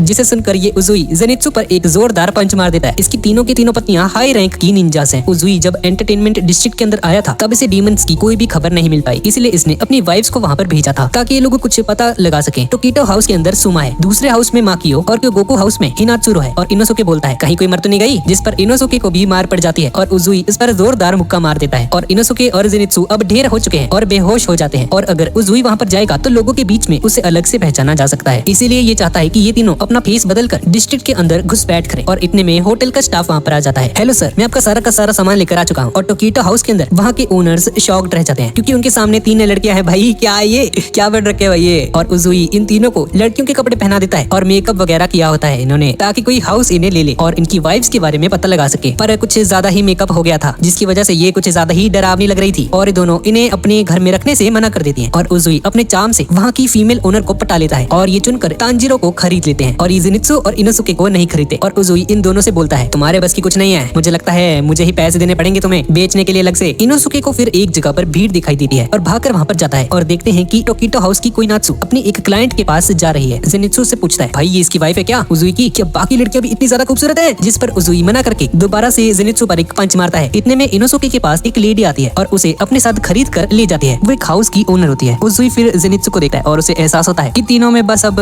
वो ही बचा है। और इस तरफ हाउस के अंदर उसकी ओनर उसका मेकअप धो देती है इनोसुके का और इनोसुके का खूबसूरत चेहरा देखकर वो बहुत ज्यादा खुश हो जाती है और ये लोग इसे लड़की ही समझते हैं। इधर जेनित्सु भी एक दूसरे हाउस में आ जाता है। वो बात करती है कि जेनित्सु को बेचने वाला लड़का काफी हैंडसम था, इसलिए हमारे ओनर ने इस लड़के को रख लिया, जबकि इसका मेकअप कितना ज्यादा डरावना लग रहा है। भाई जेनित्सु को ये भी याद आता है कि कैसे उजुई ने कहा कि ये लोग उससे टॉयलेट भी साफ करवा सकते हैं, बस ये इसे यहाँ पर रख ले, उन्हें इसके पैसे देने तक की जरूरत नहीं है। और इधर टोकिटो हाउस में तांजिरो सबके कामों में हाथ बटाता है और उसे फिर कुछ सामान को ऊपर रखने के लिए बोला जाता है जिसे उसे कोई नात्सु के कमरे में रखना है। ऊपर 2 लड़कियां आपस में बात कर रही होती है कि कैसे कुछ दिन पहले हाउस की मैडम की मौत हो गई थी। तांजिरो वहाँ पर आ जाता है और सुमा नाम की एक लड़की का नाम पहचान लेता है कि ये तो उजुई की वाइफ है। और तभी यहाँ पे हाउस की ओनर कोई नात्सु वहाँ पर आ जाती है। कोई नात्सु तांजिरो को उसका सामान लाने के लिए कुछ कैंडीज देती है। फिर तांजिरो उससे सुमा के बारे में पूछने लगता है। कोई नात्सु को उस पर शक होता है और वो पूछती है कि उसे सुमा के बारे में क्यों जानना है। तांजिरो घबरा जाता है पर सुमा का पता लगाना भी जरूरी था। तांजिरो अपने दिल पर पत्थर रख के जैसे तैसे झूठ बोलता है, पर उसका झूठ ये होता है कि सुमा दरअसल उसकी बड़ी बहन है, जिसे सुनकर कोई नात्सु और वो दोनों लड़कियां बहुत शौक में आ जाती है। तांजिरो आगे बताता है कि जितना टाइम भी सुमा यहाँ पर थी वो दोनों लेटर के जरिए आपस में बात किया करते थे। यहाँ उजुई एक हाउस की छत पर बैठा हुआ सब कुछ देख रहा होता है। वो सोचता है कि एक और दिन निकल गया और कोई खबर भी नहीं आई। उसे दूर से ही फील होता रहता है कि यहाँ कुछ तो गड़बड़ हो रही है। उसे लगता है कि कोई और इस बात को महसूस क्यों नहीं कर पा रहा। कैसा हो सकता है कि जो डीमन यहाँ पर रह रहा है वो एक अपर रैंक का डीमन है। यहाँ इनोसुके अपने हाउस में गुस्से से कहीं पर जा रहा होता है और कहता है कि अगर उसने इस कीमोनो को पहने रखा तो ये मर जाएगा। और तभी उसे कुछ लड़कियों की आवाज सुनाई देती है जो कि उजुई की दूसरी वाइफ माकियो की बात कर रही थी। इनोसुके चुपके से उनकी बातों को सुनने लग जाता है। एक लड़की बोलती है कि माकियो अगर ऐसा ही करती रही तो उसे यहाँ से निकाल दिया जाएगा। दूसरी लड़की बोलती है कि शायद उसकी तबीयत बहुत खराब है, उसने माकियो को बहुत आवाज लगाई पर फिर भी वो अपने कमरे से बाहर नहीं निकल रही है, तो काश वो ठीक हो। इनोसुके माकियो के कमरे की तरफ बढ़ने लगता है और याद करता है कि उजुई ने उसे बोलने से मना किया है क्योंकि उसकी आवाज ऐसी लगती है जैसे कोई जानवर मरने की हालत में हो। भाई इतनी गंदी आवाज है इसकी। और तभी माकियो का रूम आ जाता है जहाँ बहुत अंधेरा होता है और हर तरफ रिबन्स लटक रहे थे। और तभी हम माकियो को देखते हैं जो कि उन्हीं कुछ रिबन्स से बंध रखी थी। और तभी एक डीमन की आवाज आती है जो पूछती है कि बताओ तुम तुम ये लेटर्स किसे लिखती हो माकियो? इनोसुके भी माकियो के रूम तक पहुंचने वाला होता है और इस तरफ जेनित्सु अपने घर में घूम रहा होता है और सोच रहा होता है कि वो तो भूल ही चुका है कि यहाँ पर ही क्यों आया है। उसे उजुई की तीसरी वाइफ को ढूंढना है, पर यहाँ पर कुछ भी ठीक से चल ही नहीं रहा और उसकी ओनर भी 2 दिन पहले ही मर चुकी है, जिसकी वजह से यहाँ पर बहुत शांति है और उसके कानों में एक छोटी बच्ची के रोने की आवाज आती है। यहाँ इनोसुके माकियो के रूम तक पहुंच जाता है और डीमन को उसके पैरों की आवाज आ जाती है। माकियो सोचती है कि उसने उजुई को देर होने से पहले ही इस खबर को दे देना होगा। इतने में डीमन उसे अपने रिबन्स से और टाइट पकड़कर हवा में लटका देती है। इनोसुके देखता है कि माकियो का खाना अब तक दरवाजे के बाहर है। इसका मतलब है या तो वो बीमार है या खतरे में है, पर कुछ तो अजीब है। इनोसुके को फिर गुस्सा आ जाता है कि सब कुछ पता होने के बावजूद भी वो यहाँ पर चुपचाप बैठा हुआ है और वो भागकर माकियो के कमरे का गेट खोल देता है, पर वो शॉक रह जाता है ये देखकर कि कमरा खाली होता है। पर कमरा पूरी तरह से बंद होने के बाद भी उसमें हवा चल रही थी, जिससे कि उसका शक बढ़ जाता है और उसे ऐसा फील होता है कि एटिक में जरूर कोई है। इतने में इनोसुके एक बाउल उठाकर छत के ऊपर फेंकता है, जिससे कि वो डीमन वहाँ से भागना शुरू कर देता है। इनोसुके भी पूरी हद तक डीमन का पीछा करता है, जो दीवारों के अंदर से भी भागने लगता है। उसे पता होता है कि अभी दिन है, इसलिए वो डीमन बाहर नहीं जाएगा, पर एक जगह पर आकर उसे डीमन का निशान मिल जाता है और वो यहाँ पर पंच करने जाता है। पर तभी उसके सामने नशे में धुत एक आदमी आ जाता है और इनोसुके का पंच उस पर लग जाता है और ये आदमी बेहोश हो जाता है। इतने में डीमन आगे निकल जाती है, पर किमोनो में होने की वजह से इनोसुके अपनी सेंस टेक्निक को यूज भी नहीं कर पाता है और डीमन उसके हाथों से निकल जाती है। अब इधर जेनित्सु उस बच्चे के पास आता है जो रो रही है और वो देखता है कि उसके कमरे की हालत बहुत खराब है। वो पूछता है कि यहाँ पर क्या हो रहा है और ये सब किसने किया, और फिर वो उस बच्ची को चुप कराने लग जाता है। इतने में उसके अपने पीछे से एक आवाज आती है, तुम यहाँ पर क्या कर रहे हो? आवाज सुनते ही जेनित्सु बहुत ज्यादा घबरा जाता है, उसका गला सूख जाता है और उसके पसीने छूटने लग जाते हैं, उसके हाथ भी कांपने लग जाते हैं और वो सोचता है कि ये आवाज किसी इंसान की नहीं है, ये तो एक डीमन है और इसके आने के बारे में मुझे पता तक नहीं चला। ऐसा आज तक नहीं हुआ कि मुझे किसी की आवाज सुनाई न दी हो, जिसका मतलब है ये जरूर अपर रैंक की डीमन है। और उसके पीछे 2 और बच्चियां खड़ी होती है और बोलती हैं उस पर गुस्सा मत करो, वो परसों ही यहाँ पर आई है। और इस लड़की का नाम ओइरन है। वो गुस्से की नजरों से उन्हें देखने लगती है और कहती है कि तो क्या हुआ अगर ये परसों ही आई है, और ये दोनों बच्चियां डर कर बैठ जाती है। जेनित्सु बोलता है कि वो बस बच्ची की आवाज सुनकर यहाँ पर आ गई थी, जिस पर ओइरन उसके चेहरे को गंदा बोलने लगती है और कहती है कि तुम जैसी डरावनी शक्ल होने से अच्छा मर जाना ही बेहतर है। और फिर वो उस रोती हुई बच्ची से पूछती है मैंने तुम्हें इस जगह को साफ करने के लिए बोला था ना, जिस पर ये बच्ची माफी मांगती है और ओयान उसे कान से पकड़कर उठा लेती है और चुप हो जाने को बोलती है। जेनित्सु से ये देखा नहीं जाता और वो ओराइन का हाथ पकड़ता है और उसे छोड़ देने के लिए बोलता है। दूसरी तरफ तांजीरो दिल लगाकर अपने हाउस के सारे काम कर देता है और हाउस के ओनर से इतना काम मांगता है कि ओनर खुद परेशान हो जाती है कि अब इसे क्या काम दे भाई। दूसरी तरफ इनोसुके के हाउस की ओनर दीवार के गड्ढे को देख रही होती है जिसे इनोसुके के पंच ने बनाया है और वो ओनर इनोसुके के रूम में पहुंच जाती है गुस्से में, ताकि वो उसे कुछ मैनर्स दिखा सके। पर जैसे ही ये इनोसुके के रूम में जाती है वो देखती है कि इनोसुके ने अपने सिर के ऊपर पैरों को हवा में लटका रखा है। ये क्या कर रहा है भाई? ओनर शॉक हो जाती है और पूछती है कि अबे ये क्या कर रहा है तो? और इनोसुके सोचता है कि प्योर कंसंट्रेशन के बाद भी वो डीमन का पता नहीं लगा पा रहा है और ये बहुत अजीब सी स्टाइल में घूमकर खड़ा हो जाता है। और इस तरफ ओइरान जेनित्सु से पूछती है कि तुमने अभी मुझसे क्या कहा था, जिस पर जेनित्सु दोबारा से उसे उस बच्ची को छोड़ देने के लिए बोलता है। ओइरान को ये सुनकर गुस्सा आ जाता है और जेनित्सु के मुंह पर एक पंच मार देती है और जेनित्सु दूर जाकर गिरता है। अब हम कुछ दिन पहले का सीन देखते हैं। इसमें उसकी हाउस की ओनर ओइरान से बात कर रही होती है। मैडम बताती है कि उसके आने के बाद कई लड़कियों ने आशिनुकी कर लिया है और कईयों ने तो खुद की जान भी ले ली है, पर अब बस बहुत हो चुका। और ये जवाब देती है कि उस पर ये इल्जाम लगाना गलत बात है और इसमें उसकी कोई भी गलती नहीं है, क्योंकि लोग उसे सामने से आकर परेशान करते हैं। पर मैडम कुछ नहीं सुनती। ओइरान उससे बोलती है याद करो कौन आपको इस घर में सबसे ज्यादा पैसे दिला रहा है। ओइरान की आंखें देखकर मैडम को डर लगता है और वो बताती है कि इसके बारे में बचपन में उसे एक लेडी ने कहानी सुनाई थी और उसने बताया था कि एक ओइरान है जिसे उस लेडी ने बचपन में देखा था। वो बहुत ही खूबसूरत और जवान थी जिसे सब चाहते थे, पर वो लेडी बूढ़ी हो गई और तब भी वो ओइरान बिल्कुल भी नहीं बदली और ओइरान के नाम के आगे खीमे लगा होता है और जब भी उन्हें कोई परेशान करता है तो वो ऐसे ही तिरछी नजरों से गुस्से में देखा करती है। मैडम अपने हाथ में एक चाकू लिए हुए थी और वो ओइरान से पूछती है कि आखिर ये है क्या, ये कोई इंसान भी है या नहीं। और तभी कमरे की बत्तियां बुझ जाती हैं और ये लड़की अपने असली डीमन रूप में आ जाती है और मैडम को भी अपने रिबन से पकड़ लेती है और कहती है कि जब मैडम को ये पता चल गया था तो उसे चुप रहना चाहिए था, इसी तरह से सब जिंदा रहते, पर अब उसे मरना पड़ेगा। वो बताती है कि वो एक अपर रैंक 6 की कुजुकी डाकी है और उसे मैडम जैसे बदसूरत बूढ़े और गंदे लोगों को खाना पसंद नहीं है और मैडम को बालकनी से बाहर फेंक देती है और उस मैडम की मौत हो जाती है। डाकी अब अपने कमरे में आ जाती है और देखती है कि यहाँ पर मुजान बैठा हुआ है, जिसे देखकर डाकी उसके सामने सिर झुका लेती है। मुजान कहता है कि डाकी ने बहुत सारे लोगों को खा लिया है और बहुत स्ट्रॉन्ग भी बन चुकी है, तो इसे खुश होना चाहिए। फिर मुजान डाकी को प्यार से आवाज लगाता है और उसके पास आकर बोलता है तुम्हें पता है ना डाकी, मुझे सबसे ज्यादा तुमसे ही उम्मीदें हैं और अब से तुम और ज्यादा ताकतवर बनोगी और हाशिराज से तुम्हें बचकर रहना है। हाशिराज अपनी शक्ति से एक नजर से ही हम डीमंस को पहचान लेते हैं, लेकिन हम डीमंस ये पता नहीं कर सकते कि कौन मामूली इंसान है और कौन हाशिरा। अब प्रेजेंट में डाकी जेनित्सु पर पंच करती है और जेनित्सु दरवाजे तोड़ते हुए दूर जाकर गिरता है। हाउस का ओनर वहाँ पर आता है और डाकी से जेंको को छोड़ देने के लिए रिक्वेस्ट करता है। वो हाथ जोड़कर बोलता है कि कस्टमर्स आने वाले हैं और हाउस की ओइरान यानी कि डाकी के बिना शुरू नहीं कर सकते, उन्हें उसकी जरूरत है और वो प्रॉमिस करते हैं कि वो अब से उन्हें कोई भी तकलीफ नहीं पहुंचाएगी। और अचानक से ही डाकी का चेहरा बदलकर एक प्यारी लड़की जैसा बन जाता है और वो हंसकर बोलती है मुझे माफ करना, शायद मैं इस लड़की पर कुछ ज्यादा ही गुस्सा हो गई और प्लीज आप माफी मत मांगिए, माफी तो मुझे मांगनी चाहिए। और फिर बाकी उन छोटी बच्चियों से कमरा साफ करने के लिए बोलती है और काम पर चली जाती है। मगर डाकी जाते जाते जेनित्सु को देखती है और वो सोचती है कि भले ही ये लड़की अभी बेहोश है, आसानी से हार गई, पर इस तरह गिरना एक टेक्निक है, जिसका मतलब है कि ये पक्का डीमन स्लेयर कॉर्प्स की एक मेंबर है। पर उसकी स्किल्स देखकर ये नहीं लगता कि एक हाशिरा है। वहीं दूसरी तरफ तांजिरो अपने रोजमर्रा के कामों को कर रहा होता है और तभी उसे एक अजीब सी स्मेल आती है जो सिर्फ रात में उसे महसूस होती है। इधर जेनित्सु को होश आता है और वो तीनों लड़कियां उसे थैंक यू बोलती हैं उन्हें प्रोटेक्ट करने के लिए, जिस पर जेनित्सु गलती से ये बोल पड़ता है ये तो एक मर्द होने के नाते मेरा फर्ज था। पर तभी वो बात को पलट देता है और जेनित्सु को आराम करने का बोलकर वो तीनों लड़कियां वहाँ से चली जाती हैं और उनके जाते ही वो डीमन जेनित्सु को भी अपने रिबन्स में पकड़ लेती है। अब हम देखते हैं कि तांजिरो के हाउस की जो ओइरान है कोइनात्सु वो बहुत ही अच्छी है और अपनी छोटी असिस्टेंसिस के साथ अच्छे से बात करती है। इधर जेनित्सु के हाउस के ओनर को पता चलता है कि जेन को लापता हो गई है। अभी ओनर जानता है कि ये उस डीमन का काम है, पर डर के मारे ये बात ये किसी को भी नहीं बताता और बोलता है कि इजाइंको के बारे में अब कोई भी बात नहीं करेगा। अब कुछ देर बाद इनोसुके और तांजिरो छत पर बैठे होते हैं जहाँ इनोसुके तांजिरो को उस डीमन के बारे में बताता है। वो दोनों यहाँ पर उजुई और जेनित्सु का इंतजार करते हैं। इतने में उजुई यहाँ पर आ जाता है और बताता है कि जेनित्सु अब नहीं आएगा। दोनों को कुछ भी समझ में नहीं आता, जिस पर उजुई बताता है कि पिछली रात से ही जेनित्सु गायब है। मुझे तुम लोगों को इसमें शामिल नहीं करना चाहिए था। तुम्हारी रैंक अभी इसके लिए कम है। तुम लोग यहाँ से चले जाओ ताकि तुम जिंदा तो रह सको कम से कम। अगर यहाँ का डीमन अपर रैंक का हुआ तो तुम लोग भी मारे जाओगे और अपर रैंक अभी सबसे लो वाला है ये भी। पर इनोसुके उन्हें बताता है कि उनके पिछले मिशन के बाद उनकी रैंक बढ़ चुकी है और इज़ोनोटो से बढ़कर वो अब कोनोई रैंक तक पहुंच चुके हैं और उसके हाथ पर उसकी रैंक दिखाई देने लगती है। तांजिरो फिर इनोसुके से बोलता है हमें उस घर की तलाशी लेनी होगी जहाँ पर जेनित्सु था। अब ये दोनों रात को मिलने का डिसाइड करते हैं। शाम को कोइनात्सु दोबारा अपनी फ्रेंड्स के साथ होती है और उन्हें डिनर करने के लिए बाहर भेज देती है और उनके जाते ही तांजिरो उसके पीछे अपने असली रूप में आ जाता है और वो कोइनात्सु को सारी सच्चाई बताता है कि वो एक लड़का है और यहाँ पर किसी मिशन पर आया है। जिस पर कोइनात्सु बताती है कि वो इस बात को पहले से जानती थी। उसे तांजिरो की आवाज सुनते ही ये बात पता चल गई थी। जिस पर तांजिरो बताता है कि वो सभी लोगों को बचाकर वापस लेकर आएगा। ये लड़की बताती है कि इसका भी कल यहाँ पर आखिरी दिन है और इसे भी कोई चाहने वाला मिल गया है और इसके साथ वो शादी करके यहाँ से चली जाएगी। और तांजिरो उससे बहुत सारी विशेष देता है और चला जाता है। अब 2 मिनट बाद कोइनात्सु को अपने पीछे से दोबारा से आवाज आती है और उसे लगता है कि तांजिरो वापस आ गया है और वो पलट कर देखती है कि वहाँ पर डीमन डाकी खड़ी हुई है पीछे। कितनी हॉट है भाई ये। और बोलती है कल कोइनात्सु का आखिरी दिन है तो तुम्हें बाय बोला तो आना ही था मुझे। अब रात हो जाती है और तांजिरो इनोसुके के पास जाने के लिए निकल जाता है मगर बीच में ही उसे डीमन की स्मेल आ जाती है। तांजिरो उसका पीछा करता है। दूसरी तरफ इनोसुके तांजिरो का इंतजार करते करते थक जाता है और फैसला करता है कि उसे खुद ही डीमन को पकड़ना चाहिए। वो खड़ा होता है और जंप करके अपने मुंह से छत तोड़ के उसमें लटक जाता है। वो कुछ आवाज लगाता है जिससे 2 बॉडी बिल्डर चूहे इनोसुके की तलवारें लेकर आते हैं और इनोसुके भी अपने असली रूप में आ जाता है। इनोसुके जल्दी से कपड़े बदलता है और डीमन को पकड़ने के लिए भाग जाता है। और इधर जेनित्सु वाले हाउस में ओनर अपनी अभी मरी हुई वाइफ के खून से भरे हुए कपड़ों को देख कर रो रहा होता है कि तभी अचानक से उसके पीछे उजुई आ जाता है और उजुई उससे पूछता है यहाँ पर लोग गायब हो रहे हैं और मेरी वाइफ को जिसने मारा है तो मुझे उसके बारे में अभी बताओगे। और ओनर जवाब देता है आखिरी बार मेरी वाइफ के साथ एक ओइरान प्रेजेंट थी और उसके आने के बाद ही ये सब कुछ हो रहा है। और फिर ये उजुई डाकी के कमरे में आता है पर वो कमरा खाली होता है। उजुई समझ जाता है कि डाकी शिकार पर गई है और उसके पीछे वो भी निकल जाता है। तांजिरो उस डीमन की स्मेल का पीछा करता है और पीछा करते करते कोइनात्सु के कमरे तक पहुंच जाता है। वो दरवाजा खुलता है और देखता है कि डाकी ने कोइनात्सु को अपने रिबन्स में पकड़ रखा है और तांजिरो हैरान रह जाता है क्योंकि कोइनात्सु का सिर्फ सिर उसे दिख रहा होता है पर बॉडी नहीं, जबकि कोइनात्सु अभी जिंदा होती है। तांजिरो डाकी की आंख में देखता है और उसे पता चल जाता है कि वो एक अपर रैंक की 6th लेवल की कुजुकी है। तांजिरो अपनी तलवार निकालकर डाकी से कोइनात्सु को छोड़ देने के लिए बोलता है और तभी ये लड़की अपने रिबन से तांजिरो पर हमला करती है जिससे कि तांजिरो बहुत दूर जाकर गिरता है। कुछ देर में उसे होश आता है और वो सोचता है उसके रिबन से उसकी ताकत है, ये इंसानों को अपने अंदर समा लेते हैं। अब तांजिरो की बॉडी में बिल्कुल भी जान नहीं बचती पर वो जैसे तैसे करके खड़ा हो जाता है। तुम उतने भी कमजोर नहीं हो जितने दिखते हो। इतने में तांजिरो के कंधे से नेज़ुको के बॉक्स का एक स्क्रैप टूट जाता है और उसे महसूस होता है कि एक और वार लगने से ये बॉक्स पूरी तरह से टूट जाएगा। तो वो बॉक्स को उतार कर साइड में रख देता है। तांजिरो नेज़ुको को बॉक्स से बाहर आने से मना करता है और तांजिरो डाकी से लड़ने के लिए बाहर आ जाता है। तांजिरो वाटर ब्रीथिंग का फर्स्ट फॉर्म स्ट्राइकिंग टाइड इस्तेमाल करता है और डाकी भी उससे लड़ने के लिए आगे बढ़ती है। तांजिरो बहुत मुश्किलों से डाकी के रिबन से बचता है और उसके रिबन्स को काट देता है जिसमें कोइनात्सु क्या थी। डाकी तांजिरो की इतनी सारी पावर को देखकर काफी इंप्रेस हो जाती है। तांजिरो सोचता है कि अपर रैंक 6 है तो क्या ये बिना उजुई के और जेनित्सु इनोसुके के इसे मार पाएगा? क्या ये कर सकता है ऐसा? पर अब तांजिरो को ये करना ही होगा, उसके पास कोई और चारा है ही नहीं है। और तभी उजुई डिस्ट्रिक्ट की छतों पर घूम रहा होता है। ऐसे ही कुछ देर में वो डिस्ट्रिक्ट के एक सुनसान इलाके में पहुंच जाता है और तभी उसे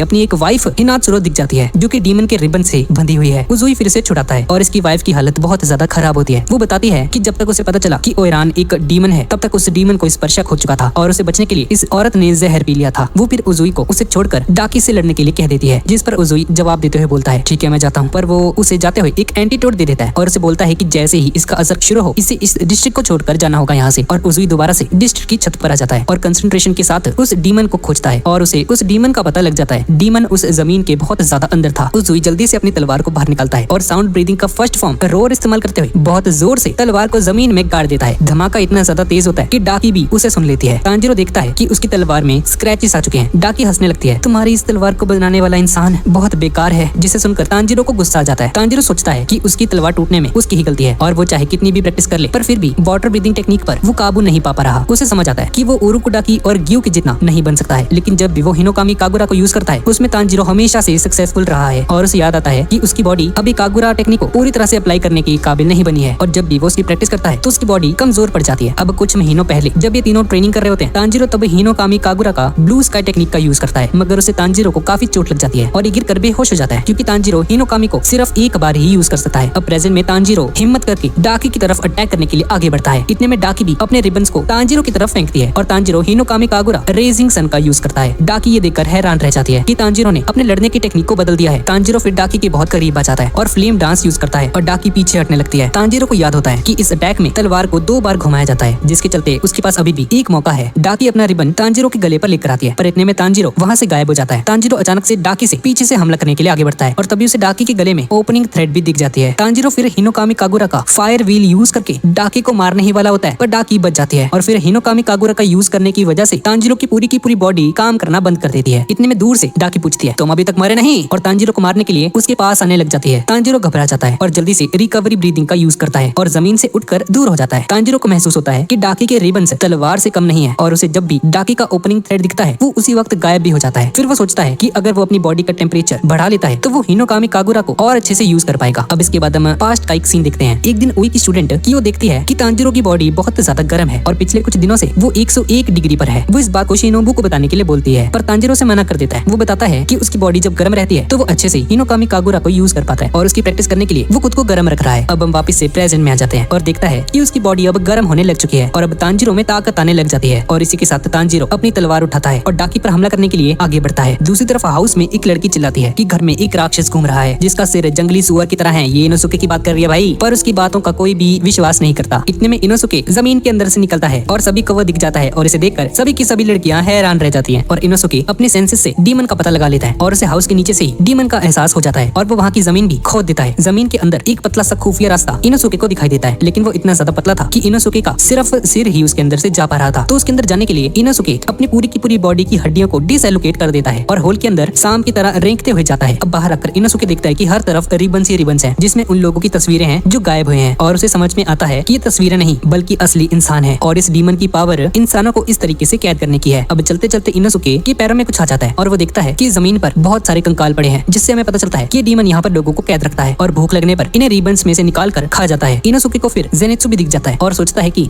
ये क्या कर रहा है भाई यहाँ पे। इतने में उसे पीछे से आवाज आती है, ये तो मुझे सोचना चाहिए था, और उन दोनों में एक फाइट होनी शुरू हो जाती है और इनोसुके बहुत चालाकी से उस रिबन से लड़ते लड़ते इंसानों के रिबन्स को काटने लग जाता है और तभी रिबन के पीछे 2 आंखें खुलती हैं। ये डाकी की आईज होती हैं और वो कहती है कि तुम्हें इसे जिंदा पकड़ना होगा क्योंकि ये बहुत सुंदर लड़का है। इतने में इनोसुके उस रिबन पर हमला करने के लिए आगे बढ़ता है और अब रिबन भी उससे जमकर फाइट करती है और कहती है कि तुम मुझे कितना भी नुकसान पहुंचा लो, मुझे कुछ नहीं होने वाला क्योंकि मैं मेन बॉडी नहीं हूँ और जिसे भी तुम आजाद करोगे मैं उन्हें दोबारा से कैद कर लूंगी। इनोसुके मुड़कर देखता है और कुछ रिबन्स उसके बचाए हुए लोगों पर अटैक करने जा रहे हैं। इनोसुके उन्हें बचाने जाता है मगर इतने में कुछ चाकू लगने की वजह से रिबन्स कट जाते हैं। इनोसुके देखता है कि सामने 2 लड़कियां खड़ी हुई हैं। फिर वो उसे बताती हैं कि वो सुमा और माकियो है, उजुई की दूसरी और तीसरी वाइफ। और हम देखते हैं कि सुमा बहुत डरपोक होती है और लड़ाई करते करते इसके आंसू निकल रहे होते हैं। तो आई क्यों है भैया लड़ने। इससे माकियो को गुस्सा आ जाता है, डरपोक कहीं की, और वो सुमा को खड़े होकर चिल्लाने लगती है। दोनों की बकबक सुनकर इनोसुके भी हैरान रह जाता है, भाई क्या कुड़ियां ये। तभी इनोसुके के पीछे से जेनेत्सु निकलता है। जेनेत्सु नींद में होता है जिसकी वजह से उसके अंदर का असली मर्द जाग उठता है और अपनी तलवार को निकालकर थंडर ब्रीदिंग का फर्स्ट फॉर्म थंडरबोल्ट और फ्लैश 6th का यूज करता है और बिजली की तेजी से सभी रिबन्स को एक बार में ही काट देता है। और इनोसुके बोलता है तुम अगर ऐसे ही हो तो तुम्हें जिंदगी भर बस सोते ही रहना चाहिए। अब उजुई भी वहाँ पर पहुंच जाता है और डीमन को पता चल जाता है कि यहाँ पर उजुई आ चुका है। रिबन उसे देखते ही समझ आती है कि एक हाशिरा है और डर जाती है। माकियो और सुमा उसे देखकर इमोशनल हो जाती है। माकियो फिर सोचती है कि ऐसा पहले बिल्कुल नहीं था, अपनी जान की परवाह करना उसे कभी सिखाया ही नहीं गया, ऐसी ट्रेनिंग हुई थी उनकी। लेकिन जब ये उजुई से मिली तो उजुई ने उसे सबसे पहले खुद को बचाने की बात कही। प्रेजेंट में उजुई अपनी वाइफ्स के पास आता है और उनसे कहता है तुमने बहुत अच्छा काम किया, मेरी पत्नियों से मुझे यही उम्मीद थी, और वो खुद लड़ाई के लिए अब तैयार हो जाता है। अब इसके बाद हम तांजीरो को देखते हैं। डाकी को अब गुस्सा आ चुका है, वो आगे आती है और रिबन से हर एक सेकंड में तांजीरो पर अटैक करती है। इतने में कुछ रिबन्स जमीन से निकल कर आते हैं और डाकी की बॉडी के अंदर जाने लगते हैं। लेकिन तांजीरो अब धीरे धीरे कमजोर पड़ने लग चुका है। उसे डाकी का ओपनिंग थ्रेड दिख जाता है पर वो टूट जाता है और डाकी उसे जोरदार धक्का दे देती है और तांजीरो दूर जाकर गिरता है। डाकी फिर उसे खत्म करने के लिए उसके पास आ जाती है मगर तांजीरो जंप करके खुद को बचा लेता है। तांजीरो फिर जैसे तैसे उसके अटैक्स को रोकता है और सोचता है कि वो एक अपर रैंक डीमन को खत्म कर सकता है, मैं कर सकता हूँ। पर डाकी को अब गुस्सा आ चुका है, वो आगे आती है और अपने रिबन से हर एक सेकंड में तांजीरो पर हमले करती है। इतने में कुछ रिबन्स जमीन में से बाहर निकलते हैं और डाकी की बॉडी के अंदर जाने लगते हैं। तांजीरो ये देखकर शॉक रह जाता है कि आखिर हो क्या रहा है, पर उसे समझ में आ जाता है कि शायद से ये वही रिबन्स हैं जो डाकी की बॉडी से निकल गए थे, पर अब ये उसकी बॉडी में वापस जा रहे हैं। तांजीरो डाकी पर हमला करने के लिए आगे बढ़ता है और इतने में ही डाकी वहाँ से गायब हो जाती है। तांजीरो फिर उसकी आवाज आती है छत पर से। डाकी का रूप अब बदलने लग जाता है और वो कहती है, मैं सही थी, एक हाशिरा यहाँ पर आ चुका है। तांजीरो भी देखता है कि डाकी पूरी तरह से ट्रांसफॉर्म हो चुकी है और डाकी के पास से और भी बुरी स्मेल आने लगी है, जिसका मतलब है कि डाकी अब पहले से और भी ज्यादा पावरफुल हो चुकी है। तभी एक आदमी उनके पास वाले घर से बाहर निकलता है और तांजीरो और डाकी दोनों उसे देख लेते हैं। ये आदमी तांजीरो पर चिल्लाने लगता है और कहता है, क्या है बे तुझे, इतनी रात को शोर मचा रहा है, शर्म नहीं आती, यहाँ पर लोग रहते हैं। डाकी को इससे बहुत ज्यादा गुस्सा आने लग जाता है और ये देखकर तांजीरो उस आदमी को अंदर जाने के लिए बोलता है, पर ये आदमी नहीं सुनता और बहुत सारे लोग अपने घरों से बाहर आ जाते हैं। डाकी अपने रिबन्स को उठा लेती है और तांजीरो जल्दी से उस आदमी के पास जाता है और उसे अंदर भेजने की कोशिश करता है, पर तब तक डाकी के जो रिबन्स थे वो पूरे मोहल्ले में चले जाते हैं। तांजीरो पलट के देखता है कि एक ही झटके में उस आदमी का हाथ कट चुका है। डाकी का अटैक इतना ज्यादा पावरफुल था कि उससे कई सारी बिल्डिंग्स और उनमें रह रहे कई सारे लोग कट कर मर गए थे। यहाँ तक कि तांजीरो का खुद का एक कंधा कट कर अलग हो चुका था। आसपास के सभी घर भी तबाह हो जाते हैं। तांजीरो उस आदमी से कहता है, चिंता मत करो, बस अपना खून बहने से रोको। डाकी ये सब देखकर स्माइल करती है और मुड़कर जाने लगती है वहाँ से और उसे देखकर तांजीरो बहुत गुस्से में आ जाता है और उसे रोकता है। डाकी उसे पूछती है, अब क्या बचा है, और तुम वैसे भी कितने बुरे दिखते हो, तुम्हें तो मर ही जाना चाहिए। वो आदमी और बाकी सभी लोग लाशों को लेकर अंदर चले जाते हैं और तांजीरो को बहुत ज्यादा गुस्सा आ रहा होता है और उसकी हालत इतनी खराब होती है कि उसकी आंखें खून से लाल हो चुकी हैं। पर तांजीरो पीछे नहीं हटता। अब हम थोड़ी देर पहले का सीन देख, जहाँ रेंगोकू के फादर तांजीरो को एक लेटर लिख रहे होते हैं। वो लिखते हैं कि उनके बेटे की आखिरी पल में उसके साथ रहने के लिए उसका बहुत बहुत शुक्रिया, और वो फिर तांजीरो से उसकी पहली मुलाकात के लिए उससे माफी भी मांगते हैं। वो बताते हैं कि उनकी वाइफ के जाने के बाद से ही उन्होंने पीना शुरू कर दिया था और अपने बच्चों को भी उनके हाल पर ही छोड़ दिया, पर रेंगोकू फिर भी मेहनत करके एक हाशिरा बना और बहुत ही अच्छा बेटा था उनका, और तांजीरो तुम भी उन्हीं की तरह महान बनोगे। वो आगे लिखते हैं, कहा जाता है कि जो लोग सन ब्रीदिंग का यूज करते हैं उनके सिर पर जन्म से ही एक निशान होता है, जो कि तांजीरो के पास भी है। और प्रेजेंट में तांजीरो उस लेटर को याद करते हुए सोचता है, आप गलत है, ये निशान मुझे मेरे जन्म से नहीं मिला, बल्कि एक दिन अपने छोटे भाई को जलने से बचाने के लिए मुझे ये निशान मिला। उसके डैड के सिर पर ऐसा निशान था जो कि बचपन से था, पर मेरे साथ ऐसा नहीं है, जिसका मतलब है कि मैं महान बनने के लिए नहीं बना हूँ। और तांजीरो अभी की रियलिटी को देखता है और सोचता है कि यहाँ ऐसे ही लोग हैं जो इंसानों को बिना सोचे समझे मार देते हैं और बिना किसी दुख या रिग्रेट के आगे बढ़ जाते हैं। अब डाकी वहाँ से जाने लगती है, पर इतने में तांजीरो पीछे से आकर उसे पकड़कर खींचता है और उसकी गर्दन पर तलवार चला देता है, पर डाकी उससे बच जाती है और तांजीरो उसकी टांग को काट लेता है। और दूसरी तरफ इनोसुके उजुई पर चिल्लाता है, अबे ढक्कन, वो रिबन तेरी आंखों के सामने ही उस होल में चली गई और तुमने कुछ नहीं किया। पर उजुई उल्टा ही उस पर चिल्लाकर बोलता है, मैंने सबको बचाया है, तुम्हें मेरी पूजा करनी चाहिए, समझ गए ना, डांट रहा है मेरे को। और इतने में माकियो पीछे से बोलती है, हमें रिबन को रोकना होगा वरना वो और भी ज्यादा खून बहाएगी। और ये सुनते ही उजुई उन होल्स में से इनोसुके और जेनित्सु को लेकर वहाँ से बाहर आ जाता है और तीनों छत पर भागते हुए डीमन को ढूंढने लग जाते हैं। और यहाँ तांजीरो डाकी से बोलता है, तुम भी तो एक इंसान थी, तो तुम दूसरों को कैसे मार सकती हो। पर डाकी गुस्से में बोलती है, मुझे मेरी इंसानी जिंदगी के बारे में कुछ भी नहीं मालूम बच्चे, और मैं डीमन बनकर ही बहुत खुश हूँ। डीमंस बूढ़े नहीं होते, उन्हें खाने के लिए पैसे नहीं चाहिए, ना ही हम बीमार होते हैं और ना ही हम मरते हैं, हमें किसी भी चीज का कोई डर नहीं। और तभी हम एक घर में एक बच्ची को देखते हैं जो कि अकेली बैठी होती है और उसकी मॉम की किसी बीमारी से डेथ हो जाती है और ये बच्ची उनके पास बैठकर बस रोती रहती है। डाकी फिर बोलती है कि उसके जैसे खूबसूरत डीमंस जो चाहे वो कर सकते हैं। और अब डाकी अपना ब्लड डीमन आर्ट 8 लेयर्ड ओबी स्लैश का यूज करती है। इसमें उसके रिबन्स क्रॉस शेप में बन जाते हैं और आसमान से तांजीरो के ऊपर गिरने वाले होते हैं। डाकी खुश हो जाती है कि अब तांजीरो और उसकी तलवार के टुकड़े टुकड़े हो जाएंगे। पर तभी तांजीरो अपनी तलवार को उठाता है और बहुत तेज तलवार घुमाकर हिनोकामी कागुरा का बर्निंग बोन्स समर सन यूज करता है और इससे डाकी के रिबन्स जल जाते हैं और डाकी उन्हें रीजनरेट भी नहीं कर पाती। तांजीरो लगातार उसकी रिबन्स को काटता जा रहा था। डाकी बोलती है, मेरी उंगलियां कांपने लगी हैं, और सोचती है कि ये डर उसे नहीं बल्कि मुजान को लग रहा है और सोचती है कि अचानक से इस तांजीरो को क्या हो गया भाई, ये इतना तेज कैसे हो गया और क्या इसे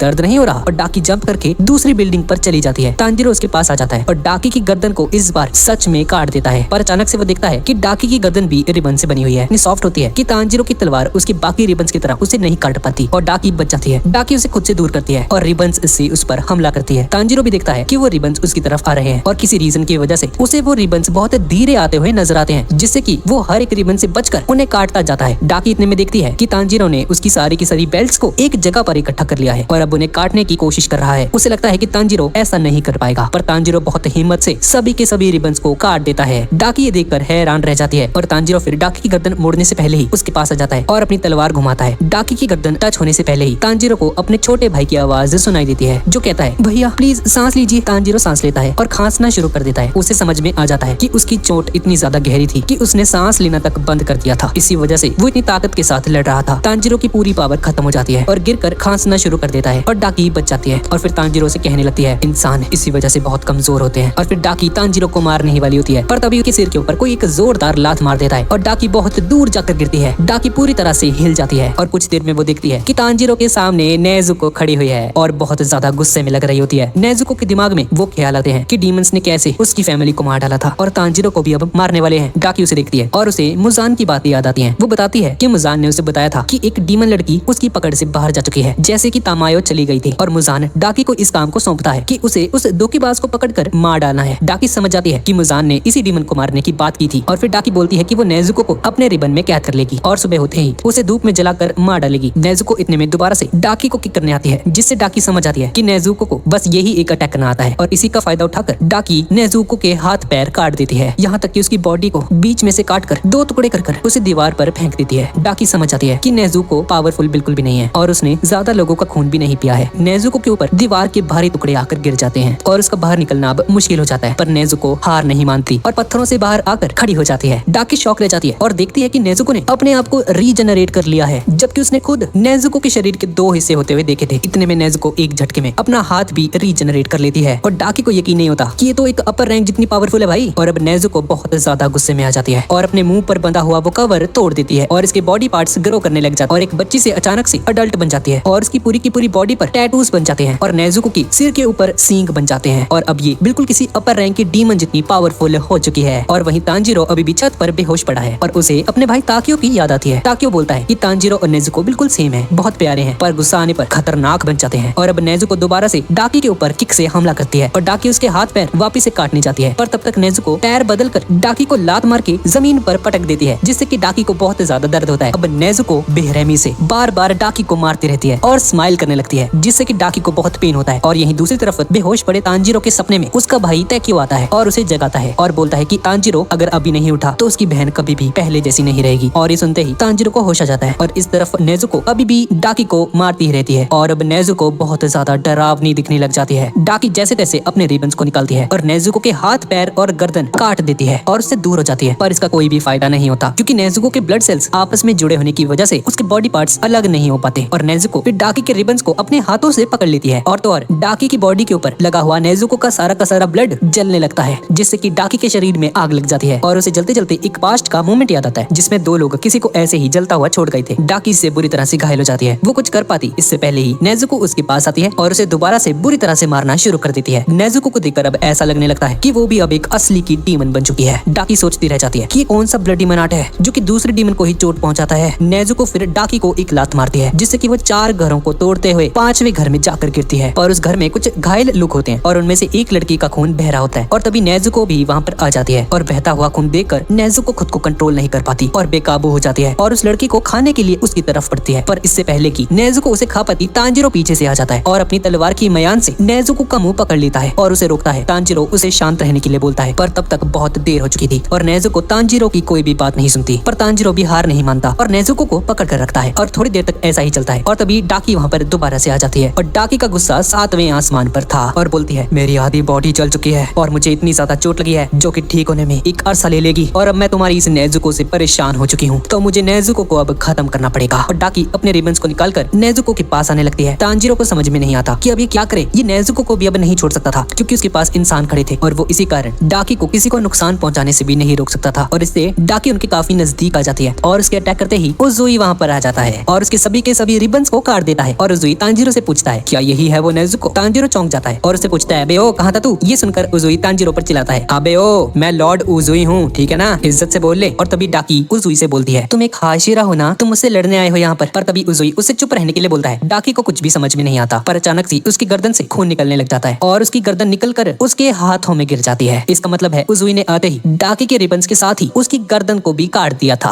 और दूसरी तरफ हम इनोसुके और जेनित्सु को देखते और उजुई के बहुत तेज होने की वजह से ये लोग पीछे ही रह जाते हैं और जेनित्सु अभी तक नींद में होता है और नींद में चल रहा होता है। इनोसुके गुस्सा करता है, पर जेनित्सु को चल रही इस लड़ाई की आवाज दूर से ही आ जाती है और उस तरफ जाने लगता है। इनोसुके भी समझ जाता है और फिर वो जेनित्सु के आगे आगे भागना शुरू कर देता है और इस तरफ तांजीरो को अपनी आंखों पर यकीन नहीं होता कि उजुई ने इतनी आसानी से डीमन का गला काट कर इसे मार डाला है। और फिर उजुई तांजीरो के पास आता है और बोलता है, यहाँ की लड़ाई अभी बहुत लंबी है बच्चे, इसे कंट्रोल में लाओ, इसे सुला दो यार। और तभी नेजुको के धक्के से जमीन टूट जाती है और वो और तांजीरो बाहर सड़क पर आकर गिरते हैं। नेजुको आउट ऑफ कंट्रोल होती जा रही थी और तांजीरो को समझ में नहीं आता कि वो क्या करे और फिर उसे उजुई की लोरी वाली बात याद आती है और उसे वो एक लोरी सुनाता है जो कि उनकी मॉम उन्हें बचपन में सुनाया करती थी। उस समय नेजुको अपनी मॉम से बोलती है, मुझे पता चल चुका है कि तांजीरो भैया की आंखें लाल क्यों हैं, उन्होंने पक्का बचपन से ही नशे करना शुरू कर दिया था। पर इस बात पर उसकी उसकी मॉम बस हंस देती है। अब हम वापस से प्रेजेंट में आ जाते हैं और नेजुको अपनी मॉम को याद करते हुए जोर जोर से रोना शुरू कर देती है। तांजीरो उसे बस देखता ही रह जाता है और नेजुको रोते रोते एक बच्ची की साइज की बन जाती है और सो जाती है। और इस तरफ उजुई भी अब वहाँ से जाने लगता है, पर डीमन डाकी का सिर अभी भी उससे बात कर रहा होता है और कहता है तुम कहाँ जा रहे हो, अभी हमारी लड़ाई खत्म नहीं हुई। पर उजुई उस पर बिल्कुल भी ध्यान नहीं देता है और कहता है अपनी हालत देखिए जरा, है लड़ना तेरे को अभी भी, तेरा सिर तेरे हाथों में है, शर्म वरम है कि नहीं तेरे को, कहानी खत्म हो चुकी है, चल घर जा अपने आप। और यहाँ से जाने लगता है और बोलता है तुम तो कोई अपर रैंक की डीमन थी भी नहीं। जिसे सुनकर डाकी को बहुत ज्यादा गुस्सा आता है। अब डाकी इतना ज्यादा चिढ़ जाती है कि वो रोना शुरू कर देती है और उजुई उसका वेट करता है कि कब ये मरकर चुप होगी। भाई डाकी गुस्से से अपने हाथ पैर जमीन पर मारने लगती है और जोर से अपने भाई को आवाज लगाती है और उजुई थोड़ा सा सावधान होकर अपनी तलवार को सामने ले आता है। डाकी के रोते रोते उसके शरीर में से कुछ निकलना शुरू कर देता है और एक और बॉडी उसमें से बाहर आती है। उसके बाहर आते ही उजुई उस पर अटैक कर देता है और उसने उस दूसरे डीमन को भी मार ही दिया था। लेकिन अचानक से डाकी और वो दूसरा डीमन गायब हो जाते हैं। उजुई पीछे मुड़कर देखता है कि एक बहुत ही पतला सा लड़का डाकी के पास बैठकर उसे चुप करा रहा है और डाकी की गर्दन दोबारा से जुड़ चुकी है और उसके जलने के निशान भी गायब हो चुके हैं। और ये लड़का डाकी को बता रहा होता है कि ये कितनी ज्यादा सुंदर है। उजुई उस पर हमला करता है पर उसका उस पर कोई भी असर नहीं होता, बल्कि वो लड़का उजुई पर ही अटैक कर देता है, जिससे कि उजुई के सिर पर चोट आ जाती है। और हम देखते हैं कि इस लड़की की शक्ल बिल्कुल किसी ज़ोंबी की तरह लग रही होती है। ये उजुई से बोलता है मैं तुम्हें मारने वाला था पर तुम बच गए हो। इस डीमन का नाम है ग्यूटारो और ये भी अपनी बहन डाकी की तरह एक अपर रैंक 6 का डीमन है। और ग्यूटारो उजुई से बोलता है कितने हैंडसम हो तुम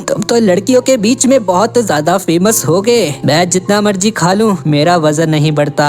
उसे उजुई से बहुत ज्यादा जलन हो रही होती है और ये अपना ही मुंह और बॉडी नाखूनों से नोचना शुरू कर देता है। और फिर ये लड़का बोलता है इसी वजह से मैं तुम्हें बहुत बुरी तरह से मारूंगा। इतने में डाकी बोलती है भैया प्लीज उसे भी मार दो जिसने मुझे इतना ज्यादा जलाया। और बताती है कि उसने अपनी पूरी कोशिश की थी पर इन सभी ने मिलकर उसे परेशान कर दिया। ये सब सुनकर वो बोलता है मैं तुम्हें नहीं छोड़ने वाला जैसा तुमने मेरी बहन के साथ किया।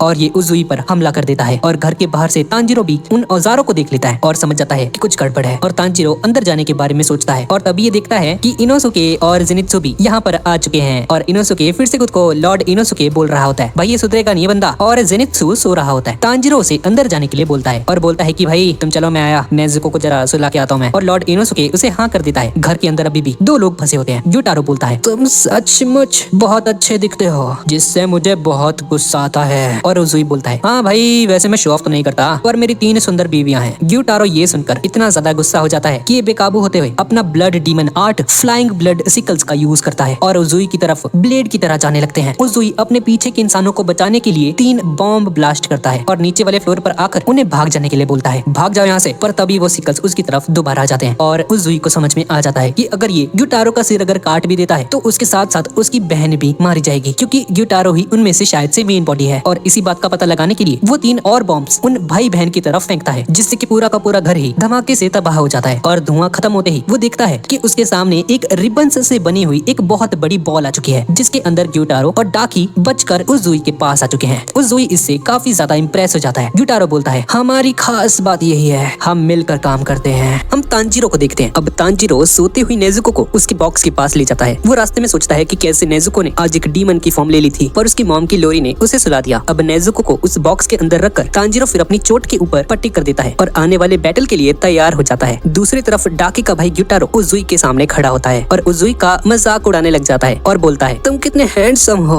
और तुम्हारी 3 पत्नियां भी हैं और तो और तुम्हारी शक्ल देखकर ही लगता है कि तुम कितने बड़े स्टड लौंडे हो। लोगों को स्ट्रॉन्ग बनने की ट्रेनिंग लेनी पड़ती है और तुम तो पैदा ही स्ट्रॉन्ग हुए हो, इसीलिए मुझे तुमसे बहुत नफरत है। और ग्यूटारो उजुई को देखकर हंसता रहता है क्योंकि बढ़ते टाइम के साथ उजुई की सांसें तेज चलने लग जाती हैं। वो जहर उजुई की बॉडी में धीरे धीरे बढ़ना शुरू हो चुका है। पर उजुई बोलता है अब मैं अपने फ्लैशी वे में तुम्हें और तुम्हारी इस बेवकूफ बहन को खत्म कर दूंगा। अब उजुई आगे बढ़ता है ग्यूटारो को मारने के लिए और उनकी फाइट शुरू हो जाती है। डाकी और ग्यूटारो दोनों साथ मिलकर उजुई पर हमला करते हैं और उजुई लात मारकर ग्यूटारो को डाकी से अलग कर देता है और उजुई वापस से अपने बॉम्ब्स को निकालकर उनके ऊपर फेंकता है। ग्यूटारो सोचता है कि बॉम्ब्स से लगने वाली आग डीमंस को नुकसान पहुंचाती है जिसे हील करना मुश्किल होता है। और वो देखता है कि डाकी का वो बॉम्ब लग चुका है और उसका सिर दोबारा से कट चुका है। पर डाकी अपना सिर वापस से लगा लेती है और रोने लग जाती है। और तभी उजुई अपनी तलवार ग्यूटारो की गर्दन के पास ले आता है। ये देखकर ग्यूटारो शॉक रह जाता है कि ये तलवार अपना साइज भी बदल सकती है। और फिर वो देखता है कि उजुई की दोनों तलवारें जुड़ी हुई हैं, इसलिए अब उसकी रेंज डबल हो चुकी है। पर फिर भी वो ग्यूटारो को मार नहीं पाई, बस उसका गला थोड़ा सा स्क्रैच हो जाता है। ग्यूटारो बोलता है तुम कितनी भी कोशिश कर लो तुम मारे जाओगे मेरे भाई, क्योंकि वो जहर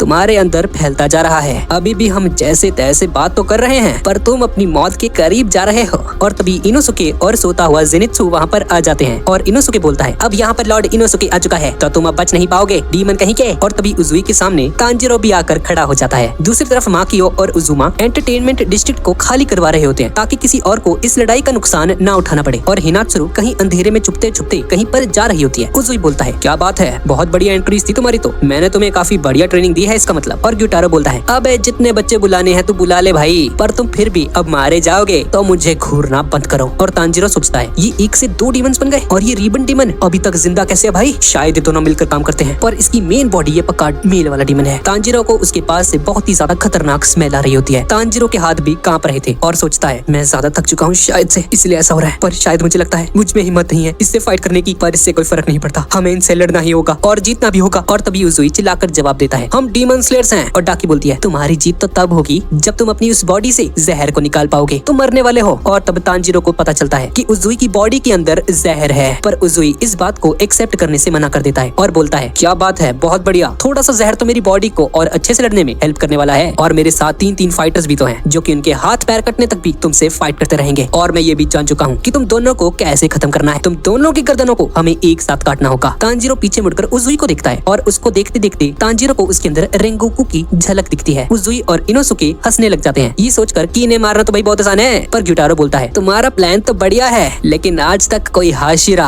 हमारी गर्दन नहीं उड़ा पाया, बल्कि मैं अब तक 7 हाशिरास को मार चुका हूँ। और तभी डाकी उजुई पर हमला कर देती है और बिजली की तेजी से जेनित्सु डाकी के सामने आता है और डाकी की रिबन्स को रोक देता है और डाकी को लेकर घर की छत के ऊपर चला जाता है। तांजिरो जेनित्सु को आवाज लगाता है, जिस पर इनोसुके बोलता है, तुम उसकी और मेरी चिंता मत करो तांजिरो, हम दोनों उस डाकी को देखते हैं, तब तक तुम दोनों इस झिंगुर डीमन से लड़ो। छत पर जेनित्सु डाकी से बोलता है, तुम्हें उस बच्ची से जाकर माफी मांगनी चाहिए जिसका डाकी ने कान खींचा था। भले ही वो पूरे हाउस में पैसे लेकर आती है, पर उसका किसी इंसान पर कोई हक नहीं है। डाकी बोलती है, इतनी खराब शक्ल के साथ तुम मुझे लेक्चर दे रहे हो हैं? और यहाँ पर सब लड़कियाँ किसी ऑब्जेक्ट की तरह ट्रीट की जाती हैं। लोग उन्हें खरीदते हैं, बेचते हैं और इस्तेमाल करके फेंक देते हैं। जो खूबसूरत नहीं है वो चावल का एक दाना तक डिजर्व नहीं करती है। और तभी डाकी की आवाज बदल जाती है और उसमें 2 आवाजें मिल जाती हैं। वो बोलते हैं, तुम गलत हो, जो हॉरिबल चीजें हमारे साथ हुई हैं हम किसी और के साथ ना करें तो हमें चैन नहीं पड़ता। इसी बदले की आग में हम अपनी जिंदगी बिताते हैं। और तभी डाकी की बॉडी और भी ज्यादा स्ट्रॉन्ग हो जाती है और उसके सिर के ऊपर एक तीसरी आंख भी आ जाती है जो कि ग्यूटारो की होती है। और तांजिरो के हाथ अब और भी ज्यादा कांपने लगते हैं। ये देख कि ग्यूटारो अपनी एक आंख से भी बहुत ज्यादा स्ट्रॉन्ग है। और तांजिरो सोचता है, शिट, यही यहाँ पर रैंक 6 की पावर और उजुई की बॉडी में तो जहर फैल चुका है। मुझे लगता है मुझे ही सब कुछ करना होगा। अब इसके मूव करते ही मैं इस पर हमला कर दूंगा, पर मैं उस पर हमला कैसे करूंगा, मुझे बहुत डर लग रहा है। तांजिरो ये सब सोच ही रहा होता है कि तभी ग्यूटारो तांजिरो के पास आ जाता है और अपनी सिकल से उसकी गर्दन को काटने वाला होता है। पर तांजिरो किसी तरीके से इस वार से बच जाता है और उजुई और ग्यूटारो की फाइट शुरू हो जाती है। डाकी के रिबन्स वहाँ पर आकर उन पर हमला कर देते हैं और तांजिरो और उजुई दोनों के दोनों अपनी तलवारों से उन्हें रोकने की कोशिश करते हैं। और तभी इनोसुके भी ऊपर आ जाता है और डाकी की तीसरी आंख को देखकर शॉक्ड रह जाता है। और नीचे ग्यूटारो भी हंसता है क्योंकि उसे लगा था कि उजुई बहुत ज्यादा स्ट्रॉन्ग है, पर उसे अब ऐसा कुछ भी फील नहीं हो रहा था। और अब उजुई की लड़ाई ग्यूटारो से बहुत तेजी से शुरू हो जाती है और उसके बॉम्ब्स से भी इस ग्यूटारो को कुछ ज्यादा फर्क नहीं पड़ता। उसके हथियार से ग्यूटारो को कई जगह पर कट भी लग जाते हैं। और इतने में ग्यूटारो दोबारा से अपने ब्लड डीमन आर्ट से बने हुए ब्लेड से उजुई पर हमला करता है, पर तांजिरो उन्हें संभाल लेता है। वो सोचता है इन्हें रोकना तो बहुत मुश्किल है, पर उसे रियलाइज होता है कि वाटर ब्रीदिंग से शायद कुछ हो सकता है। वाटर ब्रीदिंग डिफेंस के लिए अच्छी है और तांजिरो से उन ब्लड नाइफ्स से डील करता है। और इस तरफ उजुई साउंड ब्रीदिंग का 6th form spring performance use करता है, पर उससे ग्यूटारो को कुछ ज्यादा फर्क नहीं पड़ता। और इतने में हिनात्सुरु उस घर की छत पर कुनाई वाले क्रॉसबो के साथ आ जाती है और ढेर सारे नाइफ्स ग्यूटारो के ऊपर छोड़ देती है। लेकिन ग्यूटारो अब अपना डीमन ब्लड आर्ट शुरू करता है और रैम्पेंट आर्क रैम्पेज के जरिए सभी नाइफ्स को रोक देता है। वो मन में सोचता है, ये नाइफ्स मेरा क्या ही बिगाड़ेंगे। पर तब तक उजुई उसके पास आ जाता है। ग्यूटारो ये देखकर डर जाता है और देखता है कि उजुई पर भी बहुत सारे नाइफ्स लग चुके हैं और उजुई अपनी तलवार से ग्यूटारो के दोनों पैरों को काट देता है और ग्यूटारो की गर्दन में भी एक नाइफ आकर लग जाता है। ग्यूटारो सोचता है, ये क्या हो रहा है, मेरे पैर रीजनरेट क्यों नहीं हो पाए, जिसका मतलब है कि उन नाइफ्स के ऊपर विस्टेरिया नाम के उन फूलों की कोटिंग की होगी। तांजिरो भी अपनी तलवार को ग्यूटारो की गर्दन के ऊपर ले आता है और ग्यूटारो सोचता है, तुम दोनों ने इतनी जल्दी आपस में अपनी अटैक्स को सिंक कर लिया। अब उजुई और तांजिरो दोनों की तलवार ग्यूटारो की गर्दन के ऊपर होती है। ग्यूटारो के दोनों पैर रीजनरेट हो जाते हैं, यानी कि उस पर विस्टेरिया पॉइजन का कोई भी असर नहीं होता है। ग्यूटारो अपना blood demon art rotating circular flashes use कर देता है और बहुत सारी फ्लाइंग ब्लड सिकल्स का यूज करता है और उसके चारों तरफ खून की रिंग्स बन जाती हैं जो कि चाकू जितनी तेज होती हैं। तांजिरो को ये ब्लेड्स लगने वाली होती हैं, पर उजुई उसे लात मारकर दूर कर देता है। उजुई फिर साउंड ब्रीदिंग का 4th form constant resounding flash use करता है, जिससे यहाँ पर काफी सारे धमाके होने शुरू हो जाते हैं। पर अटैक रुकते ही वो देखता है कि गिटारो वहाँ से गायब है और तभी पीछे से डाकी के रिबन्स आने लगते हैं, जिस पर हिनात्सुरु उसे बचने के लिए बोलती है और उजुई बच जाता है। वो हिनात्सुरु की तरफ देखता है और हिनात्सुरु बोलती है, उजुई आप गिटारो को मारने की कोशिश करते रहो, मैं इस लड़की का ध्यान भटकाती हूँ। इतने में हिनात्सुरु के पीछे से गिटारो वहाँ पर आ जाता है और उसके मुंह को पकड़ लेता है। उजुई ये देखकर बहुत घबरा जाता है और उसका पूरा ध्यान भटक जाता है और डाकी के रिबन्स उसे पूरी तरह से अपने अंदर कैद कर लेते हैं। तांजीरो दूर से ये सब कुछ देख लेता है और सोचता है अब मुझे कुछ न कुछ तो करना ही होगा। वो जैसे तैसे उठकर भागना शुरू करता है, पर उसमें अब इतनी हिम्मत नहीं होती है कि वो छत तक भी कूद सके। तो इस बार तांजीरो वाटर और फायर ब्रीदिंग को मिलाकर एक जंप करके ग्यूटारो के पास आता है और उसे हिनात्सुरु से दूर कर देता है। और ग्यूटारो ये देखकर तांजीरो से बहुत ज्यादा इंप्रेस हो जाता है। तांजीरो सोचता है कि दोनों की दोनों टेक्निक्स को मिलाने से वो अटैक भी कर पाएगा और जल्दी थकेगा भी नहीं। अब ग्यूटारो को समझ नहीं आता कि तांजीरो अचानक से यहाँ पर कैसे आ गया और इतने में उजुई भी उसके रिबन्स को चीरते हुए ऊपर आता है और अपनी तलवार को ग्यूटारो की गर्दन तक ले आता है। और इस तरफ इनोसुके और जेनित्सु डाकी के साथ फाइट कर रहे होते हैं और इन्हें भी काफी ज्यादा चोट आ चुकी होती है। पर इनोसुके देखता है कि उजुई और तांजीरो उस डीमन को मारने वाले हैं और भी ज्यादा गुस्से में आ जाता है क्योंकि उन्हें डाकी का गला भी सेम टाइम पर ही काटना पड़ेगा, तभी ये दोनों मरेंगे। डाकी के वार से वो लोग बच तो पा रहे थे पर उसके पास जाना नामुमकिन था। अब इनोसुके गुस्से में डाकी से और भी ज्यादा तेजी से बिना सोचे समझे लड़ना शुरू कर देता है और सोता हुआ जेनित्सु उसे पास आकर शांत रहने के लिए बोलता है और ये भी बोलता है कि उन दोनों के सिर एक टाइम पर काटना जरूरी नहीं है, बस इस बात का ध्यान रखना है कि उनके सिर वापस से ना जुड़ पाए। इनोसुके उसकी बात सुनकर चौंक जाता है तो बिल्कुल ही चेंज हो गया भाई। और यहाँ पर उजुई और तांजीरो की तलवारों को ग्यूटारो अपनी सिकल्स से रोक देता है और हंसने लगता है। वो बोलता है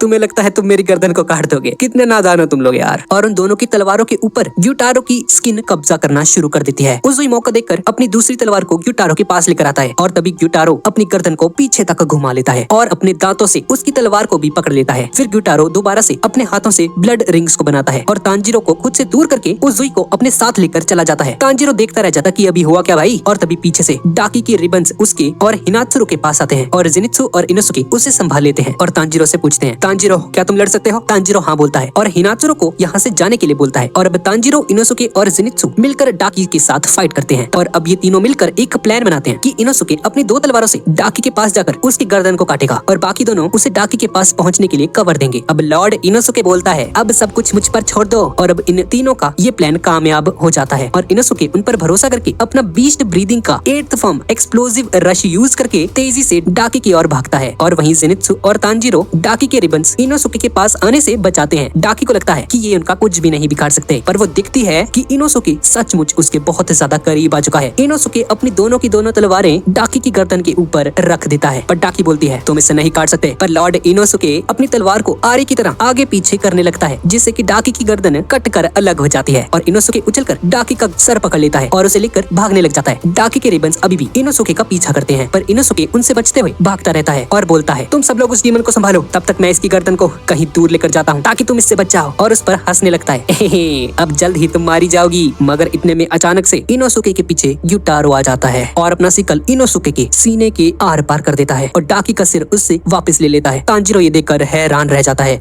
इनोसुके और वो उजुई को ढूंढता है और देखता है कि उजुई जमीन के ऊपर बेजान लेटा हुआ है, यहाँ तक कि उसका एक हाथ तक कट कर अलग हो चुका है। इतने में तांजीरो के पास डाकी के रिबन्स आ जाते हैं जो कि आसपास की पूरी जगह को काट कर रख देते हैं, पर जेनित्सु उसे बचाकर उसे नीचे की ओर धक्का दे देता है और अब ये रिबन्स सिर्फ जेनित्सु को लगने वाले थे। तांजीरो जेनित्सु को खुद का ध्यान रखने के लिए बोलता है और उसके दिमाग में सब कुछ ब्लैंक हो जाता है। वो सोचता है कि उसे अपना ध्यान भटकाना नहीं चाहिए था और ये सब कुछ जो भी हुआ है इसमें उसकी ही गलती है। वो इनोसुके से माफी मांगता है, उजुई से माफी मांगता है और गिरते हुए सबसे माफी मांगता है और बोलता है मुझे माफ कर देना, ये सब कुछ मेरी गलती। और आखिर में ये नेजुको को भी सॉरी बोलता है और तांजीरो बेहोश हो जाता है। और तभी तांजीरो एक सपने में पहुंच जाता है। ये तांजीरो का गांव था जहाँ बर्फ पड़ रही होती है और नेजुको तांजीरो को आवाज लगाती है और बोलती है तांजीरो भैया आपको मुझे सॉरी बोलने की कोई जरूरत नहीं है, आप हमेशा माफी क्यों मांगते रहते हो? आखिरकार हम लोग एक इंसान है, हर चीज हमारे बस में नहीं होती, पर सबसे जरूरी बात यह है कि हम आगे बढ़ते रहें, इसीलिए ब्लेम करने की जगह हमें लड़ना चाहिए। कम से कम आप तो इस बात को समझो भैया। तांजीरो की आंख वापस से खुलती है और सोचता है ये क्या था, क्या ये कोई सपना था? कुछ देर तो तांजीरो को समझ में ही नहीं आता कि अभी हुआ क्या, क्योंकि डाकी के उस अटैक की वजह से पूरा एंटरटेनमेंट डिस्ट्रिक्ट जल रहा था, चारों तरफ आग फैली हुई थी और सब कुछ बर्बाद हो चुका था। तांजीरो सोचता है काश सब लोग यहाँ से भाग निकले हों। और तभी अचानक से तांजीरो को नेजुको की याद आती है। नेजुको कहाँ पर है? और पीछे मुड़कर देखता है कि नेजुको सो रही होती है। तांजीरो को इससे काफी रिलीफ मिलती है, पर वो कुछ कर पाता उससे पहले ही एकदम से ग्यूटारो उसके सामने आकर खड़ा हो जाता है। वो तांजीरो को चिढ़ाना शुरू कर देता है, तुम कितने किस्मत वाले हो, इतना सब कुछ होने के बावजूद तुम अभी तक जिंदा हो। ये अलग बात है कि तुम्हें लकी होने के अलावा और कोई खास बात नहीं है। तुम्हारे सभी दोस्त तो मर चुके हैं, जैसे कि वो जंगली सुअर। कितना कमजोर कमजोर है वो, और ये पीले बालों वाला सिंप मलबे के नीचे दबा हुआ है, तो मैं उसे वहीं पर मरने के लिए छोड़ दूंगा। और बच्चा ये उजुई, ये तो मर चुका है। मेरे सिकल का जहर उसकी बॉडी में आखिरकार पहुंच ही गया। तुम सभी को शर्म आनी चाहिए। तुम सब बस एक होपलेस क्रीचर्स हो, और सबसे ज्यादा तो तुम तांजीरो। और वो जो बॉक्स से अभी बाहर आ रही है, ये तुम्हारी कोई रिश्तेदार है क्या? इतना तो मैं जानता हूँ। तो क्या ये तुम्हारी छोटी बहन है? और तांजीरो हाफने लगता है और सोचता है ये क्या हो रहा है, ये गिटारो मुझे मार क्यों नहीं रहा। तांजीरो का हाथ भी अब काम करने की हालत में नहीं होता, और गिटारो के उसके इतने पास होने के बावजूद भी तांजीरो उसे मार नहीं पाता। तांजीरो फिर बताता है कि ये बॉक्स वाली लड़की इसकी छोटी बहन है। ये सुनकर गिटारो और भी ज्यादा जोर से हंसता है और बोलता है ये तो और भी शर्म की बात है कि तुम अपनी बहन तक को नहीं बचा पाए, पर आखिरकार तुम एक इंसान ही हो, तुमसे उम्मीद और कर भी कर सकते हैं। और गिटारो तांजीरो का हाथ उठाता है और बोलता है इन हाथों से क्या ही होगा, और ये तांजीरो की 2 उंगलियों को पलटाकर तोड़ देता है। तांजीरो जोर से चिल्लाने लग जाता है और गिटारो उसके सिर पर मारते मारते बोलता है तुम एक शर्मनाक चीज हो, तुम बस एक कीड़े हो तांजीरो, किसी काम के नहीं हो तुम। और इतने में तांजीरो चुपचाप अपनी तलवार और नेज़ुको को उठाकर वहाँ से भागना शुरू कर देता है। गिटारो और डाकी उसे देखकर हंसना शुरू कर देते हैं कि तांजीरो डर कर भाग गया। अब कुछ दूर जाने के बाद गिटारो तांजीरो के पास आ जाता है और उसे जोर से धक्का दे देता है, और तांजीरो जलती हुई दीवार से आर पार होकर दूसरी तरफ गिर जाता है। पर फिर भी तांजीरो रुकता नहीं है और भागता रहता है। गिटारो अभी भी हंस रहा होता है, मैंने अपनी पूरी जिंदगी में तुम्हारे जैसा डरपोक नहीं देखा। तांजीरो थोड़ा और दूर आता है और फिर गिर जाता है। तांजीरो के पास कुछ खाने का सामान गिरा होता है, तो वो उसे उठाकर गिटारो पर फेंकने लगता है, पर इससे गिटारो को कोई भी फर्क नहीं पड़ता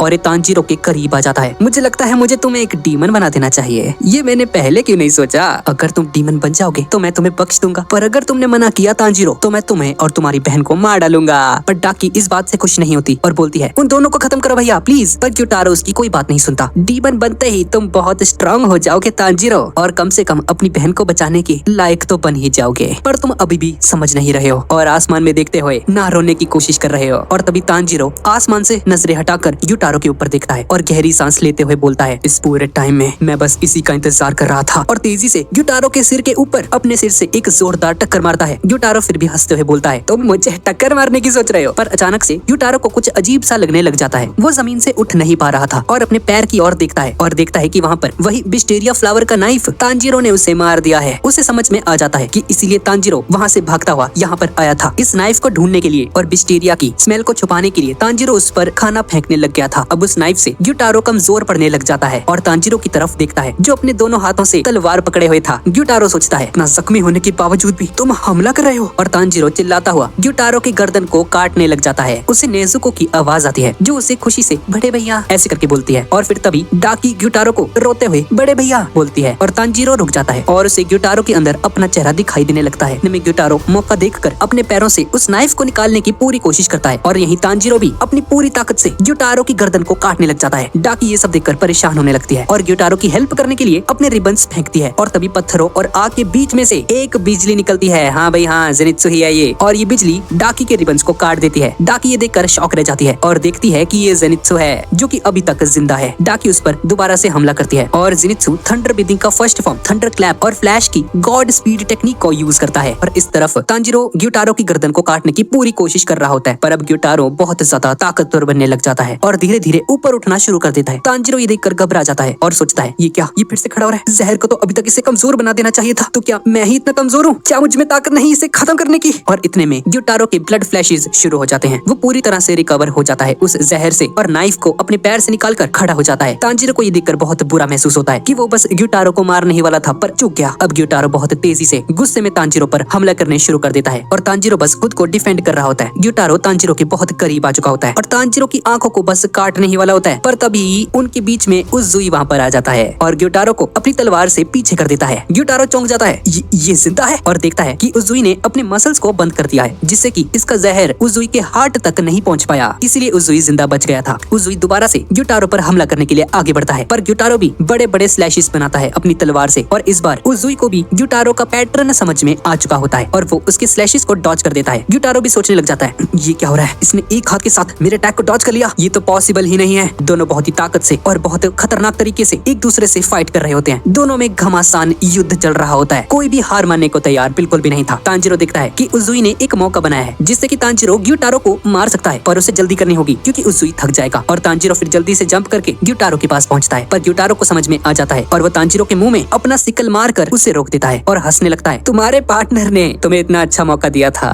पर तुमने उसे खराब कर दिया तांजीरो। सिकल तांजीरो की गर्दन पर होता है। अब तुम्हारी बॉडी में भी मेरा जहर आ जाएगा और तुम मारे जाओगे तांजीरो। लेकिन तांजीरो हार नहीं मानता और अपनी टूटी और कटी हुई बॉडी से ही ग्यूटारो की गर्दन के ऊपर तलवार मार देता है। अब मुझे अपने सिर से लेके पैर तक का सारा जोर लगाना होगा, तभी जाकर ये डीमन मरेगा। और तांजीरो अपनी पूरी बॉडी का जोर लगाना शुरू करता है और उसके बाद अचानक से तांजीरो के सिर का निशान बड़ा हो जाता है और अपना शेप भी बदल लेता है। तांजीरो की आई बॉल्स गायब हो जाती हैं और उसके बालों का कलर भी बदल जाता है। इस मार्क के आने से तांजीरो की ताकत भी बढ़ गई थी और ये इतनी तेजी से चलाता है कि ग्यूटारो की सच में आधी गर्दन कट जाती है। ग्यूटारो टेंशन में आ जाता है और तभी उसे डाकी की याद आती है और अपनी तीसरी आंख को खुलकर देखने लगता है और जेनित्सु और डाकी की फाइट चल रही होती है, जहाँ जेनित्सु अब धीरे धीरे कमजोर पड़ना शुरू हो चुका है। डाकी भी उसे देखकर हंसने लगती है और अपने दूसरे रिबन्स को पीछे से उस पर हमला करने के लिए भेजती है, पर तभी इनोसुके अचानक से ही हीरो वाली एंट्री मारता है और जेनित्सु को बचा लेता है। डाकी शॉक रह जाती है, इसे तो हमने मार दिया था ना, ये जिंदा कैसे? इस पर इनोसुके बोलता है, मुझे मेरे ऑर्गन्स को शिफ्ट करने में कोई प्रॉब्लम नहीं होती और शायद तुम्हें पता नहीं है, मैं पहाड़ी हूँ, हम हिमाचल वाले बहुत स्ट्रॉन्ग होते हैं, समझ गई ना तुम? तांजीरो, जेनित्सु और इनोसुके अपनी पूरी जान लगा रहे होते हैं और इतनी मेहनत करने के बाद आखिरकार दोनों डीमन भाई बहन की गर्दन को साथ में काटने में कामयाब हो जाते हैं। एक तरफ से डाकी का सिर कटकर घूमता है और दूसरी तरफ से ग्यूटारो का सिर घूमता है और दोनों सिर एक दूसरे के पास आकर गिरते हैं। दोनों एक दूसरे को देखने लगते हैं। उजुई की तीनों पत्नियां दूर से खड़ी हुई सब कुछ देख रही होती हैं। भाई क्या ये यूजलेस है, अब क्यों नहीं करी इन्होंने फाइट यहाँ पे है? और सुमा रोते रोते चिल्लाती है, ये रोतड़ू लड़की, तुम सभी ने कर दिखाया, मुझे तुम पर बहुत गर्व है। हाँ भाई, खुद भी कर लेती कुछ। सुमा हिनात्सुरो को दिखाती है पर उसे कुछ अजीब लगता है। यहाँ तांजीरो की बॉडी के अंदर जहर फैलता जा रहा था और उसकी आंखों के सामने अंधेरा छाने लगता है। तांजीरो सांस तक नहीं ले पा रहा था। उजुई उसे देखते हुए कुछ बोलता है पर तांजीरो को दिखना और सुनाई देना दोनों बंद हो चुका है। तांजीरो सोचता है, उजुई क्या बोल रहे हैं, क्या मैं उसकी गर्दन को नहीं काट पाया? और तांजीरो जमीन पर गिरने लगता है और उजुई बोलता है, तांजीरो तुम्हें यहाँ से भागना होगा। और तभी ग्यूटारो की बॉडी ब्लास्ट हो जाती है और उसमें से लाखों ब्लड सिकल्स निकलते हैं और पूरे टाउन में इतना बड़ा धमाका करते हैं कि जैसे यहाँ पर कोई न्यूक्लियर बॉम्ब फट चुका है और इन चारों को यहाँ से भागने का मौका नहीं मिल पाता। नेजुको अपने बॉक्स से बाहर आती है और अपने ब्लड डीमन आर्ट से उन सबकी ब्लेड्स को जला देती है। सभी लोग जिंदा भी रहते हैं और बच भी जाते हैं। अब तांजीरो को होश आता है और नेजुको उसके सामने थी। तांजीरो देखता है कि सब कुछ बर्बाद हो चुका है पर वो और नेजुको सही सलामत है। तांजीरो को समझ में आ जाता है कि नेजुको ने ही उसकी जान बचाई है और वो उसे थैंक्स बोलता है और अब ये दोनों मिलकर बाकी सबको ढूंढने लग जाते हैं और दूर से उन्हें जेनित्सु की आवाज सुनाई देती है पर तांजीरो में उस तक जाने की हिम्मत नहीं होती क्योंकि जहर के अलावा भी तांजीरो को बहुत ज्यादा चोट लगी हुई है और नेजुको उसे अपनी पीठ के ऊपर बिठाकर जेनित्सु तक लेकर जाती है। वो देखते हैं कि जेनित्सु भी बिल्कुल ठीक ठाक है पर बहुत थक जाने की वजह से रो रहा होता है। उसे याद भी नहीं है कि रात भर उसने क्या किया है। जेनित्सु ने बताता है कि उसे इनोसुके की हार्ट बीट कम होती हुई सुनाई दे रही है, उससे बचाना पड़ेगा। तांजीरो इनोसुके के पास पहुंचते हैं और तांजीरो देखता है कि इनोसुके बेहोश पड़ा है और पूरा जहर इनोसुके की बॉडी में फैलता जा रहा है। इनोसुके मरने वाला है और तांजीरो के पास अब इतना टाइम नहीं था कि शिनोबु यहाँ पर आ सके या उसका क्रो उसकी हेल्प कर पाए। तांजीरो को कुछ भी समझ में नहीं आता कि अब उसे क्या करना चाहिए और तभी नेजुको इनोसुके के ऊपर अपना हाथ रखती है और उसे अपने ब्लड डीमन आर्ट की आग से जला देती है। तांजीरो देखता है कि इससे इनोसुके की बॉडी में जहर धीरे धीरे कम होकर खत्म हो जाता है और इनोसुके को होश आ जाता है और इनोसुके उठते ही बोलता है, मुझे पिज्जा खाना है, मुझे भूख लगी है बहुत ज्यादा, जल्दी पिज्जा लेके आओ। और दूसरी तरफ उजुई की तीनों वाइफ्स बैठकर रो रही होती हैं कि अब उनका क्या होगा। उजुई इन्हें ऐसे छोड़कर नहीं जा सकता। उजुई उन्हें अपने लास्ट वर्ड्स बोलने लगता है पर सुमा इतना ज्यादा रोती है और चिल्लाती है कि ये बंदा कुछ कह नहीं पाता भाई। तभी नेजुको वहाँ पर आ जाती है और उसे आग से जलाने लग जाती है। सुमा गुस्से से उसे उजुई से दूर ले जाती है और समझाती है, अबे ओ इसका अंतिम संस्कार कर रही है तू, मरा नहीं अभी है। पर उजुई देखता है कि उसका जहर खत्म हो चुका है और अब वो भी बिल्कुल ठीक ठाक है और ये देखकर उसकी वाइफ्स बहुत खुश हो जाती है और नेजुको को सभी लोग थैंक्स बोलते हैं। तांजीरो को फिर उन डीमंस के बारे में याद आता है और उन्हें ढूंढने के लिए निकल जाता है। तांजीरो उस डीमन ब्लड को स्मेल करके एक जगह पर आता है जहाँ ग्यूटारो का खून पड़ा था। वो उसका एक सैंपल ले लेता है और तमाओ के पास उसकी कैट के जरिए भेज देता है। उसे और नेजुको को ग्यूटारो और डाकी की आवाज आती है और ये उनके पास पहुंच जाते हैं। तांजीरो देखता है कि ये दोनों अभी भी जिंदा हैं और एक दूसरे से लड़ रहे हैं और बहस कर रहे हैं। इन दोनों के सिर जमीन पर पड़े होते हैं और धीरे धीरे हवा में गायब हो रहे होते हैं। डाकी ग्यूटारो पर चिल्ला रही थी कि ये सब कुछ उसी की गलती है, तुम्हें उस हाशिरा को मौका मिलते ही मार देना चाहिए था, ये सब तुम्हारी गलती है। और ग्यूटारो बोलता है, तू भी एक नंबर की यूजलेस ही है, ठीक है ना, तूने भी कुछ नहीं किया था, ये सब तेरी गलती है। और डाकी ग्यूटारो से बोलती है, तुम वैसे भी इतने बदसूरत हो कि तुम्हें देखने तक का मन नहीं करता। ग्यूटारो उससे बोलता है पर तांजीरो वहाँ पर आकर उसे बोलने से रोक देता है और बोलता है, ग्यूटारो बस करो। और डाकी तांजीरो को चिल्लाती है, तुम्हें हमारे बीच में नहीं आना चाहिए था, ये सब तुम्हारी गलती है। और ऐसा बोलकर ये लड़की रोने लग जाती है और ग्यूटारो से बोलती है, भैया मुझे नहीं मरना, प्लीज मुझे बचा लो, कुछ करो। और डाकी पूरी तरह से राख में बदल जाती है। अब इसके बाद हम मूजान का इन्फानाइट कैसल देखते हैं जहाँ पर अकाजा को बुलाया जाता है और हम यहाँ पर एक और डीमन को भी देखते हैं जो कि एक बर्तन के अंदर कैद होता है और ये डीमन अकाजा का स्वागत करता है। ये डीमन अपर 5 डीमन ग्योको होता है। अकाजा को अभी तक विश्वास नहीं होता एक अपर रैंक का डीमन मारा गया है और इसी वजह से मूजान ने सभी के सभी अपर रैंक के डीमंस को यहाँ पर बुलाया है इनकी क्लास लेने के लिए। और यहाँ पर एक औरत भी होती है जो कि सितार बजा रही थी। ये फिर आगे भाई अकाजा इस औरत से मुजान के बारे में पूछता है, जिस पर ये लड़की बोलती है मुजान सर को आने में थोड़ी देर हो जाएगी। और अकाजा उससे फिर से पूछता है कि अपर रैंक 1 डीमन कहाँ पर है, मत बताना कि वो मारे जा चुके हैं। और तभी एक और नए डीमन की एंट्री होती है और ये अकाजा के कान के पास आकर बोलता है, क्या तुम्हें सच में लगता है मैं इतनी जल्दी मर जाऊंगा? तुम्हें आजकल मेरी बहुत चिंता होने लगी है। इस डीमन का नाम डोमा है और ये एक अपर रैंक 2 का डीमन है और ये डोमा अकाजा से बहुत दोस्ताना तरीके से बात कर रहा होता है और अकाजा को गुस्सा आ जाता है और एक पंच मारकर इस डोमा का मुंह तोड़ देता है। पर डोमा वापस से खुद को हील कर लेता है और तभी ये सितार बजाने वाली औरत डीमन बोलती है। ये सब कुछ वो अपर रैंक डीमन 1 सुन रहा है और तभी हम अपर रैंक डीमन 1 को देखते हैं और बोलता है, मैं पूरे टाइम यहीं पर था, और बताता है कि लॉर्ड मूजान यहाँ पर आ चुके हैं। अब इसके बाद हम मूजान को देखते हैं जो बोलता है क्यूटारो को उन डीमन स्लेयर्स ने खत्म कर दिया है, जिसकी वजह से अब अपर रैंक अधूरी हो गई है। ये सुनकर डोमा मूजान से माफी मांगता है पर मूजान उसे बोलता है, मुझे पहले से ही पता था कि ग्यूटारो मारा जाएगा और मुझे तुम लोगों से कोई भी एक्सपेक्टेशन नहीं है। तुम लोग मेरा कोई भी काम पूरा नहीं करते हो। मैंने तुम्हें ओवियाशी की फैमिली को भी मारने का एक काम दिया था पर वो भी तुमसे नहीं हो पाया। और उस ब्लू स्पाइडर लिली का क्या हुआ? तुम 100 सालों से अब तक उसे नहीं ढूंढ पाए। तुम सभी लोग मेरे किसी भी काम के नहीं। ये सुनकर सभी के सभी डीमंस मूजान से माफी मांगते हैं और ग्यूको मूजान से बोलता है, मास्टर मेरे पास आपके लिए एक जानकारी है जिससे कि आप अपने मकसद के और ज्यादा करीब पहुंच जाओगे। और इसके बाद हम देखते हैं कि अगले सीन में मूजान के हाथ में ग्यूको का सर होता है और ग्यूको बोलता है, ये तो मेरा सौभाग्य है जो लॉर्ड मूजान ने खुद मेरा सर अपने हाथों से पकड़ा हुआ है। और मूजान बोलता है, ऐसा 113 सालों में पहली बार हुआ है जब कोई अपर रैंक का डीमन मारा गया हो। मुझे तुम लोगों पर बहुत ज्यादा गुस्सा आ रहा है। तुम लोग मुझे जो जानकारी देते हो तुम उसकी ठीक से जांच तक नहीं करते हो और अब तुम लोग इन चीजों पर ध्यान देना शुरू कर दो। और मूजान ग्यूको से बोलता है, तुम हांग टेंगू के साथ जाओ और उसके साथ जाकर अपनी जानकारी की पुष्टि करो। और हांग टेंगू अपर रैंक 4 का डीमन होता है और ऐसा बोलकर मूजान वहाँ से चला जाता है। और उसके बाद सभी डीमंस आपस में बात करने लगते हैं और डोमा ग्यूको से पूछता है, अबे कौन सी इंफॉर्मेशन कह रहा तू इसे? क्या मैं भी तुम्हारे साथ चल सकता हूँ? पर अकाजा इस बात पर गुस्सा हो जाता है और वो पीछे से आकर डोमा का आधा सिर काट देता है और बोलता है, क्या लॉर्ड मूजान ने तुम्हें कोई ऑर्डर दिया था? और तभी यहाँ पर अपर रैंक का डीमन कोकोशिबू आ जाता है जो कि अकाजा का हाथ काट देता है और ये देखकर अकाजा बहुत ज्यादा घबरा जाता है। कोकोशिबू अकाजा से कहता है, तुम हर बार कुछ ज्यादा ही कर देते हो, तुम्हें अपने सीनियर्स की रिस्पेक्ट करनी चाहिए। और डोमा अकाजा से बोलता है, अगर तुम्हें सच में लगता है कि तुम बहुत अच्छे हो तो तुम्हें अपनी रैंक को बढ़ाने के लिए लड़ाई करनी चाहिए। ये सुनकर अकाजा बहुत ज्यादा गुस्से में आ जाता है और बोलता है, देख लेना बच्चों, एक दिन मैं तुम्हें भी मार डालूंगा। जिस पर कोकोशिबू बोलता है, अच्छा ऐसा है, देखेंगे भाई। और कोकोशिबू वहाँ से चला जाता है और थोड़ी ही देर में बाकी के डीमंस भी वहाँ से चले जाते हैं। अब इसके बाद हम तांजीरो के पूर्वज को देखते हैं और इसके पूर्वज एक बंदे के पास बैठे होते हैं। इस बंदे ने हानाफुरा इयररिंग्स पहन रखे थे और ये वही बंदा है जिसे देखकर मूजान बहुत ज्यादा डर गया था। तांजीरो के पूर्वज उन्हें डीमंस से बचाने के लिए उनका शुक्रिया अदा करते हैं। अब इसके बाद हम तांजीरो को देखते हैं और तांजीरो ये सब कुछ अपने सपने में देख रहा होता है और उसकी आंखें खुलती हैं और उसके आंसू बहने लगते हैं। और तांजीरो देखता है कि उसके पास कनाव खड़ी हुई है और तांजीरो से बोलती है, ओ कैसे हो तांजीरो, तुम फाइनली होश में आ गए। तुम उस लड़ाई के बाद 2 महीनों तक कोमा में थे। और तभी हम काकोशी को देखते हैं और तांजीरो के लिए कुछ केक्स वगैरह लेकर आता है और जैसे ही तांजीरो के पास पहुंचता है तो तांजीरो से देखकर शुक्रिया बोलता है। और गोटो अचानक से तांजीरो को होश में देखकर घबरा जाता है और कनाव पर चिल्लाने लगता है। गोटो बोलता है, अबे वो ढक्कन है, तांजीरो होश में आ गया है, बताना नहीं होता है। और इसके बाद गोटो चिल्लाकर सभी लोगों को तांजीरो के पास बुलाने लगता है और जब सभी लोग तांजीरो के पास आ जाते हैं तो तांजीरो उनसे जेनित्सु, इनोसुके और उजुई के बारे में पूछता है और वो लोग बताते हैं कि जेनित्सु को एक मिशन पर भेज दिया गया है जहाँ पर ये हमेशा की तरह बहुत ज्यादा डरा होता है। वो लोग बताते हैं कि उजुई भी अब बिल्कुल सही सलामत है और तांजीरो उनसे इनोसुके के बारे में पूछने लगता है। तांजीरो ऊपर छत की तरफ देखता है और उसे लगता है कि ये कोई हेलुसिनेशन वगैरह देख रहा है, पर देखते हैं कि छत के ऊपर इनोसुके लेटा हुआ है। सभी लोग ये देखकर हैरान रह जाते हैं और इनोसुके बोलता है, मैं तुमसे पहले उठ गया था, मैं तुमसे बहुत ज्यादा स्ट्रांग हूँ तांजीरो, समझ गए ना तुम, और तुम नल्ले हो और बेरोजगार भी। और सभी लोग इनोसुके पर चिल्लाने लगते हैं और तांजीरो वापस से सो जाता है और कनाओ सभी से बोलती है, ओए चलो निकलो यहाँ से,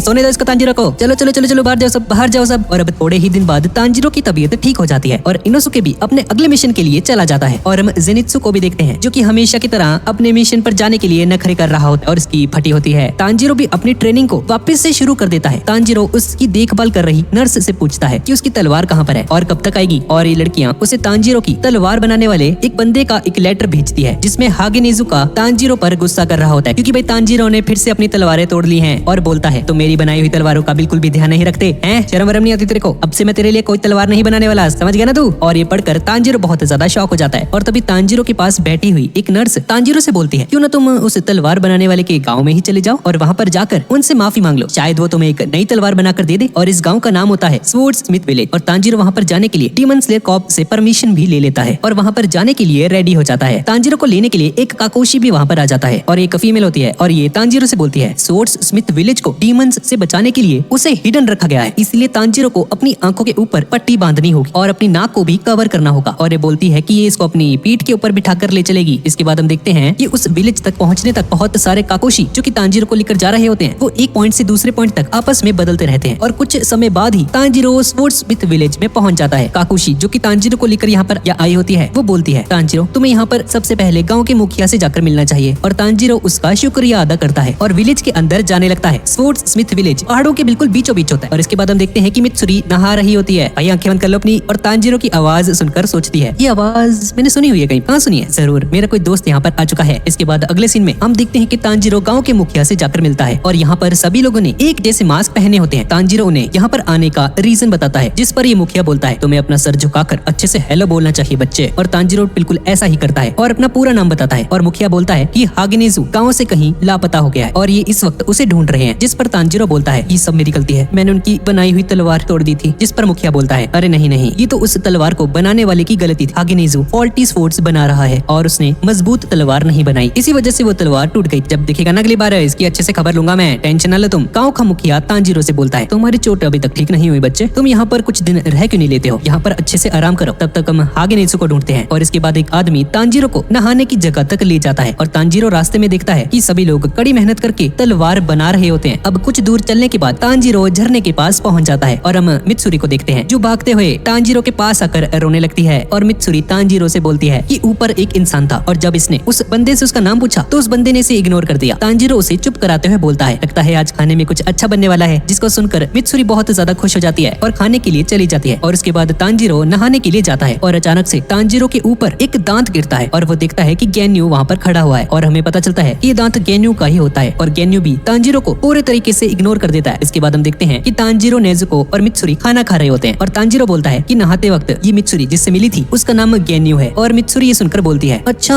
तो ये उस विंड हाशिरा का छोटा भाई है। और खाना खाने के बाद मित्सुरी और तांजीरो सोचते हैं कि अभी तक गेन्यू खाने के लिए नहीं आया और इसके बाद ये दोनों उसके लिए खाना लेकर जाते हैं। तांजीरो रास्ते में मित्सुरी से पूछता है कि तुमने डीमन स्लेयर क्यों ज्वाइन किया। मित्सुरी बोलती है, मुझे एक ऐसी लड़की की तलाश है जो कि मुझसे भी ज्यादा स्ट्रॉन्ग हो और मेरा ख्याल रख सके, इसीलिए मैंने डीमन स्लेयर ज्वाइन किया था। ये सुनकर तांजीरो हैरान रह जाता है। और इसके बाद एक काकोशी इनके पास आती है और मित्सुरी से बोलती है, आपकी तलवार बनाते समय हम उसमें कुछ चेंजेस कर रहे हैं मैम, अगर आपको इसे देखना है तो आप हमारे साथ आ सकती हैं। और मित्सुरी हाँ बोल देती है। मित्सुरी तांजीरो से बोलती है, तुम बहुत स्ट्रॉन्ग हो गए हो तांजीरो, तुमने अपर रैंक 6 के डीमन को हराया है। ये एक्सपीरियंस सभी लोगों को नहीं मिल पाता और मुझे पता है तुम आगे चलकर एक अच्छे डीमन स्लेयर बनोगे, बस तुम मेहनत से अपने काम को और अच्छे से करते रहो। ये सुनकर तांजीरो बहुत ज्यादा मोटिवेटेड हो जाता है और बोलता है, तुम देखना मैं मुजान को जरूर हराऊंगा। और मित्सुरी तांजीरो से बोलती है, तांजीरो मैं तुम्हें एक राज की बात बताती हूँ, यहाँ इस विलेज में एक ऐसा हथियार है जो तुम्हें बहुत ज्यादा स्ट्रॉन्ग बना देगा, बस तुम्हें इसे खुद ढूंढना होगा। और ये बोलकर मित्सुरी वहाँ से चली जाती है। अब अगली सुबह तांजीरो अपनी ब्रीदिंग प्रैक्टिस कर रहा होता है और नाश्ता करके उस हथियार की खोज में चला जाता है। वहाँ तांजीरो देखता है कि एक और हाशिरा जिसका नाम मुशिरो है, ये एक इंसान से बहस कर रहा होता है। ये बंदा मुशिरो को एक चाबी देने के लिए मना कर रहा होता है। तांजीरो देखता है कि उसके पीछे एक इंसान और खड़ा हुआ है जिसने हानाफुरा इयररिंग्स पहन रखी है और उसके बाल लंबे और लाल कलर के हैं। उस बंदे को देखकर तांजीरो शॉक हो जाता है। तांजीरो दूर से ये सब कुछ देख रहा होता है और हम देखते हैं कि बहस करते हुए युचिरो उस बंदे को मारना शुरू कर देता है। ये देखकर तांजीरो उसे बचाने के लिए आगे बढ़ता है। मुचिरो तांजीरो के पेट में एक पंच मारता है और तांजीरो नीचे जमीन पर गिर जाता है। मुचिरो तांजीरो से बोलता है, तुम एक डीमन स्लेयर बनने के लिए बहुत कमजोर हो और तुम्हारे पेट पर टंगे हुए इस बॉक्स में क्या है, मुझे ऐसा लग रहा है कि इस बॉक्स में कोई डीमन है। तांजीरो गुस्से में आकर मुचिरो से बोलता है, ओए तुम उस बॉक्स से दूर रहो, समझे तुम। इसके बाद तांजीरो उस मास्क वाले बच्चे से पूछता है, क्या तुम ठीक हो। और ये बच्चा तांजीरो से बचते हुए बोलता है, मैं ये चाबी किसी को भी नहीं दूंगा, चाहे तुम मुझे जितना मर्जी टॉर्चर करो। ये बच्चा चिल्लाते हुए मुचिरो से बोलता है, मैं तुमसे आखिरी बार बोल रहा हूँ, ये टूटने वाला है। मुचिरो बोलता है कि अगर ये टूटने वाला है तो तुम दूसरा बना लोगे, तुम तो एक तलवार बनाने वाले हो ना, तुम केवल उसी काम में अच्छे हो, तुम लोगों को नहीं बचा सकते हो। लोगों को बचाने का काम एक हाशिरा की जिम्मेदारी है और हमारा समय दूसरे लोगों के कंपैरिजन में बहुत ज्यादा इंपॉर्टेंट है। चुपचाप मुझे ये चाबी दे दो। ये सुनकर मास्क वाला बच्चा बहुत ज्यादा डर जाता है। तांजीरो उन दोनों के बीच में आकर मुचिरो से बोलता है, मुचिरो तलवार बनाने वाला भी हमारे लिए उतना ही जरूरी है, अगर वो हमें कोई तलवार बनाकर दे ही नहीं सकते तो हम कुछ नहीं कर पाएंगे। हम लोग अलग अलग तरीके से लड़कर अपना योगदान दे रहे हैं। मुचिरो तांजीरो को बीच में ही रोकते हुए बोलता है, अबे ओ जा यहाँ से, मुझे तेरा बोरिंग भाषण नहीं सुनना है, मेरे पास फालतू टाइम नहीं है। और तांजीरो पर अपनी लात से हमला करता है और तांजीरो वहीं पर बेहोश हो जाता है। अब इसके बाद हम देखते हैं कि वही तलवार वाला बंदा ये सब कुछ एक पेड़ के पीछे छुपकर देख रहा होता और जैसे ही तांजीरो बेहोश होता है, ये स्वॉर्ड वाला बंदा तांजीरो की हेल्प करने के लिए आगे बढ़ता है और तांजीरो को होश में आता हुआ देखकर वो वहाँ से भाग जाता है। तांजीरो होश में आते हुए उस मास्क वाले बच्चे से पूछता है कि क्या हागिनेजुका यहाँ पर आया था, जिस पर वो बच्चा मना कर देता है। तांजीरो इसके बाद उससे हाशिरा के बारे में पूछता है। वो बच्चा बोलता है कि मैंने उसे चाबी दे दी और वो चाबी लेकर यहाँ से जा चुका है। तांजीरो उस बच्चे से माफी मांगता है और कहता है, सॉरी यार मैं तुम्हारी ज्यादा हेल्प नहीं कर पाया। और वो बच्चा बच्चा तांजीरो को शुक्रिया बोलता है और तांजीरो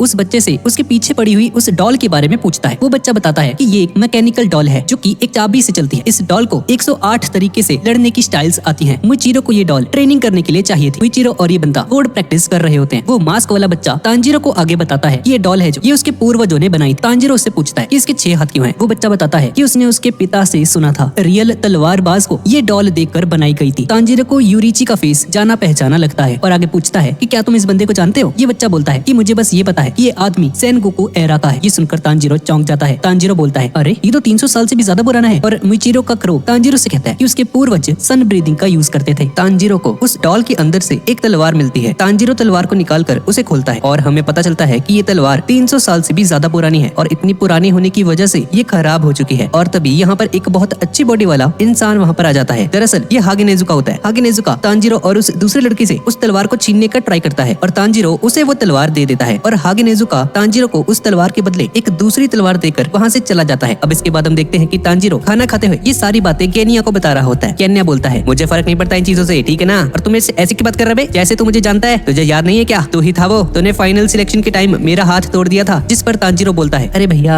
आपने एक लड़की को तंग किया था यार, इसीलिए मैंने ऐसा किया। और ये बंदा बहुत ज्यादा गुस्सा हो जाता है और तांजीरो को एक लात मारकर कमरे से बाहर फेंक देता है। और दूसरी तरफ कानामोरी नहाकर वापस आ रहा होता है और तभी उसे रास्ते में एक सुंदर सा बर्तन दिखाई देता है। कानामोरी उस बर्तन के पास जाता है और तभी बर्तन में से अपर रैंक का मून 5 डीमन क्योको निकलकर उस इंसान को खा लेता है। क्योको के साथ अपर रैंक का डीमन हान टेंगू भी दिखाई देता है और बोलता है मुजान पहले ही बहुत गुस्से में है, हम उन सभी लोगों को मार देंगे जो मुजान के खिलाफ हैं। और इस तरफ मुइचिरो और तांजीरो आपस में कुछ बात कर रहे होते हैं कि तभी हान टेंगू वहाँ पर आ जाता है। ये देखकर ये दोनों के दोनों शॉक्ड रह जाते हैं और तभी मुइचिरो मिस्ट ब्रीदिंग का फर्स्ट फॉर्म यूज करता है पर हान टेंगू उससे बच जाता है। तांजीरो हिनोकामी कागुरा का यूज करता है और उसे जमीन पर गिरा देता है। उसके बाद मुइचिरो हान टेंगू का सर काट देता है और तभी तांजीरो मुइचिरो को कहता है संभाल कर। और हम देखते हैं कि हान टेंगू के सिर वाले हिस्से से एक दूसरा डीमन बन जाता है और बॉडी वाले हिस्से से एक और डीमन बन जाता है। अब ये पहला वाला डीमन अपने पंखे से इतनी ज्यादा तेज हवा करता है कि मुइचिरो बहुत दूर जाकर गिरता है पर नेजुको तांजीरो को बचा लेती है। केनिया भी छत के ऊपर खड़ा हुआ ये सब कुछ देख रहा था और वो एकदम से साइकिडो और ताराको को शूट करता है और वो गोली उनके जाकर लगती है और तभी केनिया आगे आकर उनका सर भी काट देता है। तांजीरो केनिया से बोलता है उसका सर मत काटो, तुम उसे जितनी बार काटोगे वो उतने ही अलग अलग डीमंस में ट्रांसफॉर्म होता जाएगा और पहले से भी ज्यादा स्ट्रॉन्ग हो जाएगा। ताराको की बॉडी का एक और हिस्सा डीमन में बदल जाता है और ये डीमन एक पक्षी जैसा दिखता है और तांजीरो को पंजों से पकड़कर आसमान में लेकर जाने लगता है। और ये डीमन बोलता है बहुत टाइम बाद हम अलग हुए हैं, मुझे बहुत अच्छा लग रहा है। तांजीरो सोचता है कि इन सभी के सभी डीमंस के अंदर डिफरेंट टाइप की पावर्स हैं। तांजीरो देखता है कि गेनिया साइकिडो से लड़ रहा होता है और ये डीमन अपना हथियार गेनिया के आर पार कर देता है और ये दूसरा डीमन अपना ब्लड डीमन आर्ट यूज करता है और तांजीरो के मुंह से खून निकलना शुरू हो जाता है। दूसरी तरफ हम देखते हैं कि मिस्ट हाशिरा मुइचिरो भाग रहा होता है और सोच रहा होता है मैंने जल्दी नहीं करी तो सभी लोग मारे जाएंगे। तांजीरो आगे नोटिस करता है कि हर एक डीमन की जीभ के ऊपर कुछ लिखा हुआ है, जैसे सेकेडो की जीभ पर लिखा हुआ है एंगर, दूसरे डीमन की जीभ पर लिखा हुआ है प्लेजर, काराको की जीभ पर लिखा हुआ है प्लेजर और रोको की जीभ पर लिखा हुआ है जॉय। और ये सारे के सारे शब्द इन डीमंस की पावर को और उनकी नेचर को दर्शाता है। तांजीरो मन में सोचता है कि इन डीमंस को काटने से इनकी पावर्स कम हो जाती हैं और वो डीमन तांजीरो पर अपने पंजे से हमला कर देता है। मेरे पंजे बहुत स्ट्रॉन्ग हैं, मैं किसी पत्थर को भी आसानी से तोड़ सकता हूँ, तुम तो फिर भी एक इंसान हो। और काराको नेजुको के पेट में एक किक मारता है जो कि नेजुको के पेट के आर पार हो जाती है। मैं इस लड़की के हाथ पैर उखाड़ दूं, फिर तुम अपना हथियार इस लड़की के आर पार कर देना जिससे ये हिल भी नहीं पाएगी। और काराको नेजुको के हाथों को उखाड़ने की कोशिश करता है और नेजुको बचने के लिए अपनी सिग्नेचर किक मारती है उसके मुंह पर और उसका सर तोड़ देती है। नेजुको अपने ब्लड डीमन आर्ट का यूज करती है और काराको जलने लगता है और नेजुको भी उसका वो हाथ तोड़ देती है जिस हाथ में इसका वेपन होता है। और उसके बाद तांजीरो घर के अंदर आ जाता है और तांजीरो देखता है कि नेजुको बहुत ज्यादा मुसीबत में है। तांजीरो समझ आता है इन डीमंस की गर्दन काटने का कोई भी मतलब नहीं है, पर अगर इनकी जीभ को काटा जाए तो ये बहुत धीरे धीरे हील होते हैं। और तांजीरो सेकिडो पर हमला कर देता है और उसकी जीभ को काट देता है और सेकिडो थोड़ी देर के लिए रुक जाता है और इसका फायदा उठाकर उस हथियार को नेजुको की गर्दन से अलग करता है। और तभी यहाँ पर काराको वापस आ जाता है और उन पर हमला कर देता है और तांजीरो और नेजुको दोनों बेहोश हो जाते हैं और सभी ये डीमंस एक साथ इकट्ठा हो जाते हैं। काराको बोलता है अब फाइनल अटैक करने का समय आ चुका है। और उसके बाद हम देखते हैं कि एक तलवार बनाने वाला गांव के अंदर घंटी बजा रहा होता है और सबको बताता है कि उन लोगों पर अटैक हो चुका है। और हम गांव के अंदर देखते हैं कि बहुत सारे डीमंस गांव के लोगों पर हमला कर रहे होते हैं और मित्सुरी भी गांव की तरफ तेजी से भाग रही होती है। स्वर्ड्स विलेज पर बहुत सारे डीमंस हमला कर चुके हैं। गांव के सभी लोग अपनी जान बचाने के लिए इधर उधर भाग रहे होते हैं। डीमंस एक एक करके लोगों को खाना शुरू कर देते हैं और तभी मित्सुरी वहाँ पर आ जाती है और डीमंस को मारना शुरू कर देती है। तुम लोग चिंता मत करो, मैं तुम सभी को बचा लूंगी। और तभी एक बहुत बड़ा सा डीमन गांव के मुखिया को पकड़ लेता है पर मित्सुरी उसे बीच में से काट देती है और गांव का मुखिया नीचे गिरना शुरू हो जाता है। पर तभी उसे पकड़ लेती है और उससे पूछती है कि आप ठीक हैं? और गांव का मुखिया बोलता है अरे यह तो एक सपने जैसा है, मुझे एक सुंदर लड़की ने पकड़ा हुआ है। कैसी हो सुंदरी? हे। मैं बहुत ज्यादा खुश हुआ आज। और एक आदमी भी मित्सुरी से बोलता है, मैं भी सर के बल गिरा हूँ यार, मेरा भी हाथ पकड़ लो। और मुखिया बोलता है, अबे ओ चुप करके बैठा रहे, हमारे बीच में मत आ तू, ठीक है ना। और इस तरफ हम देखते हैं कि नेजुको तांजीरो को लेकर डीमंस से बचकर भाग रही होती है और कराकू उस पर फिर से अपने पंखे से हमला करता है। और इस बार उसका हमला इतना जोरदार होता है कि तांजीरो फिर से उसकी चपेट में आ जाता है और पूरा का पूरा घर भी टूट जाता है और नेजुको भी हवा में उड़ना शुरू कर देती है और वो तांजीरो की तलवार को पकड़ लेती है। और इस तरफ हम मुइचिरो को देखते हैं और वो ग्योको के सामने होता है। ग्योको मुइचिरो को अपना नाम बताता है और बोलता है, मैं मारने से पहले क्यों ना थोड़ी बातचीत की जाए, मैं तुम सभी को अपनी कलाकारी दिखाना चाहता। मुइचिरो को ये बात समझ में नहीं आती और ग्योको अपने पॉट के अंदर से 5 तलवार बनाने वालों को निकालता है और इन सभी के सभी तलवार बनाने वालों के अंदर तलवारें घुसी होती हैं। ग्योको बोलता है, मैंने इसे नाम दिया है तलवार बनाने वालों की दर्दनाक मौत, अच्छा है ना। और अपने दोस्तों का ऐसा हाल देखकर कानामोरी और कोतेत्सु बहुत ज्यादा डर जाते हैं और रोने लगते हैं। और उसके बाद ग्योको तलवार बनाने वालों का बहुत ज्यादा मजाक उड़ाता है और उनके अंदर घुसी हुई तलवार को भी घुमाना शुरू कर देता है और सभी तलवारबाज दर्द से चीखने लग जाते हैं। ये देखकर मुइचिरो बोलता है, बस बहुत हो गया तुम्हारा, और ग्योको पर हमला कर देता है। और तभी ग्योको कुछ गोल्डन फिश जैसा निकलता है जो कि डीमंस होते हैं और ये डीमंस मुइचिरो पर हमला कर देते हैं अपने नीडल्स से। इस अटैक का नाम 1000 नीडल्स होता है और ये जहरीले कांटे होते हैं, पर मुइचिरो इस अटैक से बच जाता है और डीमंस उन दोनों पर हमला कर देती है और उन्हें बचाने के लिए मुइचिरो उनके सामने आकर खड़ा हो जाता है, जिससे कि वो कांटे मुइचिरो को लग जाते हैं, पर कानामोरी और कोटेक्सु बच जाते हैं और मुइचिरो उन दोनों को यहाँ से भाग जाने के लिए बोलता है। और तभी ये फिश वापस से हमला कर देती है। मुइचिरो तेजी से अपनी तलवार को चलाकर उसके अटैक्स को रोकता है और कानामोरी और कोटेक्सु वहाँ से भाग जाते हैं। और तभी ग्योको बोलता है, कांटों में जहर था, अब तुम्हारे हाथ पैर सुन्न होने वाले हैं। और तभी ग्योको अपने हाथ में एक नया मटका बना लेता है और blood demon art water poison pot का यूज करता है और मुइचिरो को पानी के अंदर फंसा देता है। तुम्हारे मरने के बाद मैं विलेज को पूरी तरह से तबाह कर दूंगा और डीमन स्लेयर्स के पास लड़ने के लिए कोई तलवार ही नहीं बचेगी। और इस तरफ नेजुको के खून से तांजीरो की पूरी तलवार सन गई। तांजीरो को समझ में नहीं आता कि नेजुको आखिर कर क्या रही है और फिर नेजुको अपने ब्लड डीमन आर्ट का यूज करके एक्लूडिंग ब्लड का यूज करती है और तांजीरो की तलवार आग की लपटों से घिर जाती है। तांजीरो देखता है कि हीट की वजह से उसकी सूट का कलर बदलकर लाल हो चुका है और तांजीरो अपनी तलवार लेकर उन तीनों डीमंस के सामने जाता है। और तभी सेकिडो नोटिस करता है कि तांजीरो की तलवार का कलर लाल है और क्योंकि सभी के सभी क्यूजुकीस के अंदर मुजान का ब्लड होता है तो सेकिडो के अंदर मुजान की मेमोरीज ट्रिगर हो जाती है और उसे याद आता है कि वैसी ही तलवार है जैसी कि उस सैमुराई के पास थी जिसने डीमंस के राजा मुजान को लगभग मार ही डाला था। अब तांजीरो के सिर का मार्क बदलकर दूसरा शेप ले लेता है और तांजीरो अटैक के लिए अपनी तलवार को उठाता है और उसके पीछे यूइची की छवि दिखाई देने लगती है, जो देखकर सेकिडो और उरुकी बहुत ज्यादा डर जाते हैं। और फिर तांजीरो हिनोकामी कागुरा का यूज करता है और उन तीनों की गर्दन को काट देता है और उन डीमंस के शरीर बेजान होकर नीचे गिर जाते हैं। तांजीरो को याद आता है कि जब उसने ग्यूटारो को मारा था तब भी उसकी ब्रीदिंग और पावर बहुत ज्यादा बढ़ गई, जैसे कि उसके पूरे शरीर के ऊपर आग लग गई। तांजीरो को लगता है कि अगर वो इन सारे के सारे क्लोन्स का सिर एक साथ काट दे तो इस डीमन की मौत हो जाएगी। और अब तांजीरो उस चौथे डीमन को खोजने लगता है, पर तभी जंगल में उसे गैनिया दिखाई देता है और देखता है कि इसके अंदर उस डीमन की तलवार घुसी हुई है, पर डीमन को मारने में कामयाब हो चुका है। तांजीरो उसे आवाज लगाता है और गैनिया जैसे ही मुड़ता है तो हम देखते हैं कि उसके दांत लंबे हो चुके हैं और इसकी आंखें भी येलो हो गई थी और गैनिया बिल्कुल एक डीमन की तरह दिखना शुरू हो जाता है। ये देखकर तांजीरो हैरान रह जाता है और तांजीरो उसके करीब नहीं जाता। और तभी काराकू जोर जोर से रोने लग जाता है क्योंकि तांजीरो के अटैक से उसे दर्द हुआ था। हम कुछ ही देर में ठीक हो जाएंगे। और अब तांजीरो को एक बात तो समझ में आ जाती है कि इन चारों का गला अगर एक साथ भी काटा जाए तो तब भी इनकी मौत नहीं होगी। और तभी तांजीरो को नेजुको की याद आती है और वो उसे मलबे से बाहर निकालता है। अब तांजीरो को याद आता है कि कुछ सेकंड्स के लिए ही पर उसे यहाँ पर एक 5वें डीमन की स्मेल भी आई थी, यानी कि इन चारों के अलावा एक डीमन और भी है जिनके अंदर इन चारों की जान बसी हो। अब तांजीरो कुछ कर पाता उससे पहले ही गैनिया यहाँ पर आकर तांजीरो का गला दबाने लगता है और गुस्से में बोलता है, मैं इस अपर रैंक डीमन को मार डालूंगा, जिससे कि हमें पता चलता है कि ये गैनिया अभी भी अपने होश में है और तांजीरो की ही साइड है। तांजीरो ये देखकर खुश होता है और गैनिया तांजीरो से बोलता है, तुमने अकेले उस अपर रैंक डीमन 6 को नहीं हराया था, इसीलिए तुम हाशिरा नहीं बने, पर मैं अकेला ही इस डीमन को मारकर हाशिरा बन जाऊंगा। और ये सुनकर तांजीरो खुश होता है और तांजीरो से बोलता है, वाह भाई वाह, बहुत बढ़िया बहुत बढ़िया, चल यहाँ पे ना एक 5वां डीमन भी है, मैं उसे ढूंढता हूँ और फिर तुम उसे मार देना, ठीक है। और तांजीरो का ऐसा निस्वार्थ भाव देखकर गैनिया बहुत ज्यादा कंफ्यूज हो जाता है और इस तरफ वो सभी के सभी क्लोन डीमंस हील हो चुके हैं। और तांजीरो अब गैनिया से बोलता है, मैं 5वां डीमन मिलते ही तुम्हें बता दूंगा, तब तक तुम्हें इन बाकी डीमंस को उलझा कर रखना है। और हाँ, नेजुको पर हमला मत करना, ये मेरी बहन है। और अब गैनिया उरुकी पर फायर करता है और नेजुको काराकू से लड़ती है, जो कि उस पर हवा के झोंके से हमला कर देता है। ये एक झोंका तांजीरो को भी जाकर लगता है और अब तांजीरो पूरा ध्यान लगाता है और उसे 5वें डीमन की स्मेल भी आ जाती है, जो कि पास की ही किसी झाड़ी से आ रही थी। और तभी हम इस छुपे हुए 5वें डीमन को भी देखते हैं, जो कि हंटेंगू की मेन बॉडी जैसा ही लग रहा था। और तांजीरो चिल्लाते हुए गैनिया से बोलता है, वो 5वां डीमन जंगल के अंदर है और झाड़ियों के अंदर छुपा हुआ है। और इस तरफ क्योको ने अभी भी मुइचिरो को अपने पानी वाले जाल के अंदर फंसाया होता है। मुइचिरो चारों तरफ से उसे काटने की कोशिश करता है, लेकिन कोई भी फायदा नहीं होता। और इस तरफ सेकेडो नेजुको को मारने वाला होता है कि तभी तांजीरो अपनी लाल तलवार से सेकेडो का हाथ काट देता है। सेकेडो को यकीन नहीं होता कि ना सिर्फ तांजीरो पहले से ज्यादा तेज और बहुत ताकतवर भी हो चुका है। और लड़ाई करते करते बीच में तांजीरो गैनिया को उस 5वें डीमन की लोकेशन भी बता ढूंढता रहा होता है, पर इतना ढूंढने पर भी केन्या को वो 5वां डीमन नहीं मिलता। केन्या राइट में नीचे की तरफ देखो। केन्या नीचे देखता है और उसे हंटेंगू मिल जाता है, जिसने छुपने के लिए अपना साइज एक चूहे के बराबर कर लिया था। हंटेंगू जल्दी से यहाँ से भागने लगता है और केन्या उसका पीछा करते हुए सोचता है वो चारों डीमंस इतने ज्यादा पावरफुल है और ये चिरकुट यहाँ पर छुपा हुआ है। और अब केन्या गुस्से में हंटेंगू की गर्दन को काटने लगता है, लेकिन उसकी तलवार के ही टुकड़े हो जाते हैं और इसके बाद ये अपनी शॉटगन का यूज करता है और उस पर हमला करता है, पर उससे भी हंटेंगू को कोई फर्क नहीं पड़ता और उसे खरोंच तक नहीं आती। वो उसकी इस शक्ति को देखकर हैरान रह जाता है और तभी उसे फील होता है कि सेकिडो उसे अपने भाले से मारने आ चुका है और केन्या अब नहीं बच सकता। सेकिडो सीधा उसकी नेक के ऊपर मारेगा, जिसे केन्या रीजनरेट नहीं कर सकता और उसकी यहीं पर डेथ हो जाएगी। अब अपने आखिरी टाइम पर केन्या अपने बड़े भाई सानेमे के बारे में सोचता है। केन्या एक हाशिरा बनना चाहता था ताकि उसके भाई को उस पर गर्व हो और उससे माफी मांग सके उस बात के लिए जो कि उसने सानेमे से अपने पास्ट में कही थी। और इसके बाद हम केन्या की बैक स्टोरी देखते हैं। केन्या बताता है कि उसकी मॉम सुबह से शाम काम किया करती थी और उनका पिता एक बड़ा पर बहुत बुरा इंसान था और किसी दुश्मन ने चाकू मारकर उनकी हत्या कर दी, पर उन्हें इस बात का कोई भी गम नहीं था क्योंकि इसके फादर अक्सर इसकी मॉम और इसके भाई बहनों को बहुत मारते थे। केन्या की मदर हमेशा उन्हें प्रोटेक्ट करने की कोशिश करती। अब एक रात को केन्या अपने सभी के सभी भाई बहनों के साथ सो रहा था, लेकिन उसे नींद नहीं आ रही थी क्योंकि उनकी मदर अभी तक घर नहीं लौटी थी। उसका बड़ा भाई साने में भी जगा हुआ था और साने में उनकी मॉम को ढूंढने के लिए बाहर जाने लगता है। केन्या भी उसके साथ चलने के लिए बोलता है, पर साने में उसे मना कर देता है और यहीं पर रुककर उनके छोटे भाई बहनों की रक्षा करने के लिए बोलता है। अब बहुत टाइम बीत जाता है और सुबह भी होने वाली थी, लेकिन उनकी मॉम का कोई अता पता नहीं था और सभी को बहुत ज्यादा चिंता होने लगती है। और तभी इन्हें गेट के बाहर किसी की शैडो नजर आती है। सभी बच्चों को लगता है कि ये उनकी मॉम है और उस तरफ भागना शुरू कर देते हैं। और उस अनजान शैडो को देखकर केन्या बोलता है, दरवाजा मत खोलो, वो शायद से मॉम नहीं है। और तभी दरवाजा टूट जाता है और वो डीमन केन्या के चारों भाई बहनों पर पंजा मार देता है और इंस्टेंटली उनकी डेथ हो जाती है। वो डीमन केन्या पर भी अपने पंजे से हमला करके उसका चेहरा काट देता है और अब अंधेरे की वजह से केन्या को समझ में नहीं आता कि ये कोई जानवर है या कोई भेड़िया। और अब ये डीमन केन्या को भी मारने ही वाला होता है, पर तभी साने में उस डीमन को पकड़कर उसे घर से बाहर लेकर जाता है। केन्या रोते हुए अपने सभी के सभी भाई बहनों को जगाने की कोशिश करता है और ये सब के सब मर चुके थे। केन्या अब एक डॉक्टर को बुलाने के लिए घर से बाहर जाता है। सूरज भी उगने लगा था और रास्ते में केन्या सानमे को देखता है जो कि खून से सना हुआ था और उसके हाथ में एक बड़ा सा चाकू था और उसके ठीक सामने उनकी मॉम का कटा हुआ शरीर पड़ा था। केन्या रोते हुए अपनी मॉम को गले से लगा लेता है और सानमे से पूछता है, तुमने क्यों मारा इन्हें, तुम्हें खूनी हो। और सानमे सदमे में होता है, वो पूरी तरह से ट्रॉमेटाइज्ड हो चुका था और जैसे ही सूरज निकलता है उनकी मॉम का शरीर हवा में डिसअपीयर हो जाता है और राख बनकर उड़ जाता है। अब हम वापस से प्रेजेंट में आ जाते हैं। केन्या अपने भाई से माफी मांगता है उसे भला बुरा बोलने के लिए, जबकि वो जानता था कि असल में क्या हुआ था। जिसे उसने भेड़िया समझा था वो कोई और नहीं बल्कि उनकी मॉम थी जो कि एक डीमन बन गई थी और सानमे ने उन्हें प्रोटेक्ट करने के लिए अपनी मॉम को मार दिया था। और जब सानमे को पता चला होगा कि उनकी मॉम ही एक डीमन बन चुकी है तब उसे कैसा लगा होगा, उस पर क्या गुजरी होगी अपनी प्यारी मॉम को ही मारते हुए। और केन्या सोचता है कि वो अपने भाई से बिना माफी मांगे ही अब मरने वाला है और उसके भाई का मुस्कुराता हुआ चेहरा वो आखिरी चीज है जो कि वो मरने से पहले याद कर रहा है। अब केन्या मरने ही वाला होता है और उसे तांजिरो की आवाज सुनाई देती है जो बोलता है, हार मत मानो। और तांजिरो सेकिडो का वो हाथ काट कर केन्या को बचा लेता है। पर तभी दूसरा डीमन तांजिरो के पीछे आ जाता है और उस पर हमला कर देता है, लेकिन तांजिरो देखता है कि उसे कुछ नहीं होता। दरअसल केन्या ने सामने आकर तांजिरो को अब बचा लिया था और उस अटैक की वजह से केन्या के शरीर के अंदर बहुत सारे छेद हो जाते हैं। केन्या किसी तरह से बोलता है, अब एक काम तांजिरो तुम्हें ही करना होगा। केन्या की बात सुनकर तांजिरो उस 5वें डीमन को ढूंढने लगता है जो कि चूहे की तरह जंगल में भागता जा रहा था। तांजिरो उसका पीछा करता है और जैसे ही हंटेंगू खुली जगह में आता है तांजिरो उसका गला काटने के लिए अपनी तलवार को उठा लेता है। हंटेंगू उससे बचकर भागता है, लेकिन तांजिरो उसे पकड़ लेता है। इसके बाद तांजिरो अपनी ब्लेड का यूज करके हंटेंगू की गर्दन पर अटैक करता है और हंटेंगू एक बहुत ही ज्यादा शार्प आवाज निकालता है, पर तांजिरो फिर भी हार नहीं मानता और हंटेंगू की हाफ नेक को लगभग काट देता है। पर तभी अचानक से ही तांजिरो के पीछे कोई आ जाता है। तांजिरो को ये सेंट पहले कभी नहीं आई थी और ये पिछले चारों के चारों क्लोन्स से बहुत ज्यादा अलग थी। तांजिरो फिर भी अपना ध्यान हंटेंगू पर रखता है, लेकिन फिर उसकी तलवार ठंडी होकर पहले जैसी हो जाती है। केन्या घाव अब भर जाते हैं और वो पीछे से तांजिरो को चेतावनी देता है कि वो वहां से हट जाए। केन्या इस नए डीमन पर शूट भी नहीं कर सकता क्योंकि वो गोली तांजिरो को भी लग सकती है। अब ये नया डीमन अपने हाथ में एक डैगर बनाता है और अपने पीछे के ड्रम को बजाता है, जिससे कि एक पावरफुल शॉक वेव निकलती है और तांजिरो को दूर उड़ा देती है। इसके बाद जमीन में से 5 लकड़ी के बने ड्रैगन्स निकलते हैं जो कि तांजिरो को आसमान में ले जाकर उस पर हमला कर देते हैं। पर तभी नेजुको वहां पर आती है और तांजिरो को बचा लेती है, पर इसमें नेजुको के हाथ पैर कट जाते हैं जो कि तुरंत हील तो हो जाते हैं, पर नेजुको की हालत खराब हो जाती है। अब ये दोनों उस नए डीमन को देखते हैं और ये बोलता है, तुम लोग कैसे राक्षस हो जो कमजोरों को परेशान करते हैं। और तांजिरो को समझ में नहीं आता कि ये नया डीमन कहां से आ गया और अब उन्हें उन बाकी 4 डीमंस की सेंट भी नहीं आ रही थी। और फिर हमें गेनिया के जरिए पता चलता है कि कुछ देर पहले जब तांजिरो हंटेंगू की गर्दन को काट रहा था और गेनिया अजित्सु से लड़ रहा था, तब सेकिडो अपने दोनों हाथ खड़े करता है और पलक झपकते ही उन दोनों डीमंस को अपने अंदर एब्जॉर्ब कर लेता है और देखते ही देखते वो हाजित्सु को भी अपने अंदर एब्जॉर्ब कर लेता है और चारों क्लोन्स को मिलाकर उसका सबसे ज्यादा पावरफुल फॉर्म पैदा हुआ है और इसका नाम है जोहाकुटेन। और इस डीमन का इमोशन है नफरत। और दूसरी तरफ मुइचिरो अभी भी पानी के अंदर फंसा होता है और ग्योको अब सोचने लगता है कि आखिर उस वर्क शेड के अंदर ऐसा क्या था जो इतना ज्यादा उसको प्रोटेक्ट करने की कोशिश कर रहा था, और वो मुइचिरो को मरने के लिए छोड़कर वहां से चला जाता है। अब मुइचिरो मन में सोचता है कि उसके फेफड़ों में अब कितनी हवा बची है, उनसे वो एक आखिरी अटैक तो कर सकता है। वो मिस्ट ब्रीदिंग का फर्स्ट फॉर्म यूज करता है, लेकिन फिर भी इस पानी के जाल को नहीं काट पाता। मुइचिरो समझ जाता है कि वो अपनी ब्लेड का यूज करके वो यहाँ से बाहर नहीं निकल सकता, और इधर शेड के अंदर कानामोरी ग्योको को रोकने के लिए उस पर हमला करने के लिए आगे बढ़ता है। ग्योको उसका मजाक उड़ाता है, उसके सामने खड़े होने की हिम्मत उसके अंदर नहीं होती, और अब ग्योको अपने हाथ में एक मटका बनाता है और उससे निकलती पानी की धार से कानामोरी का चाकू टूट जाता है। और ग्योको से पूछता है, तुम इस शेड को इतना प्रोटेक्ट क्यों कर रहे हो? कहीं विलेज का चीफ तो यहाँ पर नहीं छुपा हुआ? पर हम देखते हैं कि होतारू जो कि युइची की तलवार को पॉलिश कर रहा होता है, और उसे देखकर ग्योको समझ जाता है कि ये विलेज चीफ तो नहीं है। अब होतारू का फोकस देखकर ग्योको को गुस्सा आने लग जाता है। इस बंदे को कोई फर्क ही नहीं पड़ता इसकी प्रेजेंस से, और ग्योको होतारू पर भी हमला करके उसके शरीर पर बहुत सारे कट्स लगा देता है। लेकिन होतारू उसे नोटिस किए बिना ही तलवार को बस पॉलिश करता रहता है। ग्योको उस पर फिर से हमला करता है, और इस बार उसका मास्क नीचे गिर जाता है और हम पहली बार होतारू का चेहरा देखते हैं। लेकिन होतारू फिर भी अपना काम नहीं छोड़ता, और इस तरफ मुइचिरो की आंखों के सामने अंधेरा छाने लगता है। वो समझ जाता है कि वो अब मरने वाला है, पर तभी कोतेत्सु यहाँ पर आकर एक चाकू से उस वाटर पॉट को फोड़ने की कोशिश करता है, पर काफी कोशिश करने के बाद भी कोतेत्सु उस पॉट को नहीं काट पाता। और तभी मुइचिरो देखता है कि उसके पीछे एक फिश डीमन खड़ा है और कोतेत्सु को वार्न करने की कोशिश करता है, पर वो फिश डीमन कोतेत्सु के हाथ पर कट्स मार देती है और फिर एक ब्लेड को उसके पेट में घुसा देती है। मुइचिरो अब पैनिक करते हुए अपने मन में बोलता है, कोतेत्सु यहाँ से भाग जाओ। पर कोतेत्सु मुइचिरो की तरफ ही आने लगता है और वाटर पॉट के ऊपर मुंह लगाकर उसके अंदर हवा फूंक देता है। ये हवा के बुलबुले मुइचिरो के मुंह तक जाते हैं और वो एक गहरी सांस ले पाता है। और तभी उसे तांजीरो नजर आता है, जो बोलता है, जब हम किसी की मदद करते हैं तो हमारी भी हेल्प होती है। और तांजीरो वहाँ से गायब हो जाता है। और तभी एक और आदमी वहाँ पर आता है और बोलता है, इंसान जब एक दूसरे की हेल्प करते हैं तो उनमें बहुत ज्यादा शक्ति आ जाती है। अब मुइचिरो एक गहरी सांस लेकर मिस्ट ब्रीदिंग का सेकंड फॉर्म यूज करता है और उस वाटर पॉट को काटकर उसमें से आजाद हो जाता है। मुइचिरो को अब याद आता है कि आदमी जो अभी इसने अभी देखा था ये कोई और नहीं बल्कि इसके फादर ही होते हैं। वो अपने चेहरे से उन नीडल्स को निकालने लगता है, लेकिन उन नीडल्स के जहर की वजह से मुइचिरो का शरीर अब सुन्न पड़ने लग जाता है। और अब सभी नीडल्स को निकालने के बाद वो कोतेत्सु को देखता है जो कि बहुत ज्यादा घायल हो गया था, और यहाँ पर कुछ फिश डीमंस उसके सामने आ जाते हैं। लेकिन मुइचिरो बहुत ज्यादा कमजोर हो चुका था और उसमें अब खड़े होने की भी हिम्मत नहीं थी। फिर उसे अपने फादर की आवाज सुनाई देती है जो उसे बोलते हैं, बेटा खड़े हो जाओ, तुम ये कर सकते हो। इसके बाद हम मुइचिरो का बचपन देखते हैं। मुइचिरो के फादर एक लकड़हारे थे और वो उनके साथ लकड़ियां लेने जाता था। मुइचिरो पेड़ काटने में भी उनकी बहुत हेल्प करता था और ये काम करके उसे बहुत खुशी मिलती थी। अब एक रात को जब मौसम बहुत ज्यादा खराब था तो मुइचिरो की मॉम बीमार हो जाती है। मुइचिरो उनसे बोलता है कि फादर जड़ी बूटी लेने के लिए बाहर गए हैं, सब कुछ ठीक हो जाएगा, अब चिंता मत कीजिए। उसकी मॉम को बहुत जोरों का बुखार था। मुइचिरो उनके सिर के ऊपर पानी की एक पट्टी रखता है और एक और कंबल डालता है, लेकिन फिर भी उसकी मॉम को बहुत ज्यादा ठंड लग रही होती है और मुइचिरो उन्हें हक करके रोने लगता है। बाहर बहुत जोरों से आंधी तूफान आ रखा था और मुइचिरो के फादर उस जड़ी बूटी को लेने के लिए एक पहाड़ के ऊपर चढ़ रहे थे। उन्हें वो जड़ी बूटी मिल जाती है, पर जैसे ही वो उसे लेने के लिए आगे बढ़ते हैं उनका पैर फिसल जाता है और नीचे गिरने से उनकी मौत हो जाती है। और मुइचिरो को याद आता है कि उसका एक जुड़वा भाई भी था जिसका नाम था युइचिरो। जब ये दोनों अपने पेरेंट्स की कब्र से वापस लौट रहे थे तो युइचिरो अपने मरे हुए पेरेंट्स के लिए बहुत गलत चीजें बोलता है कि दूसरे की हेल्प करने से कभी कोई फायदा नहीं होता। उसकी ये बात सुनकर मुइचिरो को बुरा लगता है और शौक रह जाता है, ये क्या बकवास कर रहा है बंदा। और मुइचिरो सोचता है कि जब उसकी याददाश्त चली गई थी तब वो शायद से अपने भाई की तरह बिहेव करने लग गया था। पहले वो याद करता है कि युइचिरो के साथ रहना उसके लिए बहुत मुश्किल होता था और उसे ये भी लगता था कि युइचिरो उससे नफरत करता है। एक दिन जब मुइचिरो पानी भरने के लिए नदी किनारे जाता है तब वहाँ पर उसे एक सुंदर लेडी दिखाई देती है जिसके बाल सफेद थे। इस लेडी का नाम था अबाने उबुयाशिकी। वो इनके घर आकर इन्हें बताती है कि वो डीमन स्लेयर कॉर्प्स के मास्टर की पत्नी है और वो यहाँ पर इनके लिए एक ऑफर लेकर आई है। लेकिन युइचिरो उसका ऑफर ठुकराकर उसे यहाँ से भगा देता है और उसी रात युइचिरो अपने भाई के साथ मुइचिरो ये बात युइचिरो को बताता है क्योंकि अबाने ने उन्हें बताया था वो लोग एक महान योद्धा मुइची के वंशज हैं जो कि फर्स्ट ब्रीदिंग स्टाइल को यूज किया करता था। मुइचिरो चाहता था कि ये दोनों भी तलवारबाज बने और ये सुनकर युइचिरो गुस्सा हो जाता है और बोलता है, तुम योद्धा वाले सपने देख रहे हो जबकि तुम्हें ठीक से खाना बनाना तक नहीं आता है। हमारी मॉम बहुत समय से बीमार थी पर फिर भी किसी को बिना बताए बस काम करती रहती थी जब तक उनकी हालत बहुत ज्यादा खराब नहीं हो गई। मेरे इतना मना करने के बावजूद भी हमारे पिता खराब मौसम में भी जड़ी बूटी खोजने निकले। मैंने कई बार मॉम को आराम करने के लिए कहा था लेकिन किसी ने मेरी बात नहीं सुनी। सच तो ये है कि दूसरों की हेल्प वही कर सकता है जो कि किस्मत के धनी होते हैं, चोजन वन होते हैं। और उस दिन के बाद से इनके आपस में कोई बात नहीं होती, दोनों लकड़ी का काम करते रहते हैं। कुछ और महीने बीत जाते हैं और गर्मियों का मौसम आ जाता है और अचानक से ही कहीं से एक डीमन उनके घर के दरवाजे पर आ जाता है और वो डीमन ये देखकर खुश हो जाता है यहाँ पर तो सिर्फ बच्चे हैं। और ये डीमन युइचिरो को पंजा मारने के लिए उसकी तरफ बढ़ता है और ये डीमन मुइचिरो पर हमला करने के लिए आगे बढ़ता है, पर तभी युइचिरो उसे बचा लेता है जिससे कि उसका एक हाथ कट के अलग हो जाता है। मुइचिरो उसे पकड़कर पीछे ले जाता है और युइचिरो चिल्लाने लग जाता है दर्द की वजह से और ये डीमन बोलता है, तुम्हारी जिंदगियां बेकार हैं। और ये सुनकर मुइचिरो को बहुत ज्यादा गुस्सा आ जाता है और ऐसा लगता है जैसे उसका खून उबल रहा हो। पर उस दिन के बाद से उसे कुछ भी याद नहीं कि हुआ क्या था। और अगली बार जब हम मुइचिरो को देखते हैं तो उसने मार मार कर उस डीमन की हालत खराब कर दी थी। उसने अपने सभी के सभी वेपन से उसे जमीन के अंदर ठोक दिया था और उसका सिर भी कुचल दिया था। और अब जैसे ही सुबह होती है तो धूप की वजह से वो डीमन राख बन के गायब हो जाता है और वो बहुत मुश्किल से रेंगते रेंगते घर पहुंचता है। मुइचिरो मरने की कगार पर था और भगवान बुद्ध से प्रार्थना करता है, मेरा भाई मेरी तरह नहीं है, इसकी सजा सिर्फ मुझे ही मिलनी चाहिए। ये सुनकर मुइचिरो रोने लगता है और उसका हाथ पकड़ लेता है। अब इसके बाद हम वापस से प्रेजेंट में आ जाते हैं और हम देखते हैं कि मुइचिरो के चेहरे के ऊपर 2 निशान आ जाते हैं, ठीक उसी तरह जैसे कि तांजीरो के चेहरे पर आ गए थे। और फिर वो मिस्ट ब्रीदिंग का 5th form shifting furious slash use करता है और उन सभी के सभी ब्लेडेड फिश डीमंस को हरा देता है। और इस तरफ ग्योको ने हैगी नेजुका के शरीर के ऊपर बहुत सारे कट्स मार दिए थे और उसकी एक आंख भी फोड़ दी थी, लेकिन फिर भी वो उस तलवार पर ही फोकस किए हुए था। और ग्योको बहुत ज्यादा गुस्सा हो जाता है और तभी मुइचिरो वहाँ पर आ जाता है और ग्योको पर हमला कर देता है। उसे यकीन नहीं होता कि ये मुइचिरो पानी की जाल से कैसे जिंदा बच गया भाई। और ग्योको की नजर मुइचिरो के चेहरे के ऊपर मार्क्स के ऊपर जाती है और उसे याद आता है कि लॉर्ड मुजान ने उसे एक ईयर रिंग वाले लड़के के बारे में बताया था। ग्योको ये भी सोचता है कि अब तक इसका पूरा का पूरा शरीर जहर की वजह से पैरालाइज हो चुका होना चाहिए था, लेकिन फिर भी मुइचिरो अपने पैरों के ऊपर खड़ा है। मुइचिरो उस पर हमला करने के लिए आगे बढ़ता है और तभी ग्योको अपने ब्लड डीमन आर्ट से एक ऑक्टोपस वाला मटका निकालता है जिसके अंदर से बहुत बड़े बड़े टेंटिकल्स निकलते हैं और पूरे घर को तबाह कर देते हैं। आगे नेजुका भी बाहर आकर गिरता है, लेकिन वो फिर से तलवार को उठाता है और उस पर धार करने लगता है और इस तरफ उसके टेंटिकल्स ने मुइचिरो को पकड़ा हुआ था। ग्योको बोलता है तो मैं मजाक कर रहा था और अब मैं सच में तुम सभी को मार डालूंगा। और अचानक से मुइचिरो उन टेंटिकल्स को काट देता है और ग्योको बोलता है जितनी भी तलवारें बदल लो कोई फायदा नहीं है। और अब ग्योको उस पर फिर से हमला करता है और ढेर सारे टेंटिकल्स छोड़ता है। मुइचिरो की ताकत उस लाल निशान की वजह से बहुत ज्यादा बढ़ जाती है। मुइचिरो आगे बढ़ता है और मिस्ट ब्रीदिंग का 5th फॉर्म यूज करता है और उन सभी के सभी टेंटिकल्स को काटकर ग्योको की गर्दन भी काटने वाला होता है। पर तभी ग्योको गायब होकर दूसरे मटकी के अंदर चला जाता है और वो और मुइचिरो की तारीफ करता है और बोलता है बहुत बढ़िया, तुम पहले से बहुत ज्यादा तेज हो चुके हो, लेकिन फिर भी तुम मेरा मुकाबला नहीं कर सकते। और मुइचिरो के बिल्कुल पीछे आ जाता है और उस पर पानी की एक तेज धार मारने लगता है। और अब लड़ाई के दौरान उसे अपने भाई की एक आखिरी बात याद आती है जो कि उसने मरने से पहले कही थी और ये बंदा कभी भी इससे ठीक से पेश नहीं आया था। मुइचिरो तुम मेरे जैसे मत बनना, तुम ही चोजन वन हो। और फिर ये अपने हाथ में 10 मटके बनाता है और ब्लड डीमन आर्ट 10,000 ब्लाइंडिंग शिंग्स का यूज करता है और उस पर हमला कर देता है और उन सभी के सभी मटकों से 10,000 जानलेवा फिशेस निकलती हैं। मुइचिरो अब पीछे हटकर मिस्ट ब्रीदिंग का 6th फॉर्म यूज करता है और उन सभी की सभी मछलियों को काट कर रख देता है और अब ग्योको की गर्दन काटने के लिए आगे बढ़ता है। और अब ग्योको किसी सांप की तरह अपनी स्किन को यहीं पर छोड़कर वहाँ से गायब हो जाता है और ग्योको हंसते हुए उसे अपना असली रूप दिखाता है। तुम तीसरा इंसान हो जिसने मुझे मेरे ट्रू फॉर्म में देखा है। और हम ग्योको की फाइनल फॉर्म को देखते हैं जिसमें वो किसी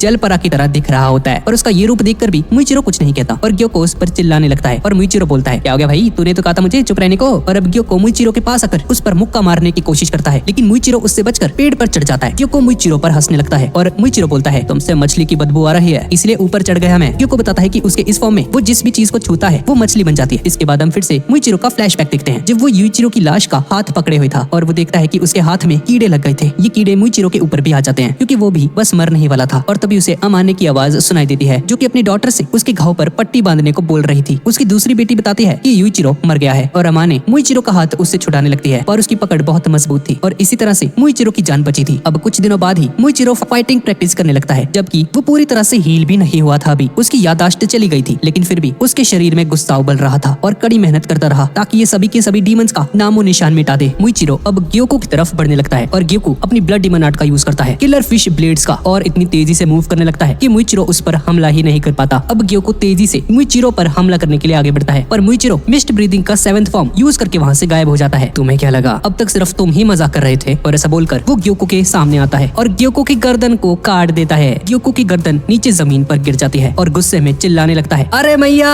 ये क्या हो गया। मुइचिरो उसे अलविदा कहते हुए बोलता है तुम रीइंकार्नेट होकर दोबारा यहाँ पर मत आ जाना और उसके सिर के भी हजारों टुकड़े कर देता है और फाइनली ग्योको की मौत हो जाती है। मुइचिरो को मास्टर की कही हुई एक बात याद आती है। उन्होंने बताया था कि जैसे तुम दुनिया को देखते हो दुनिया वैसी बिल्कुल नहीं है। जब तुम अपनी असली पहचान को समझ लोगे तो तुम बहुत ज्यादा शक्तिशाली बन जाओगे। तानामोरी इसके सामने आता है और उसे पूछता है हाँ भी ठीक है तू। पर मुइचिरो का पूरा शरीर कांप रहा होता है और मुइचिरो के मुंह से झाग निकलना शुरू हो जाता है और वहीं पर बेहोश हो जाता है। ये देखकर तानामोरी बहुत ज्यादा डर जाता है। तभी कोतेत्सु यहाँ पर आकर बोलता है तुम्हें इसको सीधा लेटाना चाहिए भाई। तानामोरी उसे देखकर जोर से चिल्लाता है ये तो कोतेत्सु का भूत है, अरे बचाओ मेरे को।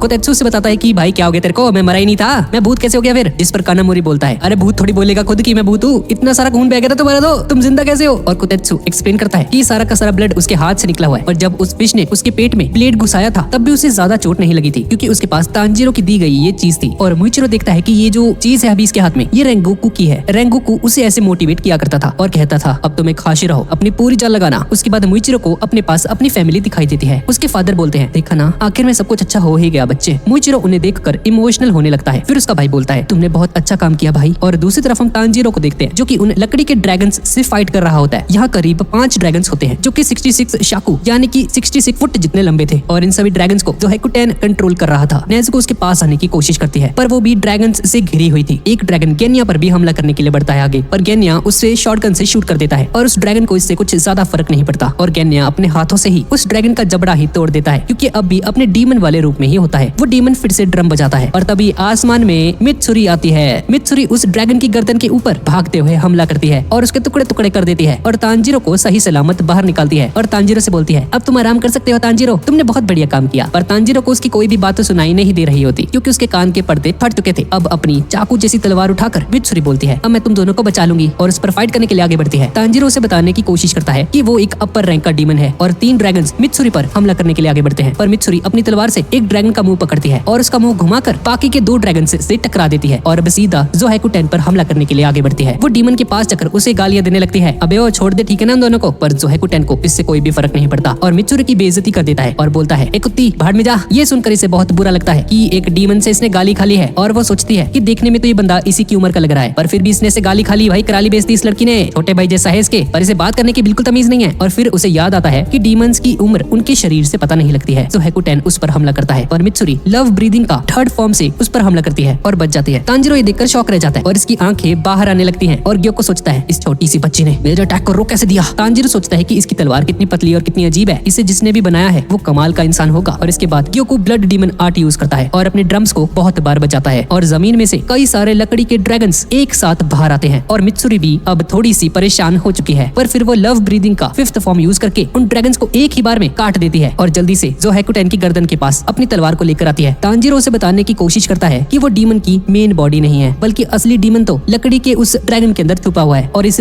जोहेकुटेन की गर्दन को काटने से कुछ नहीं होगा। मित्सुरी ये सुन लेती है, पर तभी जोहेकुटेन अपने मुंह से एक धमाका करता है और ये अटैक सीधा मित्सुरी के जाकर लगता है। पर वो देखता है कि मित्सुरी को कुछ नहीं हुआ, उसकी बॉडी बिल्कुल सही सलामत है और जिंदा है। जोहेकुटेन समझ जाता है कि ये जितनी नाजुक और क्यूट दिखती है इतनी है नहीं भाई, इसका शरीर बहुत ज्यादा स्ट्रॉन्ग है। इसीलिए ये मित्सुरी को अब खाने का डिसाइड कर लेता है, क्योंकि अब इससे इसकी भी ताकत बढ़ जाएगी। डीमन उसे पंच करने के लिए आगे बढ़ता है और मित्सुरी को अपनी आंखों के सामने अपनी जिंदगी दिखने लग। अबे फिर से इसका फ्लैशबैक दिखाएंगे, अरे यार चलो कोई नहीं, देख लेते हैं। अब हम इसके पास्ट में देखते हैं कि एक लड़का इससे शादी करने के लिए इसे देखने आया था, पर बोलता है कि इस मित्सुरी से कोई भालू बकरी या फिर कोई जंगली सुअर ही शादी करेगा और ये नहीं चाहता कि इसके बच्चे भी इसके जैसे सतरंगी बालों वाले पैदा हों, और ये इस लड़की को रिजेक्ट कर देता है। सिग्मा मेल निकला भाई ये तो। उस वक्त मित्सुरी 17 साल की थी और अब कहानी थोड़ी सी और पीछे जाती है, जब मित्सुरी बहुत ज्यादा ही छोटी थी। मित्सुरी का शरीर बहुत ज्यादा स्ट्रॉन्ग था, उसके हाथ दिखने में भले ही पतले थे और उसकी मसल डेंसिटी आम इंसान से 8 गुना ज्यादा स्ट्रॉन्ग थी। जब ये सिर्फ 14 महीनों की थी तभी इसने करीब 15 किलो का एक पत्थर उठा लिया था। मित्सुरी को इतना ज्यादा स्ट्रॉन्ग देखकर उसके पेरेंट्स को खुशी मिलती थी और मित्सुरी को भूख भी बहुत ज्यादा लगती थी और ये क्यूटी खाना भी बहुत ज्यादा खाती थी और अकेले ही 3 सुमो रेसलर्स जितना खाना खा जाती थी। और मित्सुरी पंजा लड़ाने में भी बहुत आसानी से हरा देती थी। पर धीरे धीरे उसे रियलाइज होता है कि वो बाकी लड़कियों जैसी नहीं है और इसे चिंता होती है कि कोई इससे शादी करेगा भी या नहीं। अब जिस दिन मित्सुरी की शादी टूट गई थी तो उसी दिन मित्सुरी अपने बालों को डाई करके उन्हें काला कर देती है और अपने खाने पीने पर भी कंट्रोल करती है और ऐसे दिखाती है जैसे वो बाकी लड़कियों की तरह ही नाजुक और नॉर्मल है। अब कुछ दिनों बाद एक दूसरा लड़का इसे देखने के लिए आता है, पर मित्सुरी को ये अच्छा नहीं लगता कि ये कोई और होने का दिखावा कर रही है। अब इसके बाद हम वापस से प्रेजेंट में आ जाते हैं और हम देखते हैं कि तांजीरो, नेजुको और गेन्या तीनों ने मिलकर मित्सुरी को बचा लिया है और मित्सुरी होश में आ जाती है। मित्सुरी को ये देखकर अच्छा लगता है और अब जोहेकुटेन इन चारों के ऊपर एक बड़ा सा हमला करता है, लेकिन मित्सुरी उन सभी को प्रोटेक्ट करती है और रोते हुए उन सबका शुक्रिया अदा करती है। अब उस डीमन के सारे अटैक्स मित्सुरी के सामने फेल होते जा रहे थे और इस तरफ तांजीरो को वो लकड़ी का पोल मिल जाता है जिसके अंदर असली हंटेंगू छुपा हुआ था और गेन्या को अब एक ही तरीका सूझता है और वो अपने दांतों को उस लकड़ी के अंदर गड़ाकर उसे खाने लगता है। तांजीरो से पूछता है, अबे ओ जुलाब लग जाएंगे तेरे को, पेड़ खा रहा है यहाँ पे। गेन्या कोई ब्रीदिंग टेक्निक यूज नहीं कर सकता और उसके पास एक स्पेशल एबिलिटी है कि अगर वो किसी डीमन को खा जाता है तो कुछ टाइम के लिए उसके अंदर उस डीमन की शक्तियां आ जाती है और अगर वो किसी स्ट्रॉन्ग डीमन को खा ले तो उसकी रीजनरेशन पावर और ताकत बहुत ज्यादा बढ़ जाती है। नेजुको अपना ब्लड गिराकर उस गोले के अंदर आग लगा देती है और अब तांजीरो को मौका मिल जाता है और हिनोकामी का फ्लेम डांस यूज करता है और उस गोले को काट कर खोल देता है। गेन्या और नेजुको उस गोले को वापस से बंद होने से रोकते हैं और तांजीरो से मारने ही वाला होता है, पर तभी वो देखता है कि अंदर तो कोई है ही नहीं। हंटेंगू छुपके से वहाँ से भाग रहा था। भाई कितना भागता है ये बंदा। तांजीरो उसका पीछा करता है और गेन्या भी गुस्से में आकर पेड़ उखाड़कर उस पर मारता है, पर इससे वो बच जाता है। एक भी पेड़ हंटेंगू को नहीं लगता। तांजीरो को समझ में नहीं आता कि इसे कैसे पकड़ा जाए भाई। और अब भागते भागते तांजीरो के पैर दुखने लगते हैं और तभी उसे जेनित्सु की कही हुई एक बात याद आती है। जेनित्सु ने उसे बताया था कि वो थंडर ब्रीदिंग का यूज करते हुए वो अपना पूरा का पूरा फोकस अपने पैरों के ऊपर रखता है और तांजीरो भी अपना सारा का सारा फोकस अपने एक पैर के ऊपर करता है और तांजीरो बिना वक्त गवाए उसकी गर्दन को काटने की कोशिश करता है और हंटेंगू रोते हुए बोलता है, मुझ पर दया करो प्लीज। और तभी हंटेंगू का साइज बहुत ज्यादा बढ़ जाता है और दोनों हाथों से तांजीरो का मुंह पकड़ लेता है और बोलता है, कमजोर को परेशान मत करो। गेन्या उसे छुड़ाने की कोशिश करता है और गेन्या उस डीमन के दोनों हाथ उखाड़कर तांजीरो को आजाद करता है, पर नेजुको उस डीमन के ऊपर आग लगा देती है और थोड़ी सी आग गेन्या के भी लग जाती है। तांजीरो उसकी गर्दन काटने लगता है और वो डीमन तांजीरो को लेकर नीचे गिर जाता है और नेजुको भी उसे बचाने के लिए उसके पीछे जाती है। हैंटांगू वो अभी भी भाग रहा होता है और उसकी गर्दन में तांजीरो की तलवार फंसी हुई थी और अपनी पावर्स को बढ़ाने के लिए उसे इंसानों को खाना होगा और तभी इसे अपने पास इंसानों की स्मेल आने लगती है। और ये तांजीरो जो कि एक टहनी के ऊपर लटक गया था वो हान टेंगू से बोलता है मैं तुम्हें भागने नहीं दूंगा। और तभी उसे कुछ गाँव वाले दिख जाते हैं और उनकी तरफ जाने लगता है और इस तरफ तांजीरो नेजुको को देखता है जो कि बेहोश हो जाती है और तभी कोई तांजीरो का नाम पुकारने लगता है और फिर उसके सामने एक तलवार आकर गिरती है। ये वो ही तलवार थी जिसे हैगे नेजुका पॉलिश कर रहा था। ये तलवार मुइचिरो ने फेंकी थी और चिल्लाकर तांजीरो से कहता है तांजीरो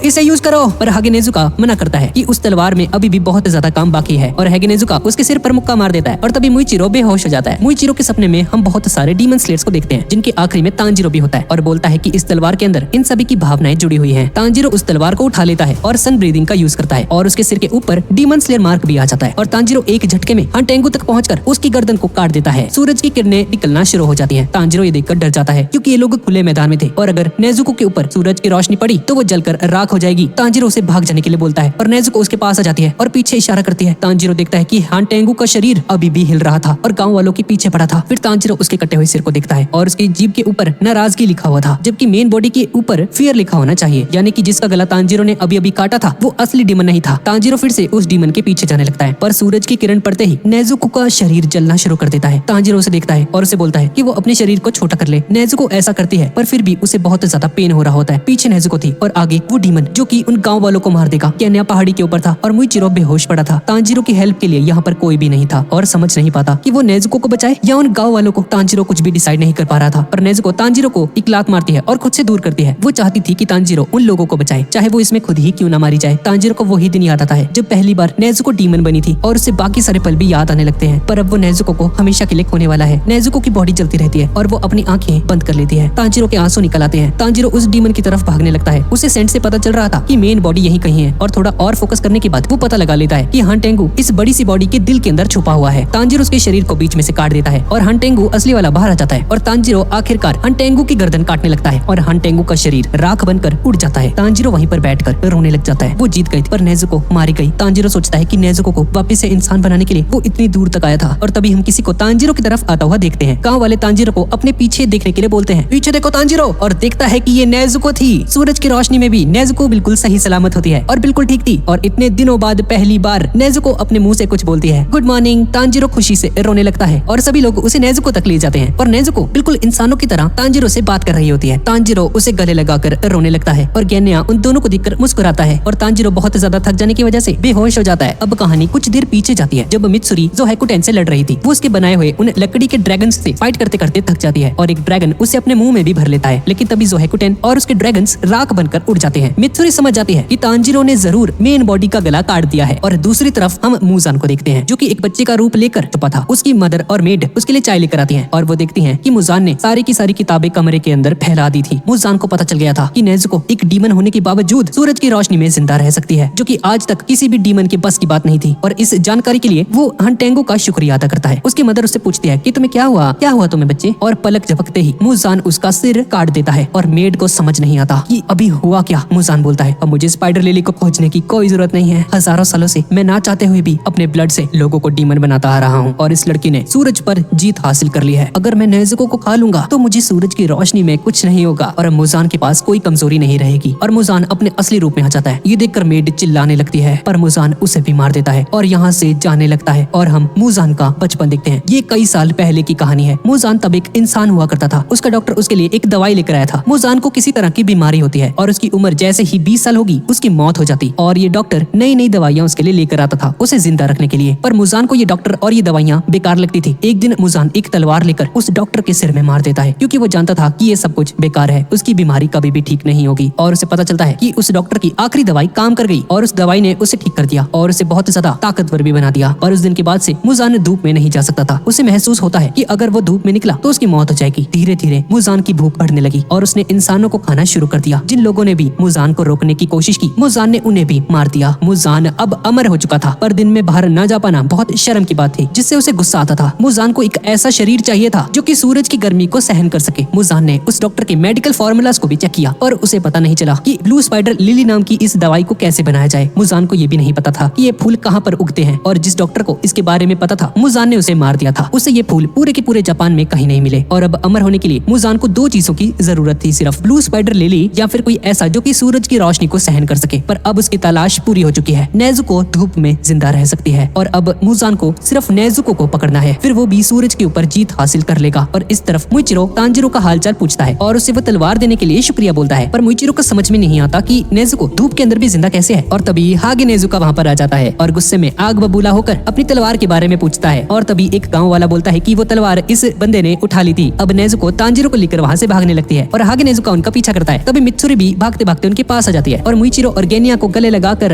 शर्माने लगे भाई ये तो मित्सुरी उन्हें गले से लगाकर खुशी से रोने लगती है क्योंकि लोग जीत गए और सभी के सभी जिंदा हैं। गेनिया का चेहरा पूरी तरह से लाल हो जाता है। मित्सुरी ये देखकर चौंक जाती है कि नेजुको अब बात कर रही थी। ये जानकर वो और भी ज्यादा खुश हो जाती है और नेजुको को गले लगा लेती है। और तांजिरो बोलता है भले ही नेजुको बोलने लग गई पर उसके दांत और सींग अभी भी किसी डीमन की तरह हैं, पर ये खुश है कि नेजुको जिंदा है। इसके बाद हम तमायो की आवाज सुनते हैं और तांजिरो का शुक्रिया अदा करती है नेजुको और 12 कोजुकी का ब्लड भेजने के लिए। इस औरत को हम पहले भी देख चुके हैं। नेजुको के ब्लड के अंदर कोई म्यूटेशन होती है और उसके ब्लड का कॉम्पोजिशन बदलता रहता है। और ये लेटर लिखने के बाद तमायो उस बिल्ली को बुलाती है जिसे तांजिरो ब्लड सैंपल्स दिया करता था। तमायो अपने लेटर्स को उस बिल्ली के बैग के अंदर डाल देती है और ये बिल्ली गायब होकर तांजिरो की तरफ निकल पड़ती है। अगले दिन सभी के सभी लोग उस गाँव को रिपेयर करने में लग जाते हैं। ओकेत्सु मुखिया को बताता है कि तांजिरो से गुड बाय कहना चाहता है क्योंकि वो यहाँ से जा रहा है। मुखिया उसका शुक्रिया अदा करता है इस गाँव को बचाने के लिए। पर नेजुको अपने बॉक्स के अंदर सो रही होती है। मुखिया देखता है कि हागे नेजुका छुप छुप कर उन्हें देख रहा था। वो उसे अपने पास बुलाता है और हागे नेजुका अभी भी तांजिरो से नाराज था उसकी तलवार को यूज करने के लिए। पर तांजिरो उसका शुक्रिया अदा करता है और हागे नेजुका बोलता है कि वो उसे एक नई तलवार दे देगा कुछ ही दिन में। और थोड़ी आगे चलकर तांजिरो देखता है कि पूरा का पूरा गाँव उसका शुक्रिया अदा करने वहाँ पर आया था और काकुशी तांजिरो को वहाँ से ले जाने लगती है। और इस सीरीज का 8th पार्ट यहीं पे खत्म हो जाता है। और गाइस इसी के साथ डीमन स्लेयर का 3रा सीजन भी यहीं पर खत्म हो जाता है। तो गाइस यही थी आज की वीडियो और अगर आपको वीडियो अच्छी लगी तो प्लीज इसे लाइक जरूर कर देना और कमेंट भी जरूर कर देना। तो ठीक है गाइस, और मिलते हैं अगली वीडियो में।